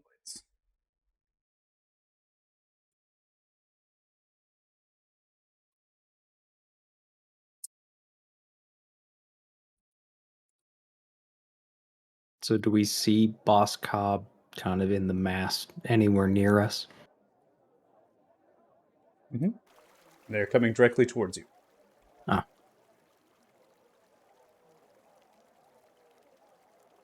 Joe's just gonna kind of wave friendly.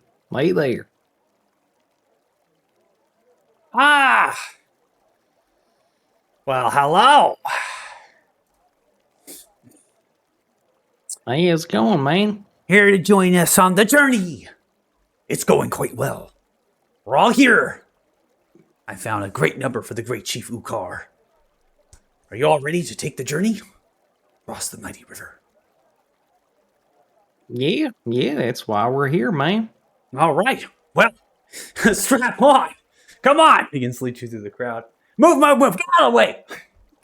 Pick this up. Takes a pot and throws it. No shitting. We're repelling. All right. Okay. So what we're going to do is we're going to tie you up. Strap yourself around right here. Gets to tie you up. What we're going to do is you're going to go down there and you look down the end. 400 feet. Rough, craggly red rock that extends down to a massive 6-mile wide river that has waves of swells that crashes every so often. There, you see at the bottom of 400 feet are planks of wood roped together to form barges. At least a dozen of them. Some crashed into the red rock and lost, and that wood all crashed and roped, tied off by pittons they are anchored on. You notice there are goblins that are grabbing themselves onto the rafts, some cutting the ropes of the pittons, and then rowing out towards the water, which they are already on, to the deepness of the water, to the swells they go. You can see the raft continue and being pulled by the current as it moves. Are you ready? Got the rope tied around. Crossing the water ourselves. What? Because how do you feel about us crossing the water ourselves without using those rafts, those beautiful boats? Nonsense! You're here to use my boats! And my boats will get you across. Come on! While Costas is talking to Boss Cobb, Joe is gonna kind of scan the river from left to right from his position and see if there are any obviously easier paths of crossing. Roll perception. Okay.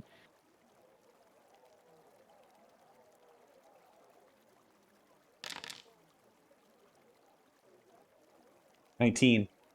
You look left and you look right. As far as your eyes can see, the distance to the waterline is relatively the same. And it is a sheer, steep cliffside that goes down. Okay, what if we had a whale? If we had a whale, would you let us cross without using the boats? A whale? A whale? Yes. Does that look like salt water to you? Do you think a whale can swim in that? No, we don't got a whale. No, but we have a whale. If we had a whale, would you let us use that? I literally don't see a whale. Okay, how would you have a whale right now? That doesn't make sense. Polymorph. We should listen. polymorph one of our guys into a whale. Magic. Okay, I've traveled over here a dozen times. Okay, it's fine. The boats, we maybe lose like 3 or 4 on the journey, but we rebuild and we keep going. We stick to ourselves, all right? You go overboard, we'll catch you. Don't worry. I'm great. Look at this. Picks up the rope, ties it off to a little bit of a hook, throws it into the crowd. It lands on nobody. Okay, well, we tried again, all right? We'll go again. It's fine. Takes a couple tries. Innocent. Misses again. Ow, no. That's not a good representation. Carl, come over here. Let's come. What? Carl, okay, can you tell them how many times you've taken the journey? You've been here a long time. 4 times? That's right, 4 times. And how many times did we lose goblets? Huh? 4? No, Carl, no, not all 4. See, Carl's not very smart. Carl's kicked by a donkey. Carl, get out of here. All right, listen up, okay? This is safe and reliable, all right? This is a deal we made, and I'm sticking to it. So, But like we can get your cross ass the down there river and get on the just boat. meet you on the other side. No, we gotta go Joe, down. Yeah, Joe's gonna wave off Costas. Sure. No, this man knows what he's talking about. I know what I'm This looks doing. like- I'm Boss This is Cobb. Look fun at as hell. I Look at all love me some these- cliff diving in my time. Everybody saddle up. Let's go down this cliff real quick. And then, like, as soon as his back is turned, he kind of leans his head over to the wizards. Guys, as soon as we get down there, cast polymorph on one of us so we can get across safely. We have to Just want. try to make sure nobody sees us. But, yeah, let's at least have fun going down this cliffside. This does look cool. I was just gonna swap into his mithril armor so he doesn't sink to the bottom of the ocean, at the bottom of the river if he gets caught. That is a good looking out there. All right, we're on a schedule, okay? If we want to cross this river before it gets dark, we gotta go now. Now. Grabs a large bone horn, begins to use it as a megaphone. Boats are leaving. 10 minutes. Everyone down. The boar Costas begin is to repel rappelling down. down the cliff using his new weapon. How would you do that? 400 feet. Well, he's having fun with it, I'll tell you that. He's like, All right. Well, combination regardless of physical that, I need everyone to roll athletics checks. How far is it from where we are to the opposite shoreline? 6 miles. 6 miles. Okay. And then it's 400 feet from where we're at to the bottom. 400 feet from the cliffside to the water level. And that's where the barges are. Yeah. That's where, honestly, that is too nice of a term for what they are. Yeah. They're a raft. They're a raft of wood. Does any of the party look unsure about this? Joe's having the time of his life. You see Odala flip to a page on his book. Yep. Yeah, I'm not taking that rope. You've seen me swim in a puddle and I almost drowned. So, anybody care to fly? Yep. Rather than fly, how about, well, it takes about the same amount of strength, so why don't we just take a step and get down there in a Yeah, moment? we could do that too. I didn't prepare that today. Well, then us wizards will see you folks at the bottom. Bye! And we'll Oil go sports! dimension door down to the bottom. Okay. Dimension door down to the bottom. So I have a 17, 18, and 23, all 3 successful, as you begin to descend down the direction of the mighty river. You then place yourselves onto the rafts of wood, many of them 10 by 10 in terms of their length and width. They're wobbly, standing on, they're moving all over the place. They're all fiddled with goblets. They're all underneath your legs. They're moving, wrapping around, cutting the rope as soon as you land down on them. You don't even have to say the matter. The boat is underway as you stand wobbling. The rafts continue, taking by the current as they go. They pull out these oars of planks. They begin to move. Eventually, You hear Boss Cobb behind you, which catches up with their boat and goes, "Row! Row! Row!" And you get underway. Faustus is preparing his grappling hook to catch any goblins and or wayward ones that fall off the rafts. Good man. Meanwhile, Joe's having the time of his life. Yeah, it's just like riding raw logs back home, back into the family sawmill. Man, it's bringing me back to my childhood right about now. Okay, so are we gonna be on the boats the whole time? What are you all doing here? I'm going to be on the boat the whole time. I think we're just going with it at this point. Yeah. Okay. Yeah, we're along for the ride, I guess. Mm-hmm. Okay.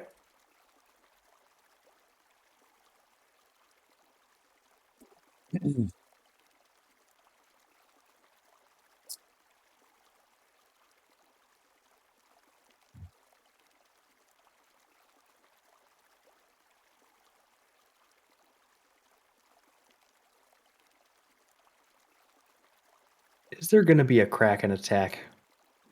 There's definitely gonna be a Kraken attack. There always a Kraken attack. Oh, God damn it. Here we go. These boats? This Motherfucker. That is what I was saying.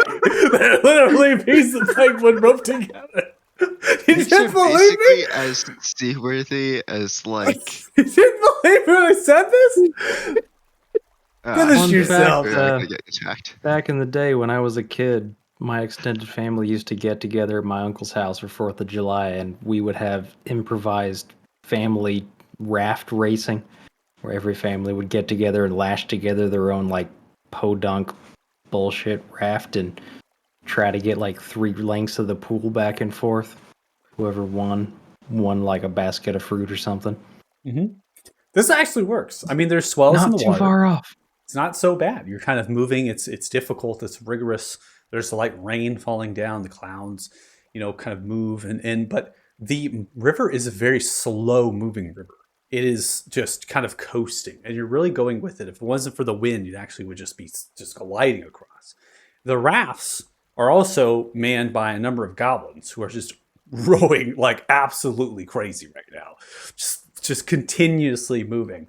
This is the representation that we will have for an event that has just been triggered. As you are rowing on the boat, there is a creature that begins to emerge from the water as it sprouts in a cyclone of water, wielding 2 scimitars that are created from water, wearing plate-like armor. It embodies the water around it as it cyclones up into the air. It points its scimitar at Costas. And as it points its scimitar at Costas,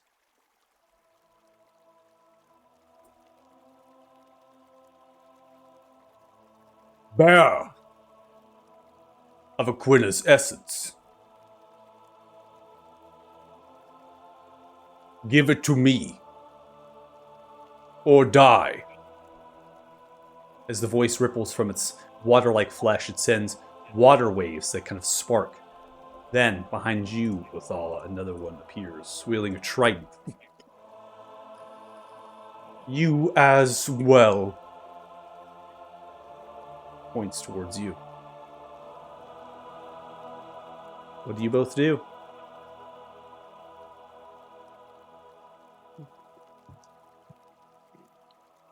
Are you challenging me to honorable combat? Does not respond. Okay, then I need to ask, what is this essence? Because I don't think I have it. To be completely honest, you might have the wrong person here. Is that what you say? Yeah. All right. Othala? I won't give it up easily. Whatever, we'll roll initiatives.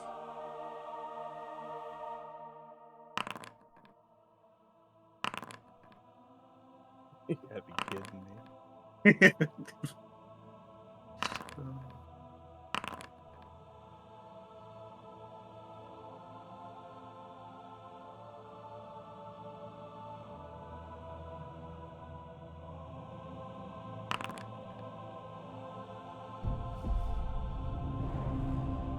All right, all the goblins are rolled. All you're up. Do I only see these two? That's correct.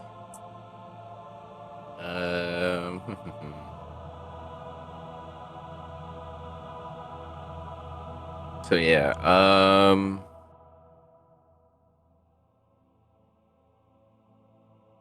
wasn't fair, but I'm just gonna cast Mind Whip. Are they 30 feet?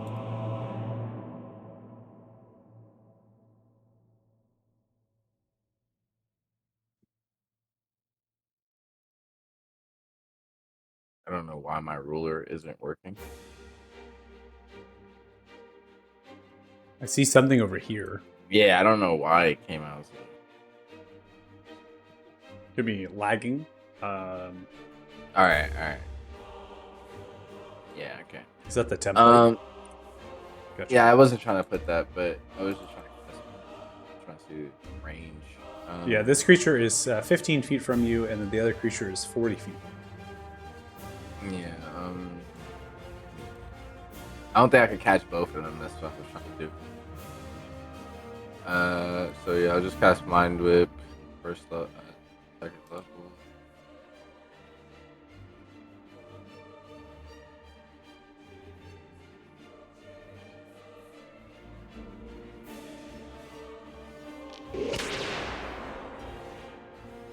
All right, so the Mind Whip is going to extend. Creature fails with a 16, takes 10 points of psychic damage as you whirl after. Moreover, it must choose whether it gets to move, action, or bonus action. It only gets to choose one of the three.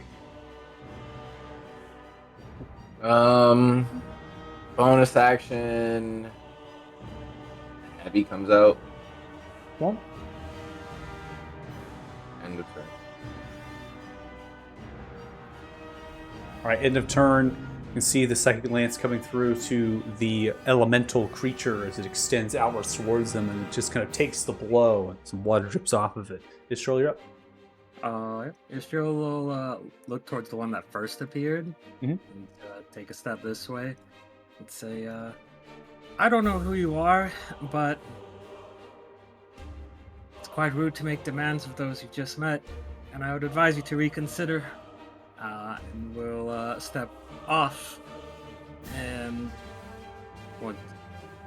from under the water or wherever, we'll cast Polymorph on ourselves. Okay.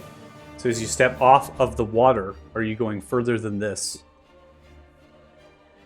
Considering the size of the creature that she wants to turn into, yeah. Okay. They will take an attack of opportunity at advantage on you. They're lurking in the water outside of your perceptions. As the 22 which hits, they do 6 points of force damage. Okay.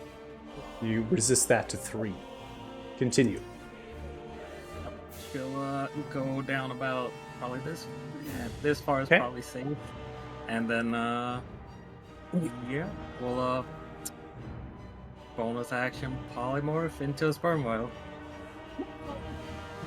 Okay. Sperm whale time. I'll do it for you. You don't think I have a sperm whale available? Joke's on you. Sperm whale. Coming up. Oh, I know you I do. mean, I would have done We've dragged you through this Megalodon, before. but you know,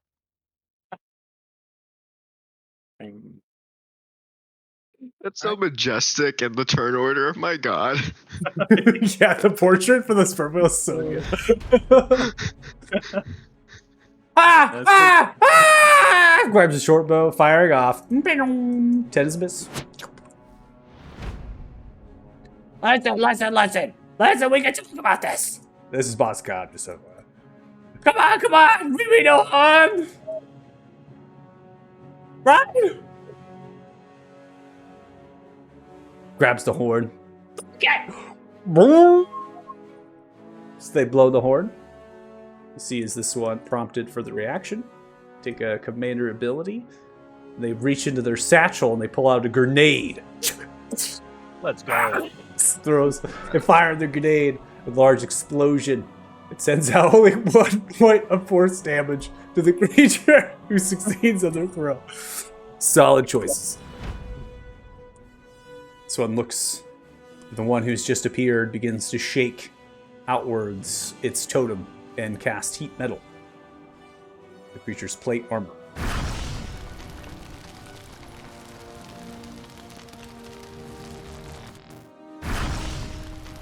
Ooh, that sizzling sound effect.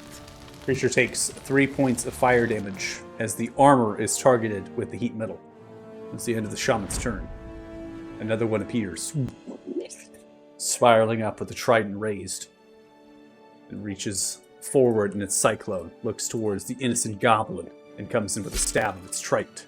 Misses on the first attack, comes in with the second attack of the trident, and spears the goblin, dealing 9 points of force damage, killing the goblin. Extends outwards. Another one raised, takes a step forward, raises its scimitar, misses. Costas, you're up. Okay, I'm gonna start with a good old Spirit Shroud. Actually, ooh, this is a time to do that. Let's see how many creatures we have. 1, 2, 3, 4, 5, 6, 7, 8, 9, 10. How many are within 30 feet of me? How do I check how many creatures are within 30 feet of me? Sure. Oh, most of them. Yeah. Shit, this is the time to cast that spell. Okay. Okay, I have this spell for a reason. Then I'm gonna cast Crusader's Mantle. Okay.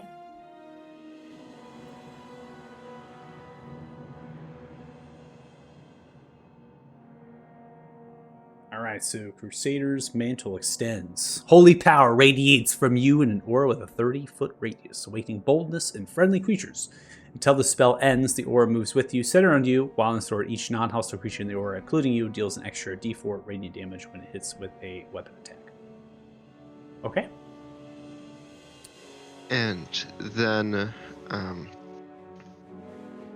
be honest, it kind of throws off what I was planning to do with my bonus action.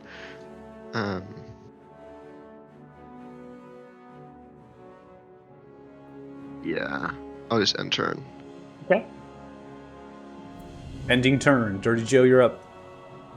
All right. I don't see it in my hotbar here, but I would like to use a gift of the Chromatic Dragon and choose lightning damage. That should be a bonus action. Extra Yes. 1d4. So at this stage, anything you want to add in there, that's why I kind of instructed you how to add things into the token HUD. So it's in your character sheet within features. So you want to use you want to use the chromatic infusion, is that what you said? Yes, that's correct. Okay, and then let's see if we bonus action, touch your weapon, martial weapon. All right, which damage type you want to infuse? Lightning. Okay. And then I'm just going to target this guy closest to us and Othala and let off some longbow shots. Okay. All right, 20 is going to hit. 22 is going to hit, and you use 20 points of piercing, lightning, and radiant damage. That'll do. This is channel of lightning, the arrows, it sends outwards, a brief radiance towards the tip. Strikes into the plate armor of the creature as it kind of sends shockwaves of ripples and a little bit of electric shock to the creature as it extends through themselves. Dirty Joe's got the high numbers now, fellas. And second attack, I'm going to do that again. 25 hits, you do 12 points of damage. Hell yeah. Another arrow comes through them. And that will do it. Ending turn. Swirls forward, comes in for the first strike. Natural 20, dealing 14 total points of force damage to the creature. Then looks towards you, Othala. Comes in with the second strike. I was gonna temporal shut him on that first strike to the goblin. Sorry, John. Okay. You just want me to re-roll then? No, they just disappear. Like, yeah. They get a saving. They have that wisdom save.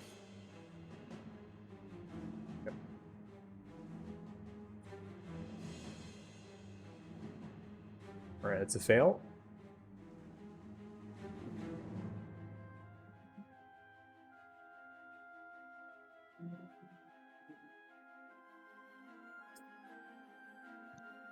Yep, so they just disappear. Okay.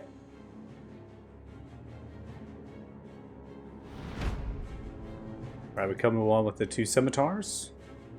Begins to approach the one that sent outwards the bombs. Comes striking through. 12 is going to miss against that goblin. Second strike is a 14, which misses the goblin as well. Its turn. Kit, you're up next. All right, well, I'm going to go ahead and attack the one that is next to me here. Okay. So, first shot, of course, is not going to even come close, probably. That is a 9, which is going to miss. Why not? And then I'll attack him again, my second attack. Okay, coming for the second attack. 15 will also miss. Perfect. Couldn't ask for anything more. You do have a third attack from Dread Ambusher, just FYI. I thought it was if they haven't taken a turn. Am I wrong? No, Dread Ambusher means you get another attack that allows you. All right, that well- attack has the D8 technically, but used in the first All right. one. So it's fine.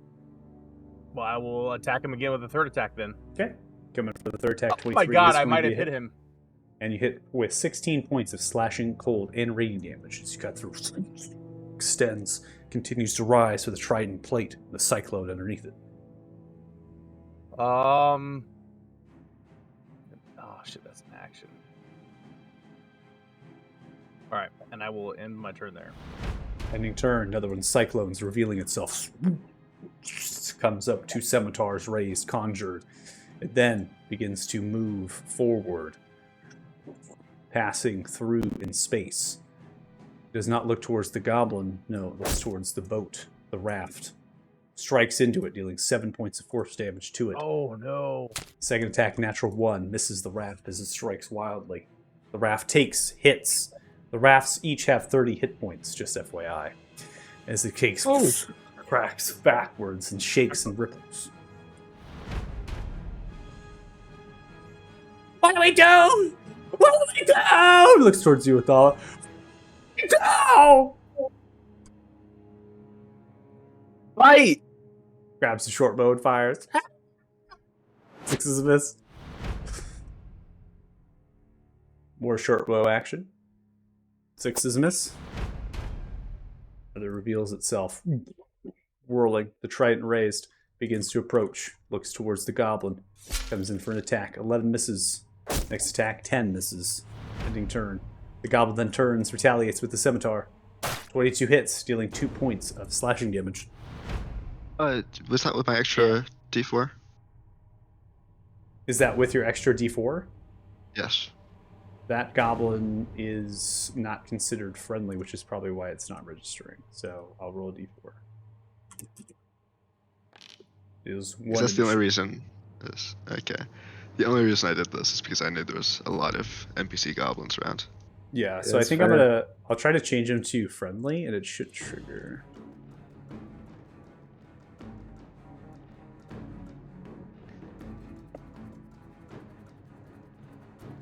Alright, so now they're listed as friendly, so that should trigger now in the aura-like effect.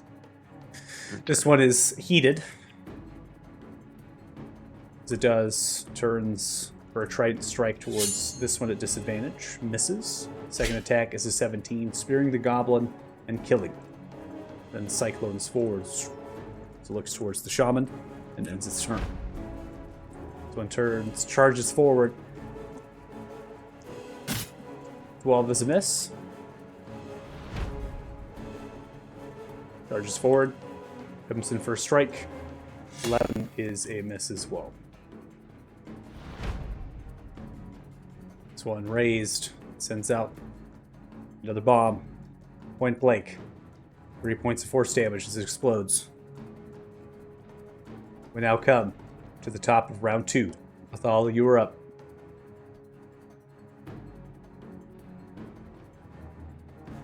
Okay.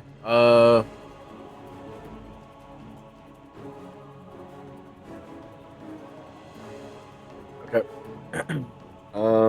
Gonna cast Steel Wind Strike.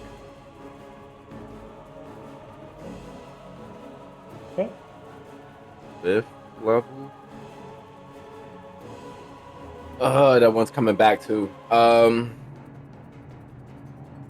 correct. Yeah. Okay. Yeah. All right. So I'm gonna do it at 5th level. It's shifty or is it control? Shift T if you're going to target more than one. But remember, we talked about this. It only registers the one attack, so you're better off just attacking one and then just expelling the spell slot and whoever's last of the attack. Okay.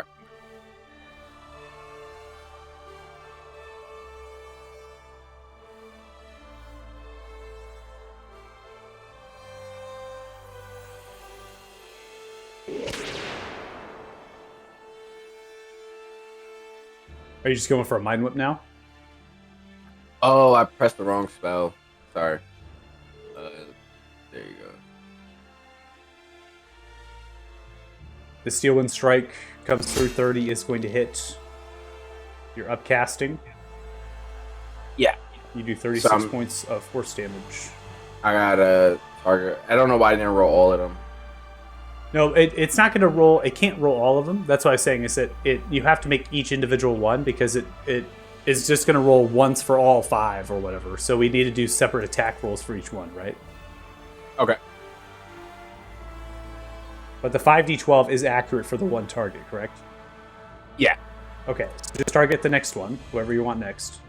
Yeah, I'm gonna go from left to right, coming down clockwise. Okay, so 26 hits. You do 42 points of damage to this one.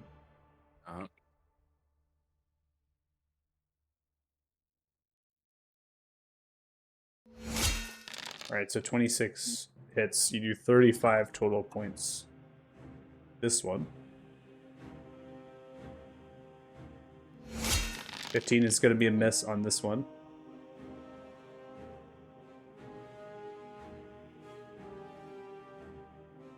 Last one.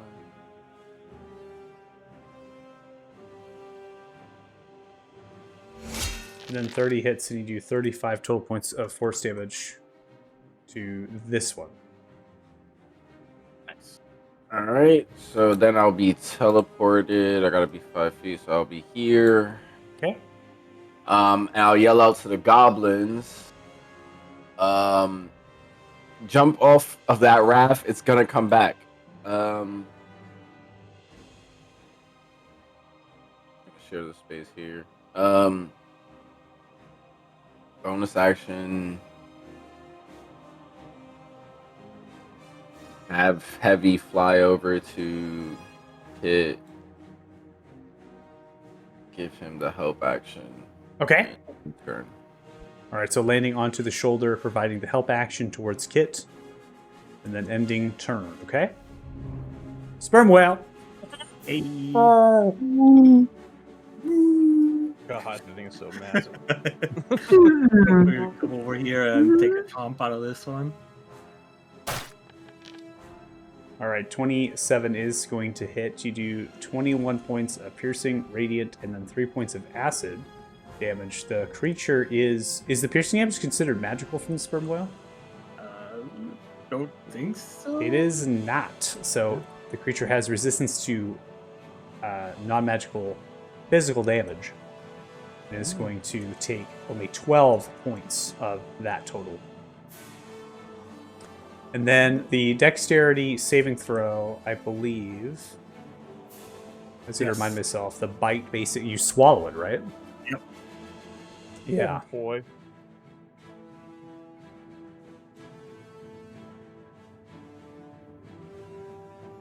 Okay. Gotta get a little icon for the swallow. Yeah, we'll put the shocked thing on it. That's good enough. We'll go ahead and move it onto your space that you swallow it. Oh, did it fail? Yeah. Oh, okay. Yum. All right. So the target is a larger, smaller creature. It must succeed on DC 14. It failed. Swallowed by the whale. Smaller creature has total cover against attacks and other effects outside the whale. And it takes 1d6 acid damage at the start of each of the whale's turns. If the whale takes 30 damage or more on a single turn from a creature inside it, the whale must succeed on a DC 16 Constitution saving throw at the end of the turn, or regurgitate all swallowed creatures, which fall prone into space, which these creatures can't. The whale dies, swallowed creature can't escape from the corpse by using 20 feet of movement exiting prone. But the creature actually cannot leave the whale. There's no role that it has, so. We'll just move up over here and hail smack this one. Okay. Coming for the tail. That deals 17, which is halved, so only 9 points as the tail comes through, whipping through. I don't know why it's dealing. Oh wait, because of Costas. Yes! The Crusader's mantle! As the tail comes, beautiful and blossomed by radiant light. That's great. All right. You have a radiant tail, man. Yep. Own it. Ah! Live it. Love it. Jumps, grabs the short bow, turns, fires off. Boing. Natural 20. Deals a total of 13 total points of damage as it lands. We can do this! Last Cobb looks, not on my raft! Goes in for 3 attacks with a scimitar. 20 hits. They do 7 points. Then they grab their horn. They look towards the whale. Whale, you can use your reaction to make a bite or a tail attack. Oh shit! Hell yeah! We're going for the double nom. Let's go. It's called Goblin Hell Strength, yeah. bro. Alright, the bite comes through. That is going to deal a total of 16, which is reduced, and then they are going to fail the dex saving throw, so they are 8 as well. God. Nice.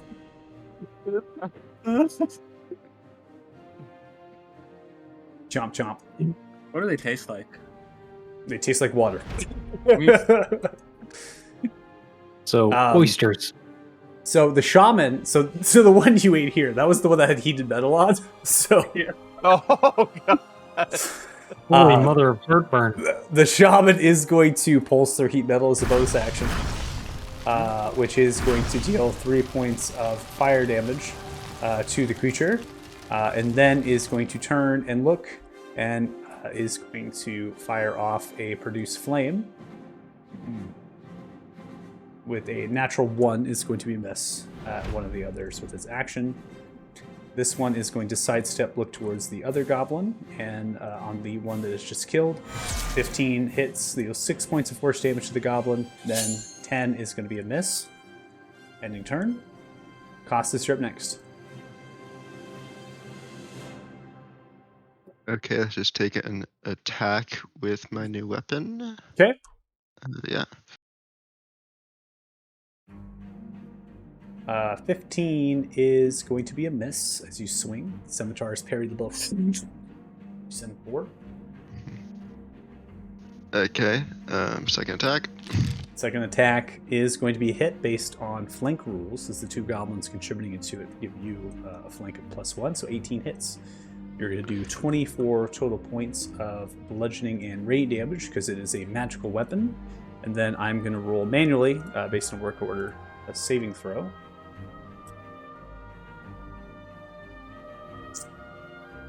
Question is, what is your DC? For spells, it's 15. Well, it's a strength base, so it's 8. It'll be 8 plus proficiency 12. 12 plus 5 is 17, so 15 is a fail. They are going to be grappled. Okay. Send your whirling flail, kind of come around as it shackles into it and kind of holds its cyclone.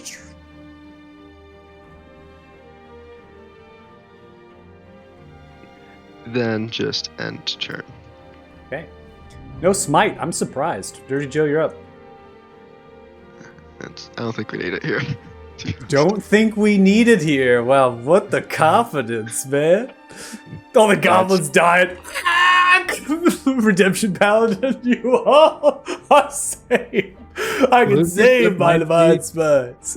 It might be the first time you've ever said that. But don't But kill or okay. attack the dragons right away. They might be good. You know? I'm gonna go ahead and target the badly injured one and just see if I can finish him off. So, longbow of Keen. And 22 then hits. Cast off a Slayer's Prey after that. Okay, that does an additional 2. All right, extra attack. 29 hits. You do 16 total points. Creature does not fall as it lands.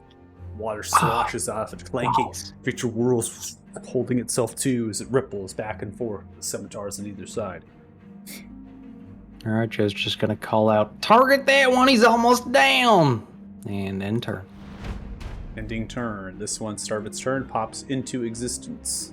As it does, it flutters, moving in this direction, goes for the goblin away. 25 hits, spearing it, dealing 7 points of force damage, killing it.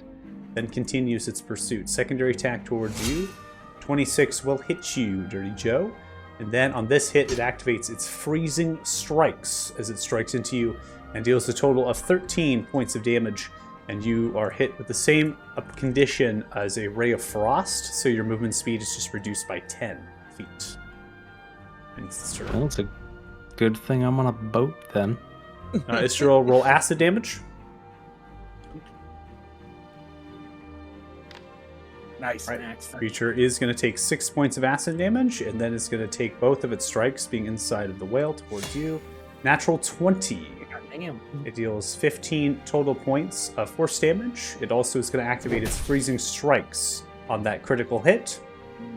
It's going to get 15 plus 20 plus 15, which is a total of 50 points of damage as it critically strikes your mouth. Prompts you for concentration. Concentration. Right. I will. You have advantage on this with Warcaster. But I don't think that saves anyways. That is not going to save. The whale is no more. They might be in my range for my aura. They're not. I measured. Okay. Ah. So you can pick on your turn where you want to be. The creature will, regardless of that, come through. Actually, let's decide that now, because you filled a massive space. So Yeah, when no, you she's end. sort of closer to the barges. Okay. Yeah. So that is as far Yeah, top yeah. left This as is you just- can get. Yeah. Okay. The creature does have an extra attack, so it's going to take that upon you. 25 hits. You resist 7 to 3 points of force damage. That is the end of its turn. Kit, you're up. All right, I'm gonna try to get rid of this one that's here next to me, so I'll take first attack there. Oh, 10 God, is going to dude. be a You gotta miss be as you fucking swing kidding wildly. me. All right, and one more toward him here. Nat 20! Let's go. And it's Sneak attack is the goblin! it is okay. Yeah, the goblin's there! That will help quite a bit. 61 total points of damage as you whip across the center point of its chest, clang through the plate armor into the center part of its core, splinters, crackling, but it reforms in the cyclone, standing still.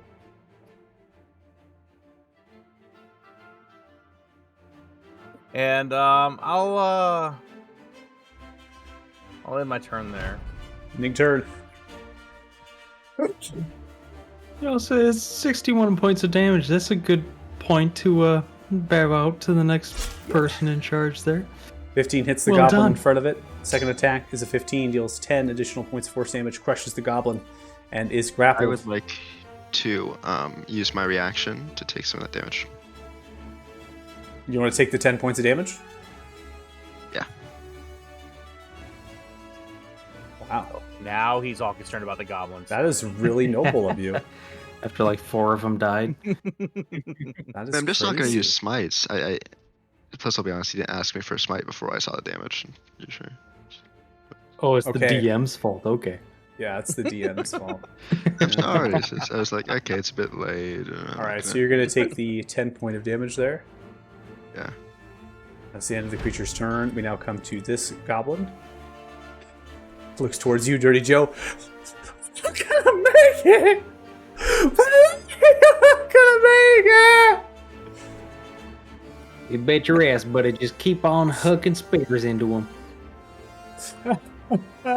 Frog sends another bow. 19 hits. They do 7 points of piercing and radiant damage. Ending turn. This elemental strikes into the goblin, dealing 5 points of force damage.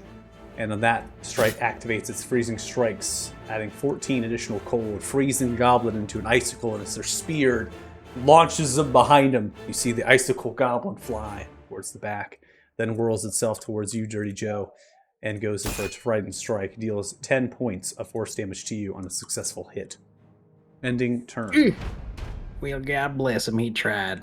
This one's still heated. Looks towards you, Istriel, at disadvantage. Misses. Second attack, disadvantage. Misses with a natural 1. Ends turn. This goblin continues to front. Takes its scimitar and misses with the 6. Ending turn. This one looks towards you, Istriel, and is going to take out a rope and is going to go for a lasso towards you, trying to pull you back towards. It's going to make a flat dexterity check. It's 13. And begins to pull you in the direction using half of its movement speed, bring you roughly here on half of its movement speed as its action. Okay. This one turns. Away! 9 and 4 points of force damage. This is another grenade. Sends out.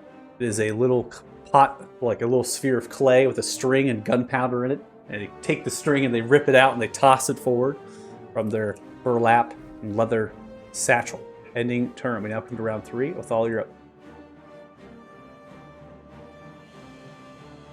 I'm gonna be a one-trick pony and do the same thing at 4th level. Okay.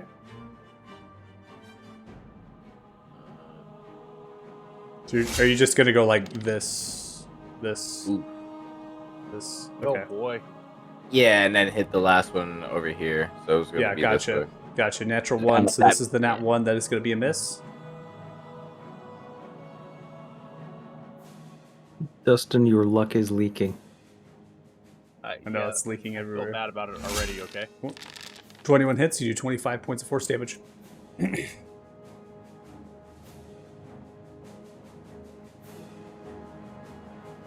Natural 1. Okay, can you That keep is a that miss. luck away? My God.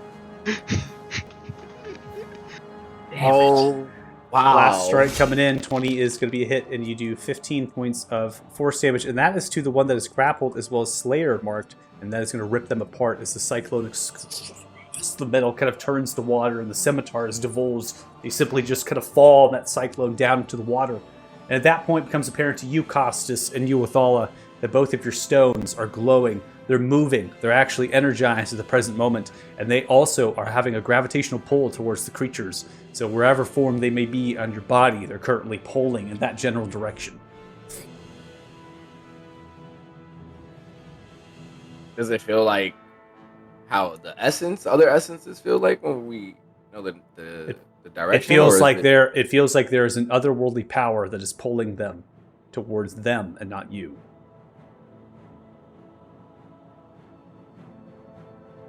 Weird. Okay. Kind of don't want to get next to it now. I'm going to. Looking bad for the goblins. I'm gonna try and. Nope. I'm gonna rinse and repeat. Actually, I'm gonna have Heavy give the help action. Astro? All right, we're going to 3rd level Steel and Strike. Okay. Starting at this one. That one. All right, first attack is a 14, which is going to be a miss. Second attack is a 28, and that'll hit for 17 points of force damage. That one. I'm getting an error. They're 40 feet away, and your range is... This is the only one that's close enough for the third Yep. strike. Gotcha. Yep. Yep. Which is probably going to get you to a good position anyways, based on that stuff, so... What's 20? Come on, baby! Giveth and thou taketh. Thou Let's go. coming across as you rip through, holding your blade. You're like falling, so you just like let go of the polymorph, and then you're roped, and you're now carried by the goblin a little bit. And you throw up a blade of your choosing into the air, and then you kind of like warp to the blade and then warp to the 3 targets and then appear onto the raft over the body of a fallen goblin.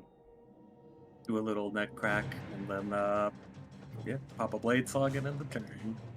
Okay, pop the blade song and you turn. Takes the short bow. I love you! 12 misses. Boss Cobb looks around. Looks towards you, Kit. Coming in! Grabs onto you. Grabs onto your fur. Crawls on you. And then hobbles over and looks towards the near death one. Get off my boats! 20 hits. Deals 6 points slashing and radiant damage. Next attack is a 17, which misses, and 18 hits, and they take out the creature. No, as they slice, smashing it. They swing their scimitar. They then look in the direction of. Let's see here. Who's available for the horn? Who's available for the horn? Huh? Yep. Horn's coming to you, Costas. Look towards you. Could use your reaction if you wish to swing your flail. Cool. I'm gonna go ahead. I'm gonna pump a 2nd level smite to that. All right, 27 is going to hit, and you do 32 total points. They also are going to fail, which means they're grappled.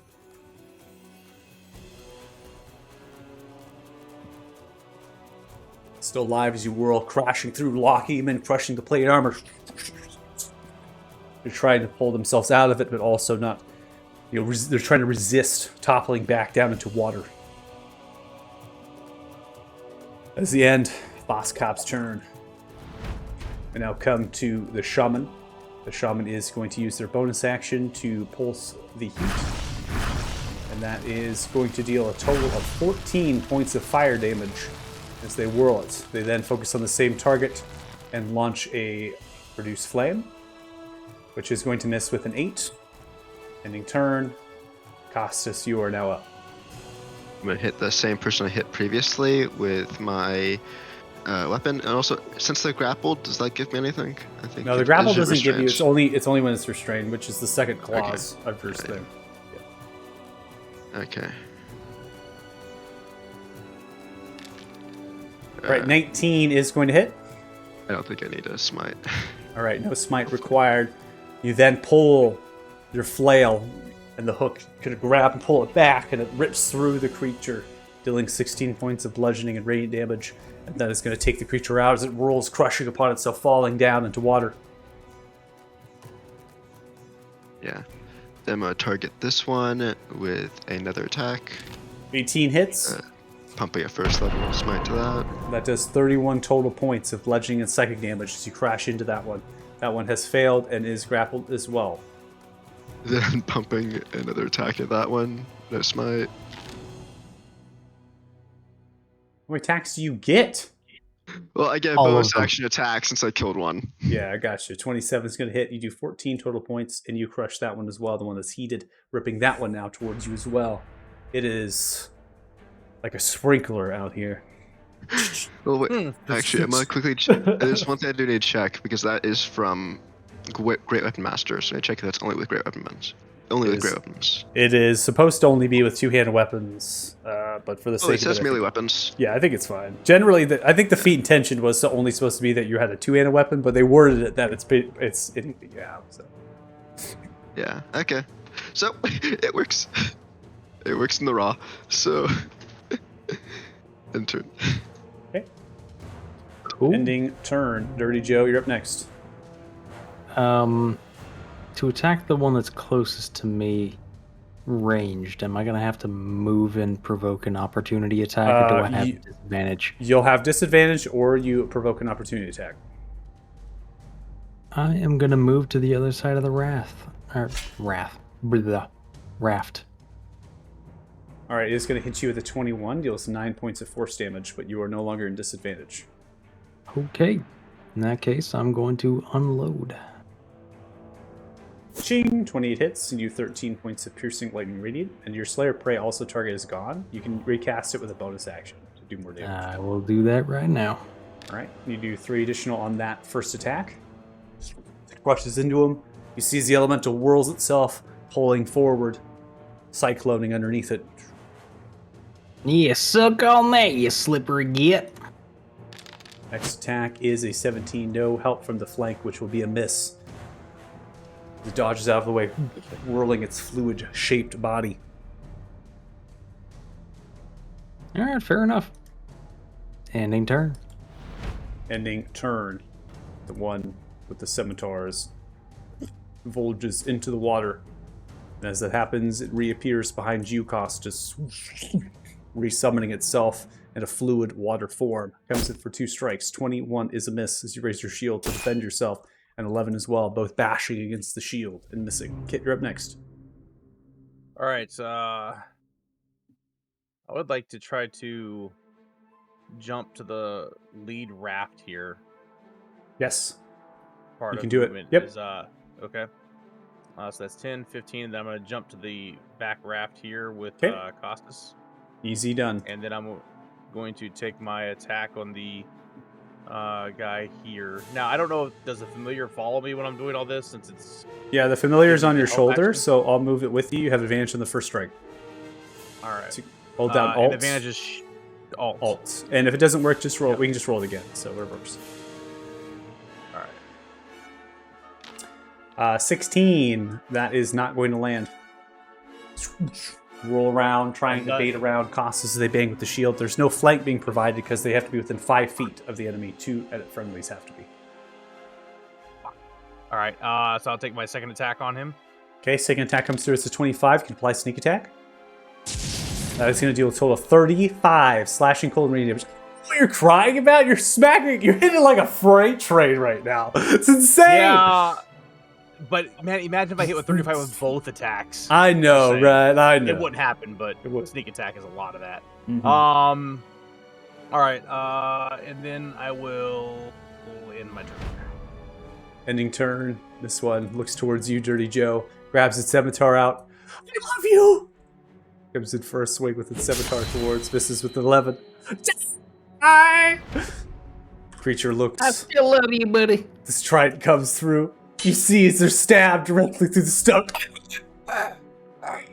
Bleeding My profusely. friend. Tears My falling down guardian from the aura. eyes. Huh? Are they within the range of my guardian aura? I don't know if that's 10 or 15 or 30 feet. They're within It's 20. They're in 20 feet.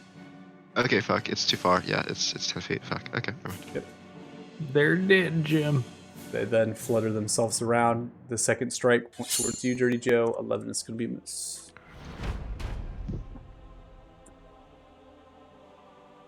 Goblins look. Pick up the short bow. They come in for a launch. 10 is a miss.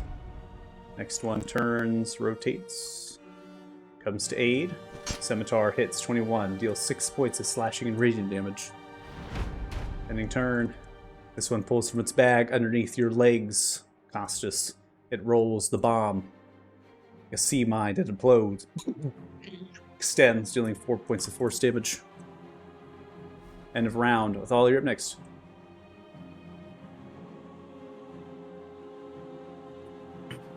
Okay,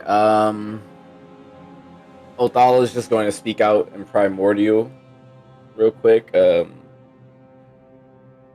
have been solved with words, yet you resorted to demands, and then he's going to cast Catapult over here, one next to Joe. Fork time. All Definitely. Of the silverware. Creature succeeds with a 21. Catapult the self flying Oh. out into the water and is a failure. Whirls itself, dodging. That's okay. Yeah, so then... Yeah, I'm just gonna have Heavy give the help action again. Okay. Heavy does the help action on Kit. Okay. And Othala is...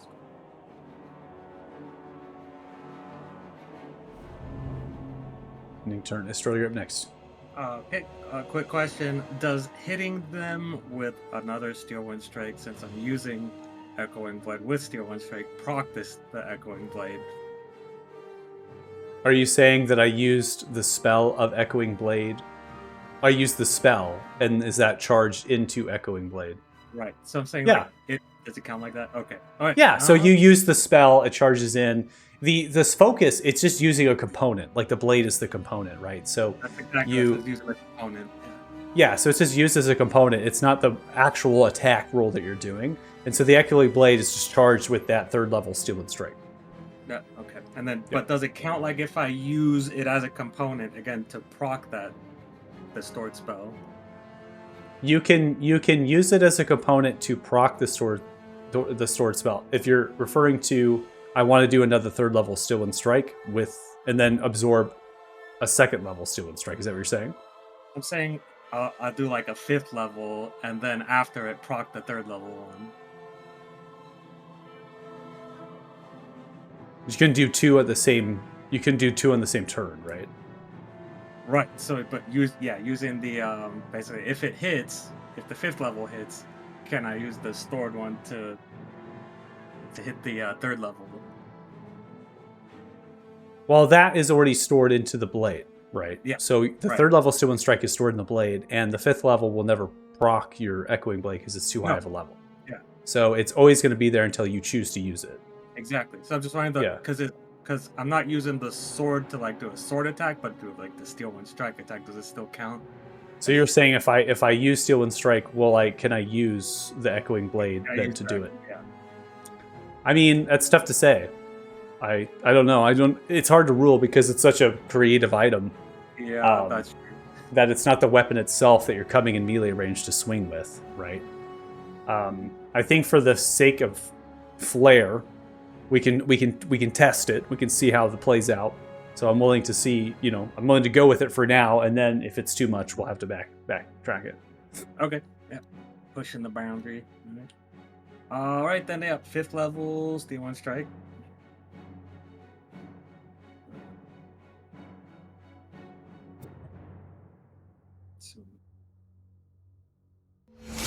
Oh, natural 20. I love it. 82 points of force damage. You rip that elemental apart as you whirl the Echoing Blade, which sings a slight song, and then you grab onto the blade, cutting through that creature as they explode, and onto the last remaining one that is visible. You send out your secondary, which is a 17, and that is going to be a miss. Okay, and then that's the one I would proc the stored spell on. Oh, no, I can't because I didn't hit. Yep. Never mind. Yep. We're good. That's it. 82 damage? Are you fucking kidding me?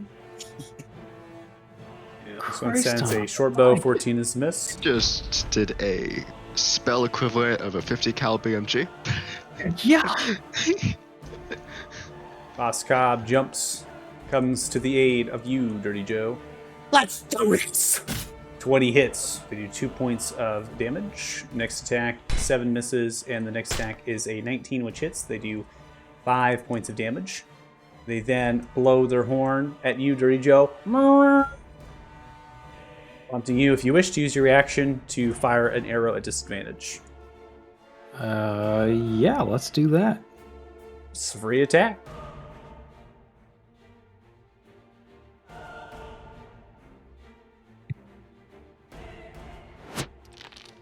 All right, go and roll a flat d20 for me. Just see if you. Ooh.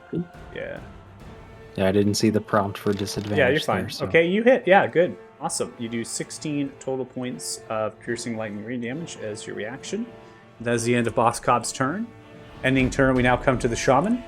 The Shaman is no longer concentrating on the heat metal, so it's going to use its action to jump. Its movement to jump over to the next raft to get in range, and then is going to use heat metal again on this one. Another target here to return its concentration. That creature is going to looks to be.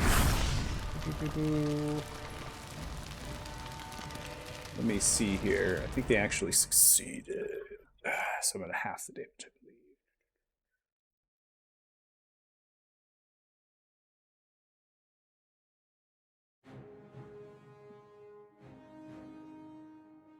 Okay, yeah, it's going to take 13 points of fire damage. I think its turn as the metal of their plate, which is armor, they can't let that go, is heated beyond belief.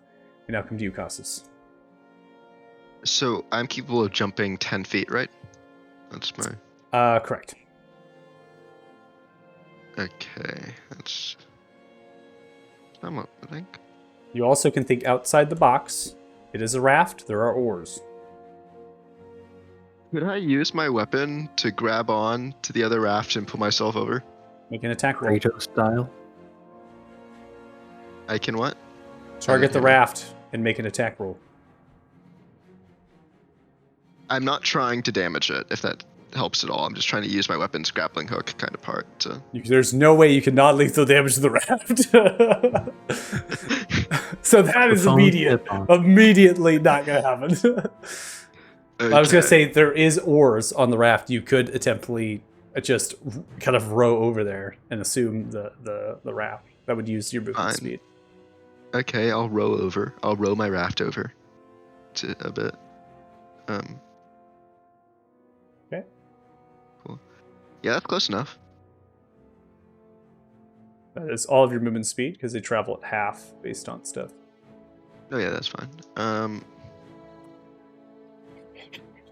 The goblins I'm helping gonna out. try to do non-lethal damage with this, but you know. You're doing non-lethal damage to the elemental? Yeah. Right. How dare you? Wrap around, you do 17 points of bludgeoning and radiant damage. So it is grappled and non-lethal. Yep. And as you do that, I'm attacking on the 2 additional points of damage here.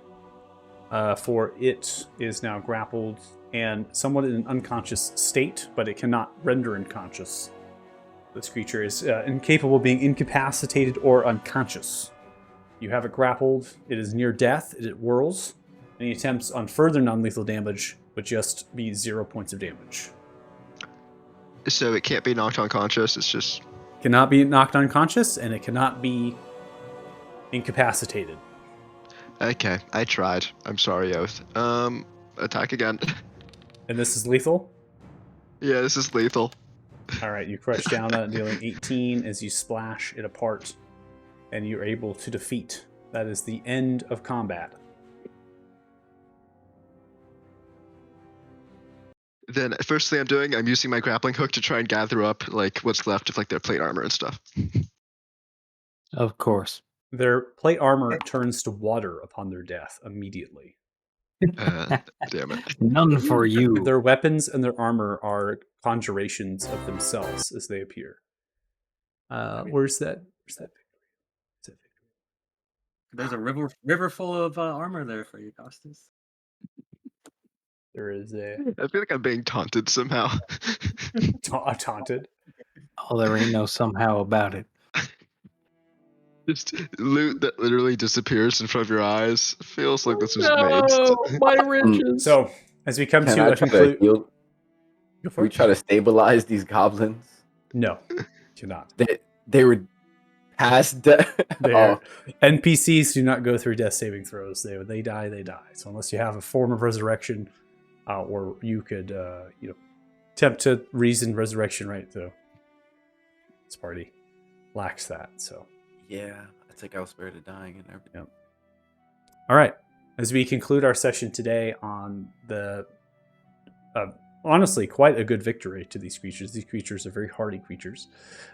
These are water-based elemental creatures that emerged. They used the phrase Aquina. This is a name that they referenced. And they referenced this name in the direction of 2 particular stones, that of the silver and that of the white. Okay? And as they emerged, they not attempted, but they demanded those essences. This is what I portrayed for the fight, because I was not going to put down dozens of these raft with dozens of goblins, because then we would have literally been in goblin. We would have been in a goblin initiative the whole time.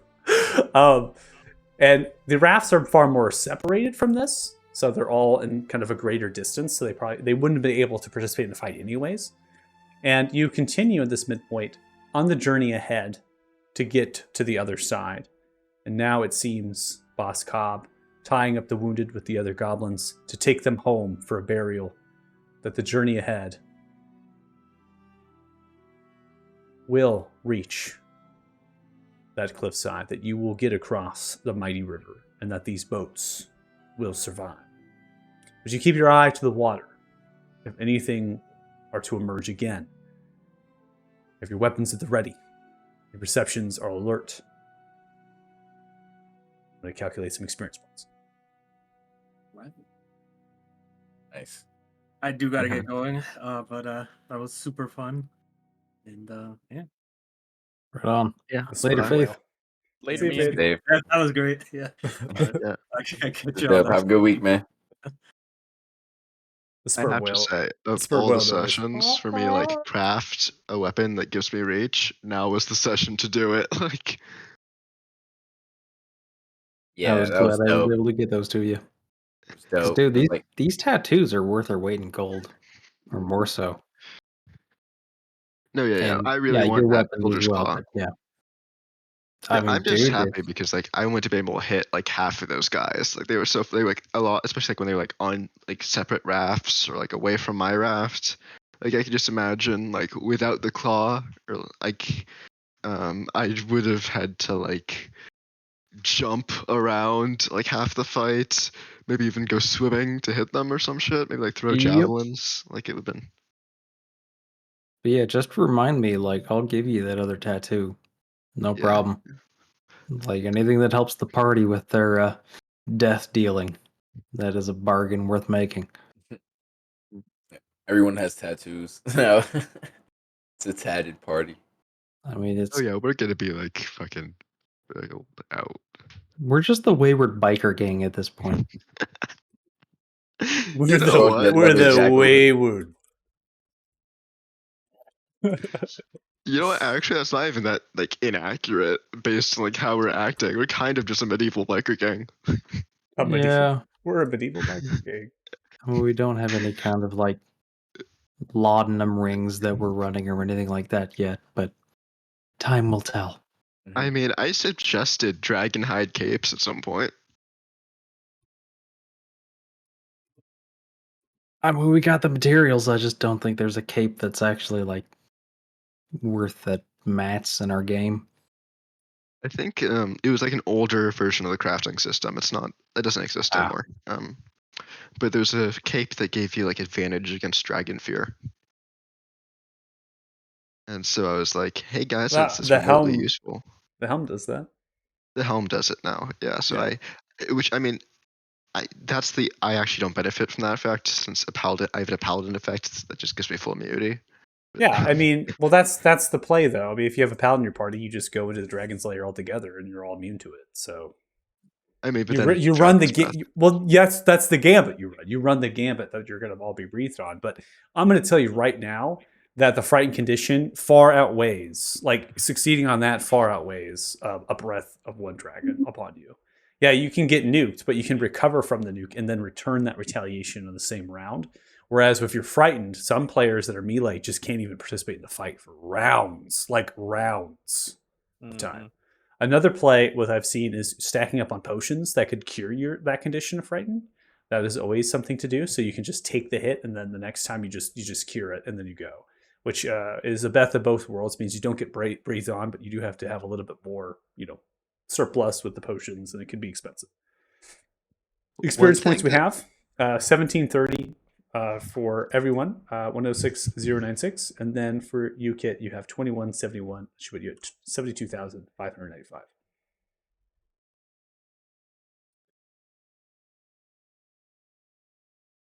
If you're watching this stream, thanks so much. We really appreciate it.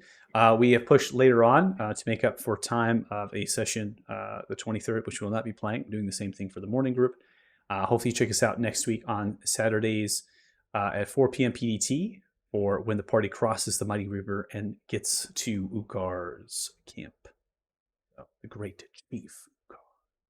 We will see. Thanks so much for watching, and bye-bye. Bye. Later. Bones. Bye-bye.